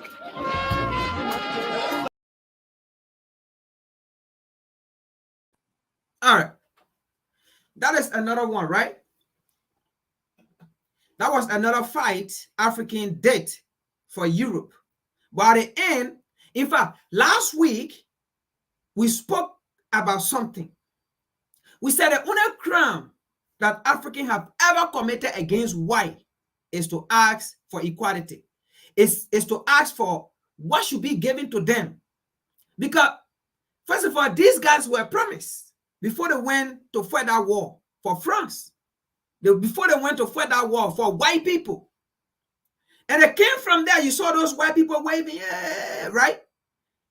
And the sad part about it was, after the people finished fighting their war, saved their life, they never paid the people. They deported them back to Africa. Imagine. Imagine. They deported them back to Africa. And when they deported them, they put them in a camp. And when the people began to ask the French authority for what was promised to them, what happened? They opened fire on them. They prosecuted them. The only crime the black men have ever committed against the white men is to ask the white men for their own share. What is my share? That's the only crime. What is my share, Mr. White Man? You promised me this, Mr. White Man. What is the promise you made to me, Mr. White Man? Mr. White Man. Leave me alone, Mr. White Man. Stop exploiting me, Mr. White Man. Mr. White Man, I just need my freedom, Mr. White Man. Mr. White Man, stop dictating to me, Mr. White Man. Mr. White Man, leave me alone, Mr. White Man. Stop oppressing me. Stop kneeling on my neck. Stop suppressing me, Mr. White Man. That's have been our crime. Facts, you saw in the video. So this is a revolution. It is a revolution. It have reached to a peak. And this generation is staying. We can't take it. It is enough. So African leader, let's stay. Stop being a puppet. If you want to be a puppet, that's fine, but be a puppet for your people. It's not about him to be a puppet, but let it be for your people. It is not a bad thing to exploit your resources. But if you exploit your resources, let it be used for your people. Don't exploit the people and then you give it to your oppressor. It is a good thing to be a puppet, but be a puppet for your people. It is a good thing to be a bourgeoisie, but be a bourgeoisie to your people. And by the way, bourgeoisie means to be committed.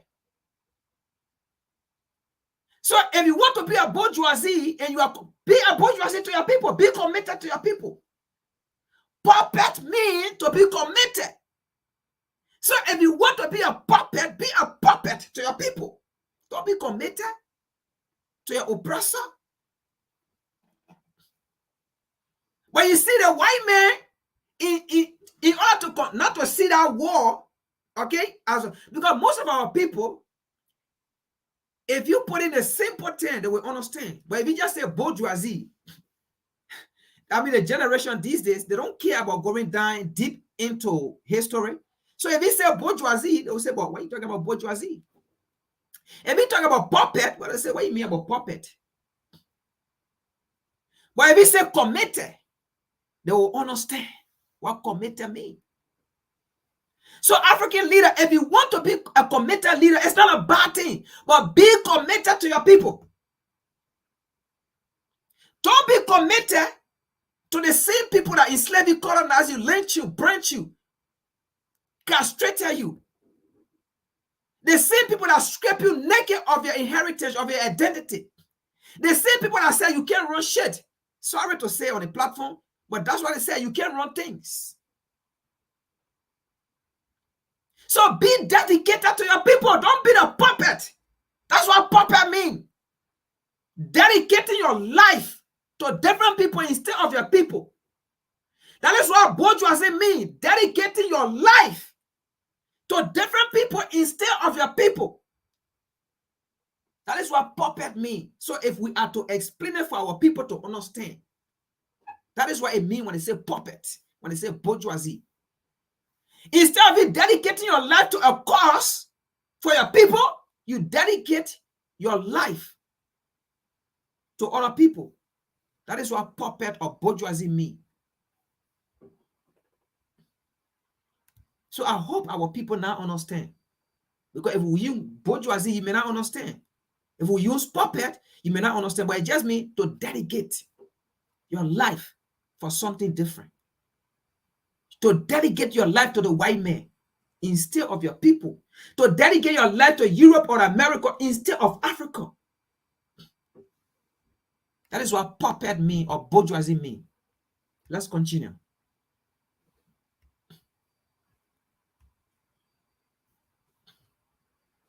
Needs is more foreign military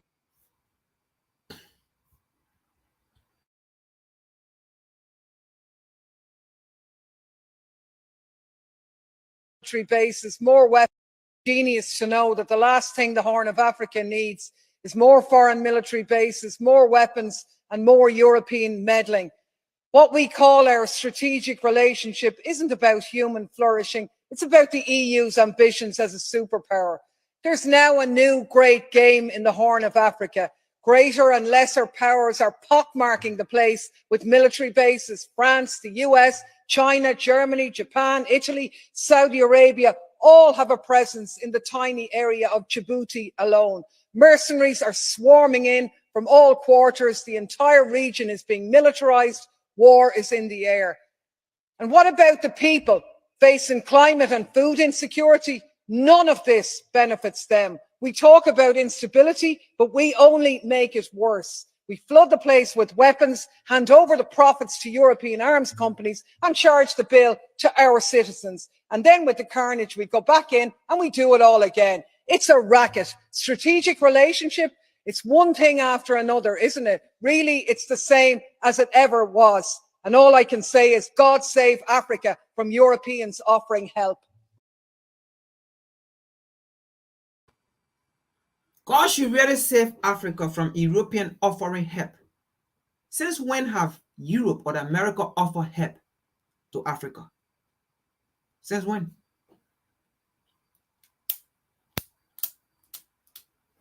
It's just history class now to remind Africans.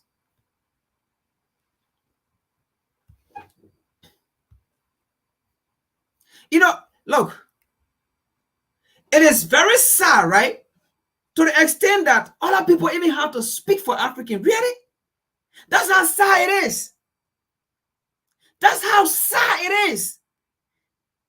That other people have to, come on, man. Look, I don't think anybody should understand these things more than Africans. I don't think so. Especially African in leaderships. I don't think they should understand this thing more than other people outside of Africa or more than Africans themselves. How can people who have not even gone through your struggle but understand your struggle more than you? To the extent they're telling you to understand, to the extent that they have to come and educate you to say, look, African, this is what you've been going through. This is what you're fixing. This is what these people have for you. This is the kind of mindset these people have. To the extent people should come and be telling us. People who did not go through our struggle, they are the one teaching us. They are the one reminding us how sad it is.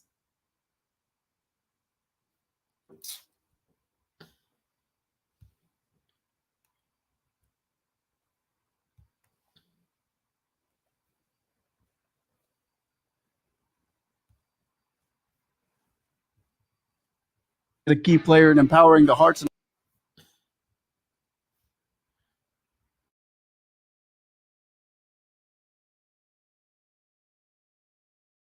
minds of this new uprising in African culture and equality. Sam George, if he was an American, I'd vote for him as the next president of the United States. Sorry, Trump. Anyways, what are his thoughts on Niger and France in this historical moment? His words carry a lot of weight in this world, a lot. But watch me in all my transcendental wittiness outmaster and debunk the great Sam George of Ghana. Let me know who you think wins these arguments, moi or Sam George.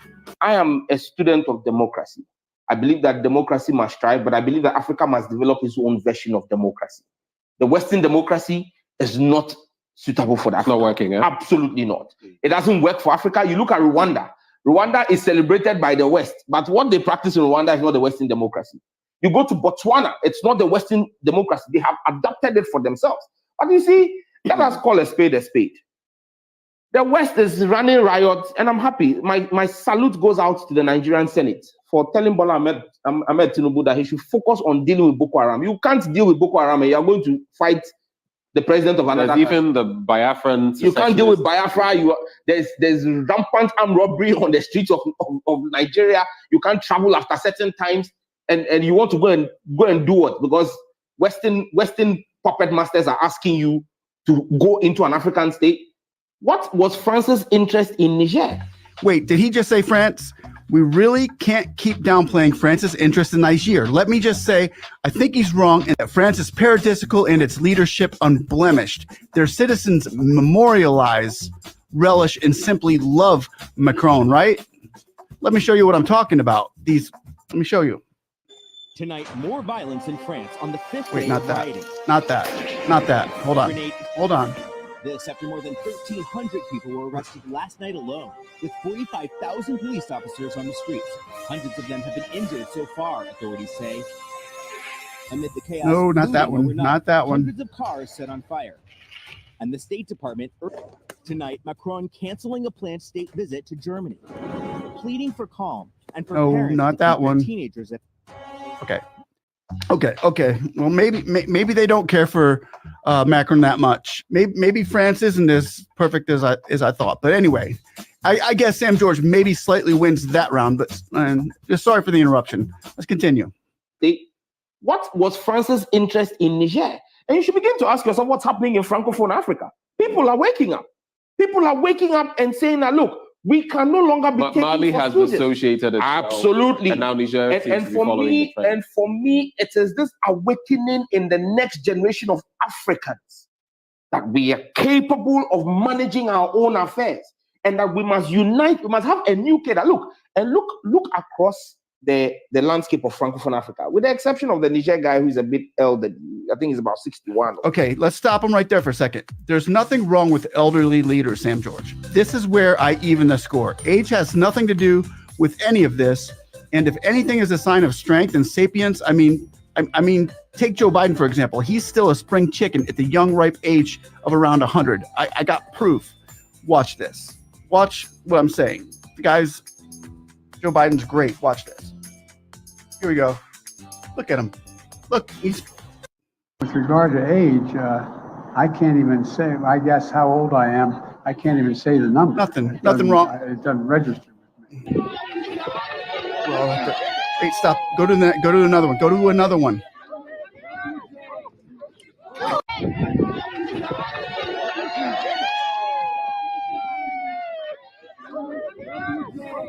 Joe, come on, man.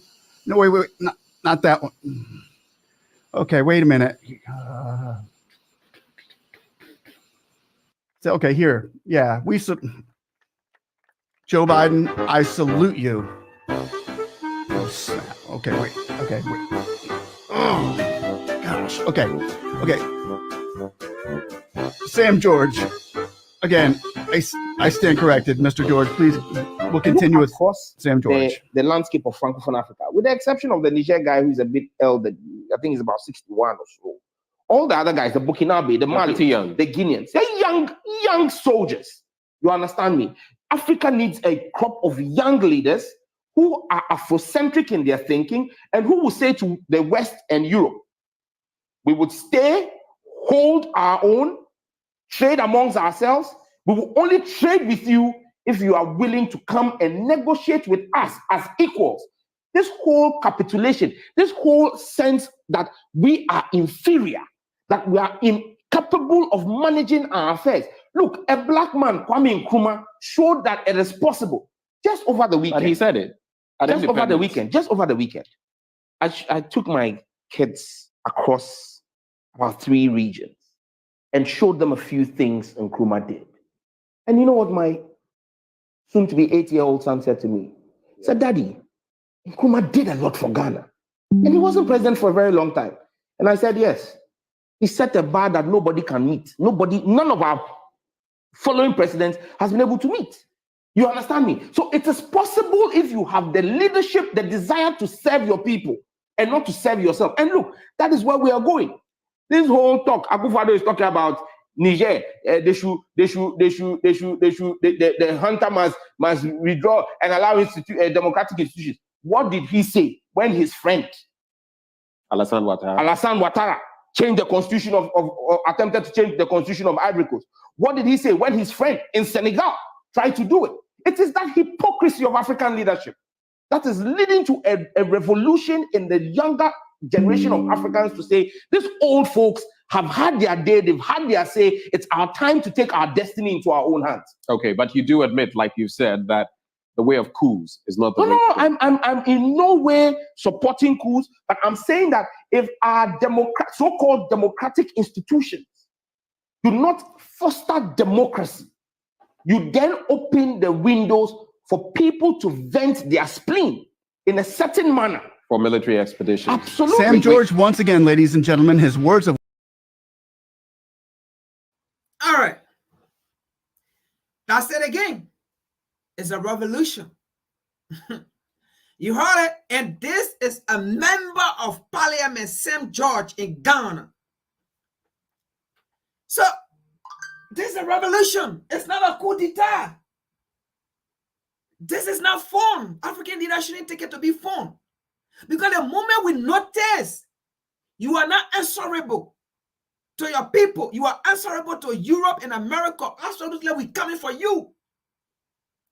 If you want to be answerable to Europe and America, come to America and work in the Senate, or come to America and apply to be president. Go to Europe, apply to be prime minister. But if you are on the African continent, and you say you want to rule Africans, man, be answerable to Africa and to Africans. Be yes sir to Africa and to African. Be obedient to Africa and to African. Africa is not Europe, and Africa is not America, that you have to be answerable to Europe and America. The time period we're in, we can't hold again. We are impatient. That's the thing. Right now, we are impatient to be oppressed. We are impatient to tell us to keep praying till our oppressor can Eh? So our oppressor can hear our prayer. And then before they understand that indeed we have been fasting, we have been praying. Eh? If you want to be an African leader and you are not answerable, you are not a puppet, you are not a bourgeoisie, you are not committed to Africans, you are committed to Europe and America, absolutely we're coming for you. It's not fun. We remove you. We're not playing.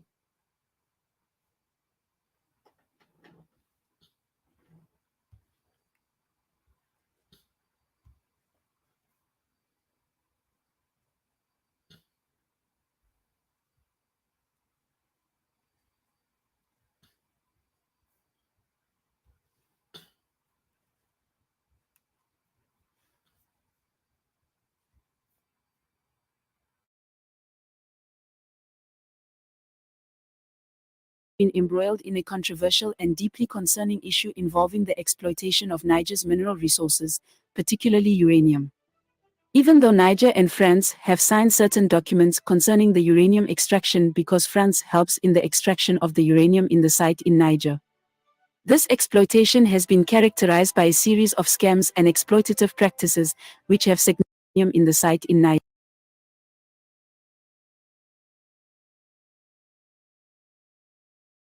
Right? So that's the democratic leader there.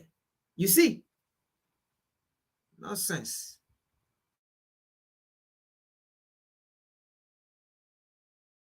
Niger. This exploitation has been characterized by a series of scams and exploitative practices which have significantly disadvantaged Niger and its people while benefiting France economically and strategically. This video aims to shed light on the key factors surrounding this long-standing issue and highlight the extent of France's alleged exploitation of Niger's minerals, most specifically uranium.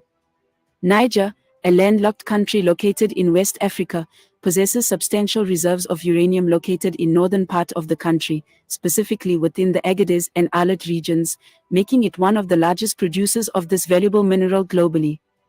Uranium is a crucial component for the generation of nuclear energy, and France, heavily reliant on nuclear power, has been a major consumer of Nigerian uranium for decades. However, the relationship between the two nations has been marred by allegations of unfair trade practices, resource mismanagement, and economic exploitation. This is so because it has been observed this trade serves as a greater winning game to France than to Niger. One significant factor contributing to the exploitation is the historical and political ties between France and Niger. France colonized Niger in the late 19th century, exerting control over its resources and economy. Despite Niger gaining independence in 1960, the lingering influence of French colonialism and neo-colonial practices has persisted, shaping the dynamics of their economic relationship. The exploitation of Niger's uranium resources by French companies, primarily state-owned Areva, NAM or Renault, has been a focal point of contention. Areva has been accused of paying Nigerian authorities significantly below market prices for uranium. This means Niger may not be receiving fair compensation for its minerals resources, effectively depriving the country of substantial revenue. This alleged underpayment is said to have hindered Niger's economic development and perpetuated its status as one of the world's poorest nations. This uranium exploitation has generally been seen to have adverse effects on Niger economy and its community as a whole. It has also led to the economic imbalance of Niger. The revenue generated from uranium mining in Niger has not necessarily translated into significant economic development for the country. Niger remains one of the poorest nations globally, despite being a major uranium producer. The perception is that the economic benefits of uranium extraction, such as job creation and infrastructure development, have not adequately trickled down to the local population or contributed to overall national development. Also, the mining of uranium in Niger has had adverse environmental and social consequences.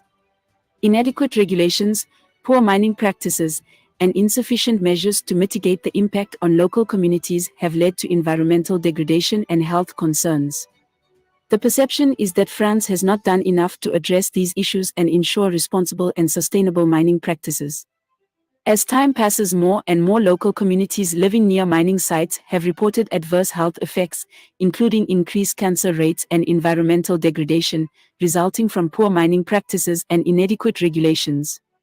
These issues have further exacerbated the exploitation of Niger's mineral resources, as the negative consequences disproportionately affect the local population. The lack of transparency and accountability surrounding these mining operations has also contributed to the perpetuation of the exploitation. The opaque nature of the agreements between the Nigerian government and French companies has made it difficult to ascertain the true extent of the economic benefits derived from the mining activities. This lack of transparency has fueled suspicions of corruption and illicit financial flows, exacerbating the economic imbalance between the two nations. This perception of exploitation may vary among different stakeholders, and there are ongoing debates and discussions surrounding the terms of the collaboration and the equitable distribution of benefits. The characterization of France's involvement as exploitation reflects the concerns and allegations raised by certain groups advocating for fair trade practices, transparency, and an equitable partnership between France and Niger in the extraction of uranium resources. The opacity of these agreements makes it difficult to assess whether Niger is getting a fair share of the benefits and whether there may be elements of corruption or unfair practices involved. Moreover, France's strategic interests in maintaining a stronghold over Niger's uranium reserves cannot be overlooked. France's strategic interests in Niger's uranium reserves can be traced back to the historical context of its nuclear energy program. France has long been committed to developing a robust nuclear sector as a means of achieving energy independence and reducing reliance on fossil fuels. With nuclear power accounting for a substantial portion of its electricity generation, France has actively sought to secure a stable and reliable supply of uranium, of which Niger possesses abundant reserves. Niger, located in West Africa, is known to have some of the world's largest uranium deposits, making it a vital source for France's nuclear industry. The country's uranium mines, such as those in Arlet and Agadez, have been essential in meeting France's growing demand for nuclear fuel. By maintaining a stronghold over Niger's uranium, France ensures a consistent supply chain that supports the continuous operation of its nuclear power plants. The significance of uranium in France's energy landscape cannot be overstated. Nuclear power accounts for approximately 70% of the country's electricity production, making it a cornerstone of its energy mix. The French government has heavily invested in the development and expansion of nuclear power plants, recognizing the benefits of this low-carbon energy source in reducing greenhouse gas emissions and addressing climate change. Securing access to Niger's uranium reserves aligns with France's broader energy security objectives. By relying on domestic sources of uranium, France reduces its dependence on external suppliers and mitigates potential geopolitical risks associated with fluctuations in global uranium markets. This strategic approach allows France to maintain control over its nuclear fuel supply, ensuring the stability and long-term viability of its nuclear energy sector. France's pursuit of maintaining a stronghold over Niger's uranium reserves is driven by a combination of factors. It is rooted in the country's historical commitment to nuclear energy, its desire for energy independence, and the need to secure a reliable supply of uranium for its nuclear power plants. By strategically securing access to Niger's uranium, France strengthens its energy security, reduces reliance on external sources, and supports the growth and stability of its nuclear industry, while also fostering economic cooperation with Niger. So generally, characterization of France as exploiters in relation to its involvement in Niger's uranium industry may stem from differing perspectives on the nature of the economic cooperation between the two countries. While France's investments in Niger's uranium sector do contribute to the country's economy, some critics argue that the terms of these partnerships may not always be equitable and that the benefits may not be evenly distributed. Critics of France's involvement in Niger's uranium sector often raise concerns about potential resource exploitation, where the economic benefits primarily flow to the foreign investor rather than being shared equally with the local population. They argue that the terms of the agreements between France and Niger may not adequately prioritize the development of Niger's own capacity in the uranium sector or ensure fair revenue sharing. It's important to note that economic cooperation between countries can be complex, involving various factors such as negotiation power, historical context, and national interests. Different perspectives on the benefits and drawbacks of such cooperation can exist, and the label of exploiters may reflect a critical viewpoint that focuses on perceived imbalances or negative impacts. Overall, the characterization of France as exploiters in relation to Niger's uranium reserves is a matter of interpretation and can vary depending on the perspectives and interests of different stakeholders. In conclusion, the issue of France allegedly scamming Niger of its mineral resources, particularly uranium, is a complex and deeply troubling matter. The historical ties, economic imbalances, environmental concerns, and strategic interests all contribute to the exploitation of Niger's resources. Addressing this issue requires a comprehensive examination of trade practices, resource management, and a commitment to equitable partnerships between the two nations. Only through such actions can the long-standing exploitation. All right.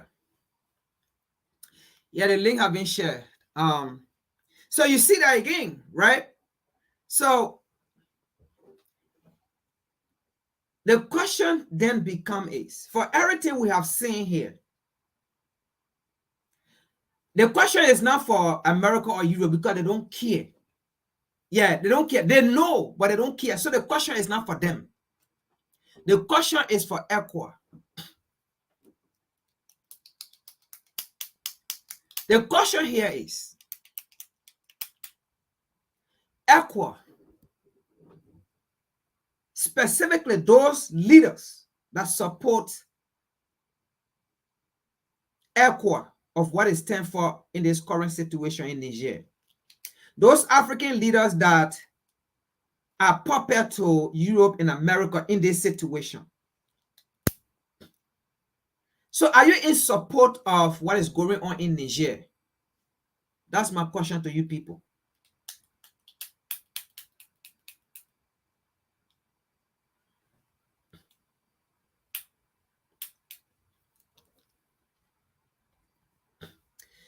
Yeah, sure, we can do that. Sure, we can do that. So that's the question. Are you in support of what is going on in Niger? If you are in support of what is going on in Niger, that means that's the same thing going on in your country that you serve as president. That means that's the same thing going on. You deprive your people for Europe and America to live better life. That means you agree of what is going on in Niger for France to exploit the people so that the French can live better life. That means you are doing the same thing in your country that you serve. Foreigners are exploiting your resources, the people, not even your resources, but the people resources for foreigners to live better life in your country while your people suffer. That is why you support the United States and UK or Europe in Niger. That is why you put sanctions on Niger for the people to suffer and die. How are you going to treat your people? In as much as the same treatment Europe or America gave to Africans leader, when they disagree with America or Europe, because what you just did to put sanctions on Niger is what exactly Robert Mugabe and other nations did when they said no to America and America put sanctions on them.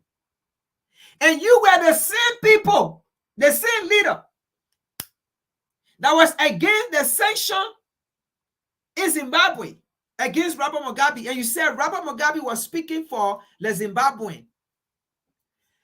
If Robert Mugabe was speaking for the people of Zimbabwe, and today, not even those revolutionary leaders, I don't call them cool leader, I call them revolutionary leader. Not even those leaders, but the people that support the revolution, you sanction them. ECOWAS. Why are you using Western ideology to solve African problem?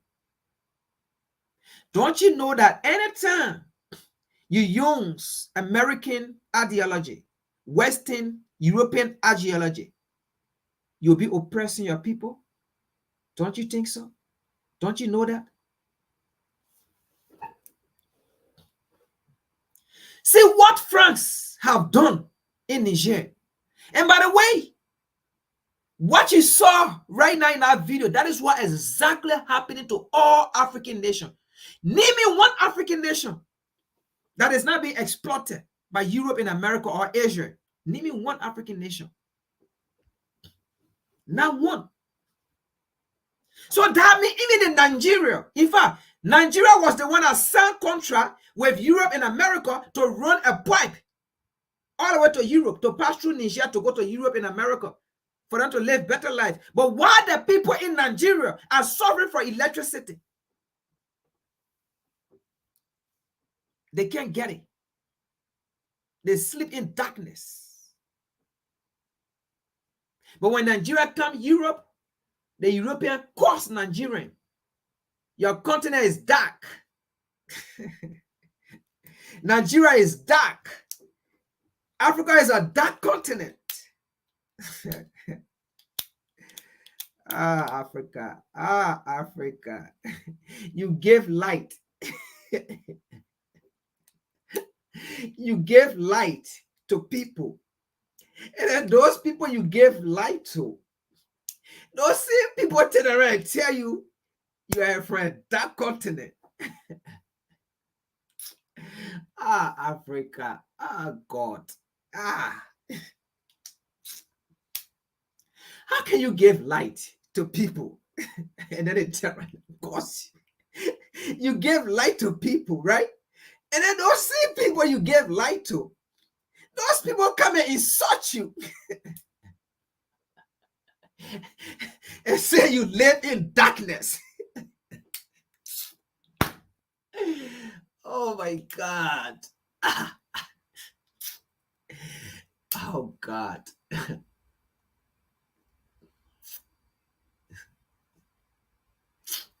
Yaka. Look, it's funny. It's funny. Yeah, it's funny.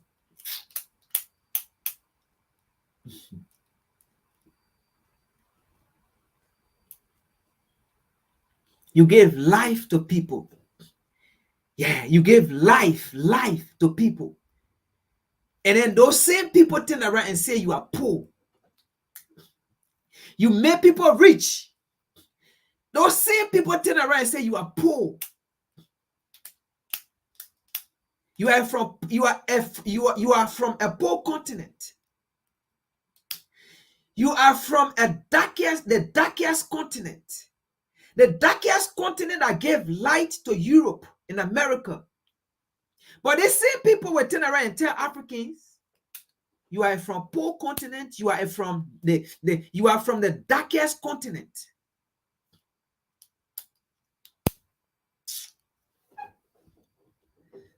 Let me see if I still got one more video and then we go.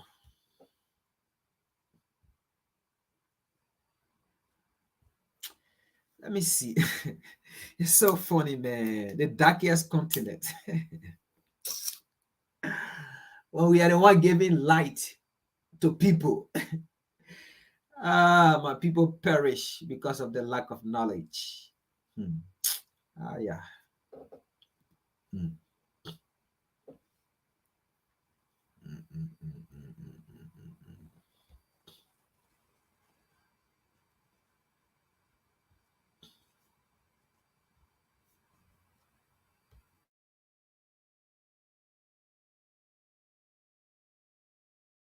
Crisis Summit set to hold today. Meeting by the former Emir of Kano, Sanusi Lamido Sanusi, with coup leaders in the Republic of Niger has generated reactions. But Sanusi Lamido Sanusi II, who was the 14th Emir of Kano, is the leader of the Tijaniya sect, which has a large following in Niger. He was accompanied to the meeting by the Sultan of Damagarin in Niger, Abubakar Umaru Sanda. After the meeting, Sanusi headed to Aso Rock to brief President Bola Ahmed Tinubu. He told our State House correspondent, Adesua Omorua, that He met with the coup leaders in his own capacity and not as a government emissary.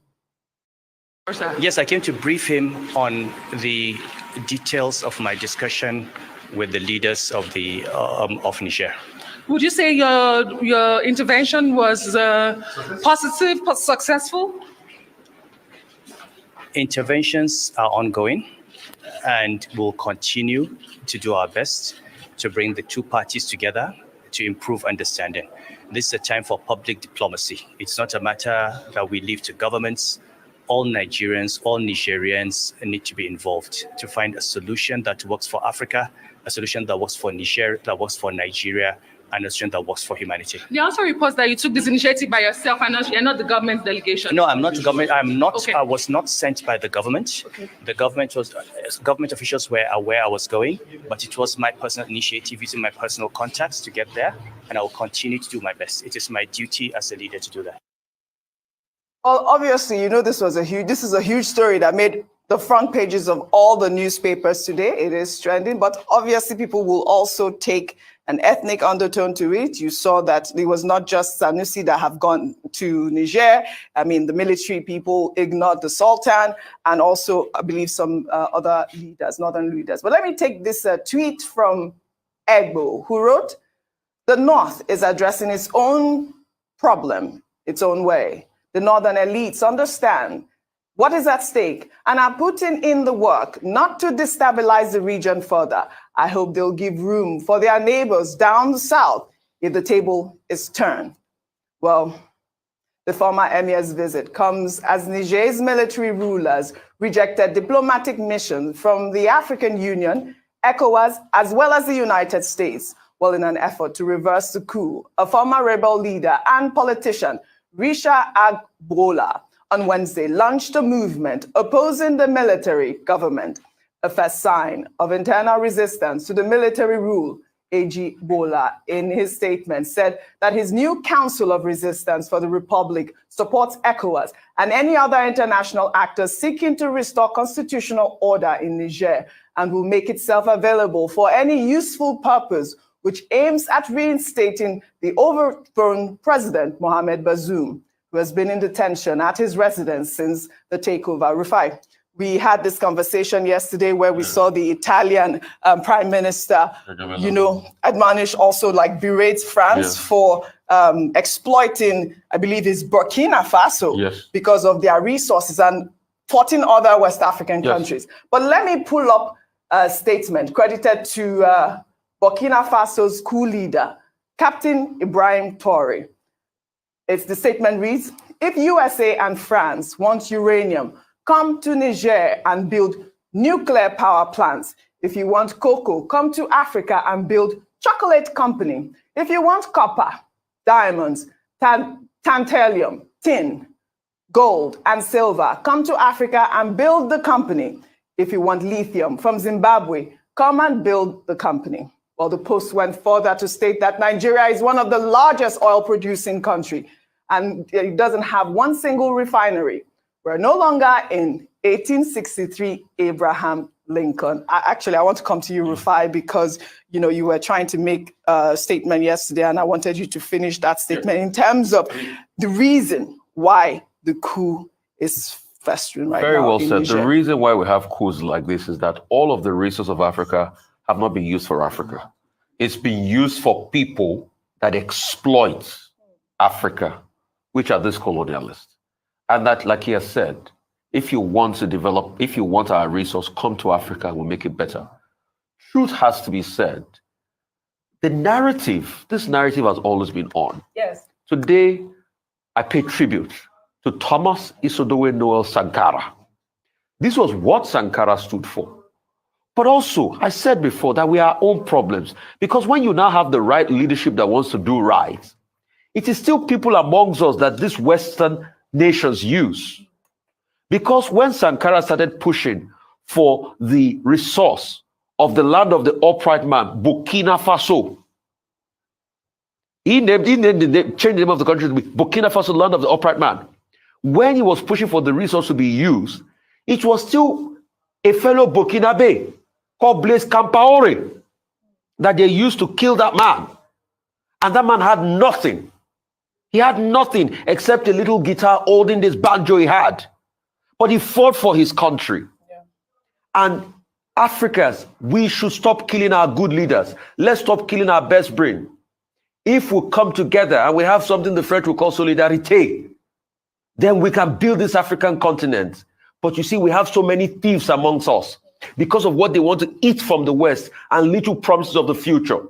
In the first place, when the colonizers came to colonize us, wasn't it our African chiefs that they gave gunpowder and some other things to be able to sell us into slavery? Let us look inward. Yeah. The problem of Africa, yes, one is that of colonialists, but it's also our fellow Africans. We don't come together, we don't love ourselves. And if we don't do that, Africa will not survive. Right. Well, you know, I would have loved to take our final story, but it's a very detailed story about a 17-year-old boy who was killed in Adamawa State, over rebel group that is forming in Niger. If you could really touch on that really quickly so we can end the show. We've had quite a conversation around this, and a few experts and guests have spoken to this with regards to what's going in Niger. Later on today, we'll have the ECOWAS heads of state and government come together to have conversations. And what has been said, I quoted Mr. Femi Falana earlier, is that on that agenda today should also be how the government can look inward and how we can work to build. No one will save Africa from the outside. We have to do it from the inside. So I hope that's part of the conversation. Dr. Bati, 1 minute. Okay. Well, Agboola is the name of the man that is leading the coalition for resistance for the Republic, the CRR, as it is otherwise known. So they are resisting in the name of the Republic. And again, he has his support. He's very close to the Tuaregs in the north, as I pointed out earlier on, who control commerce and politics in that part of the country. So you have the Hausas, which General Chiani and his supporters belong to, the group they belong to. You have at the center of it, Bazoum, who is a minority Arab, who became president and who has now, seemingly been deposed. And then you have, this likely coalition from the north involving the Tuaregs, who are sympathetic to Bazoum. The fear here is that Niger could become a major theater of war, another Libya on our hands. Unfortunately. The situation probably made worse also by the complexity of factors. All these players that I've pointed out, and then you still have the Islamic jihadists, and then the fact that the whole of the Sahel region, big problem, from Mali to Burkina Faso all the way to Libya, could further implode. Absolutely. It will be a major problem for the West African region. It will be a major crisis in terms of humanitarian issues for the international community. So the responsibility of leadership is one, leadership, which can solve so many things. Yes. Number two, the responsibility to protect all the ordinary people, innocent people who may suffer as a result of this.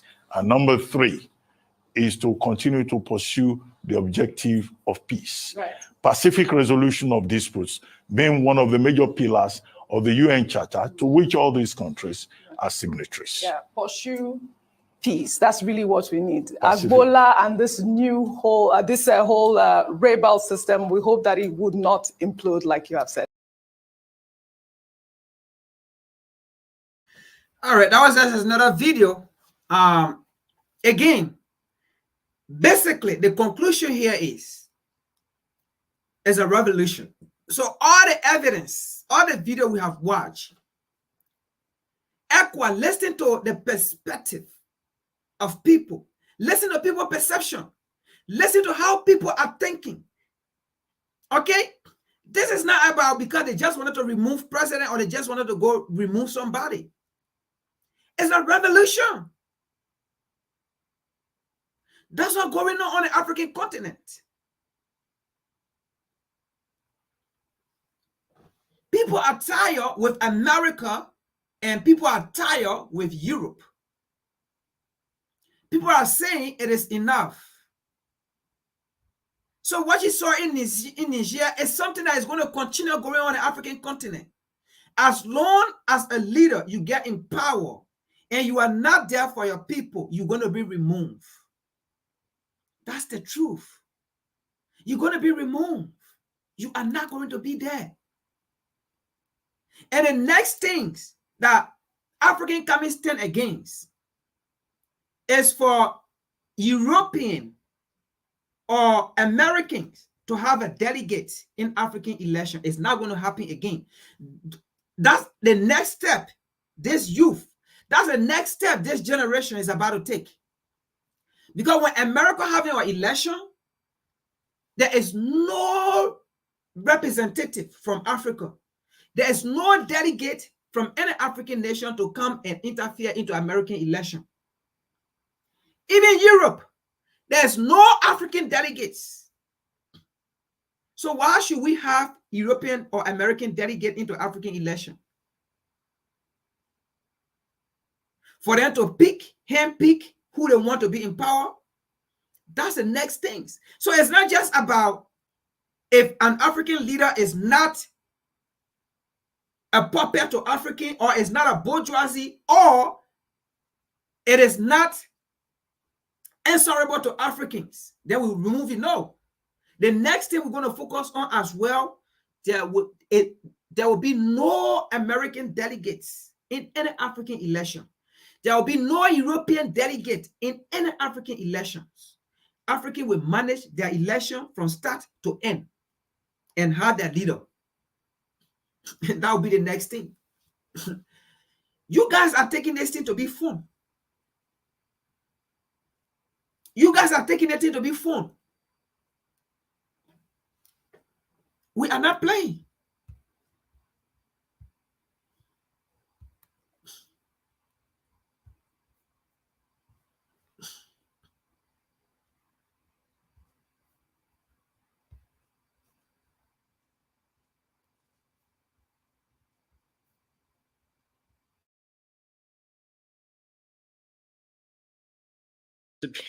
appearing to be in West Africa. One question that has been on the minds of a lot of my viewers recently is everything that's unfolding, almost like a new Cold War. It's appearing to be in West Africa. We recently saw a coup in Niger, and now you have all these, I believe it's referred to as ECOWAS, which is like the band of West African states. Some of them are still pro-Western, some of them not, due to recent military coups and military juntas that have taken control, like in Burkina Faso, for example. But Russia has a lot of ties to these nations like Burkina Faso, Guinea, Mali, and of course, the new government in Niger. And Niger is now talking about bringing in Wagner forces all throughout the country. That was just reported on a few hours ago. They had a meeting in Mali yesterday. Do you foresee even a possibility of something unraveling there, like widespread fighting and war taking place between Western and Russian-backed powers in West Africa? Well, most of Africa, tragically, is not a great place to live. It's very sad. And when they first created this thing called Africa Command, I was still on active duty. And I had the misfortune to open my big mouth in a room full of generals and others and say, what the hell are we calling this place Africa Com for? Africa Command? Are you crazy? If you were an African, what would you think about the United States if it created a military organization called Africa Command? I said, I'd be offended. So whatever you do, don't call it Africa Command. Well, obviously, I had a big impact. I was invited to leave, and I was not invited back to any more of those meetings. Look, Africa is a difficult place. The French portions that you're talking about in Northwest Africa have been called Afrique du Nord. This is a famous area that the French have dominated in imperial times, and they've dominated it since then, certainly in many ways, linguistically and culturally. The problem is that the Africans resent it. They've never felt as though they were given a square deal when it came to independence from France, because the French stipulated in all of the agreements, certain French interests had to be protected and receive special treatment. And the French army is renowned for going wherever French interests are at stake, business interests, and the Africans are fed up with it. And so this is an example in Niger where a supposedly US-backed government with a US-trained military suddenly turned around and said, I think all of you white people need to get out of here. We've had it with you. Go away. Go. Europeans leave. The Russians, haven't done business that way. The Russians, in fact, Putin recently forgave $23 billion of debt owed to Russia by many of these countries in sub-Saharan and some of Saharan Africa. I mean, it was never going to be paid back. You had a much better shot of profiting if you just forgave it, turned back the clock to zero and started over, which is what he's done. We would benefit from doing similar things in many parts of the world. In fact, we would benefit enormously if we simply admitted that we can't go on with the enormous sovereign debt that hangs over our heads, but nobody will do that. The point is, I think it had less to do with the Russians or the Chinese and simply to do with the anger and frustration that built up for a long time towards colonialism. And the Africans said enough. We should say, fine, good luck. And then we ought to question what we're doing in all of these places with military power. If you want to go into these places, by all means, look for business, compete on the business level, but get out of this militarized foreign policy. It's a loser.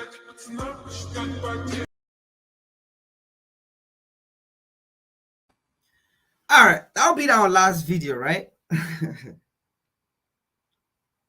Now, you see how sad it is?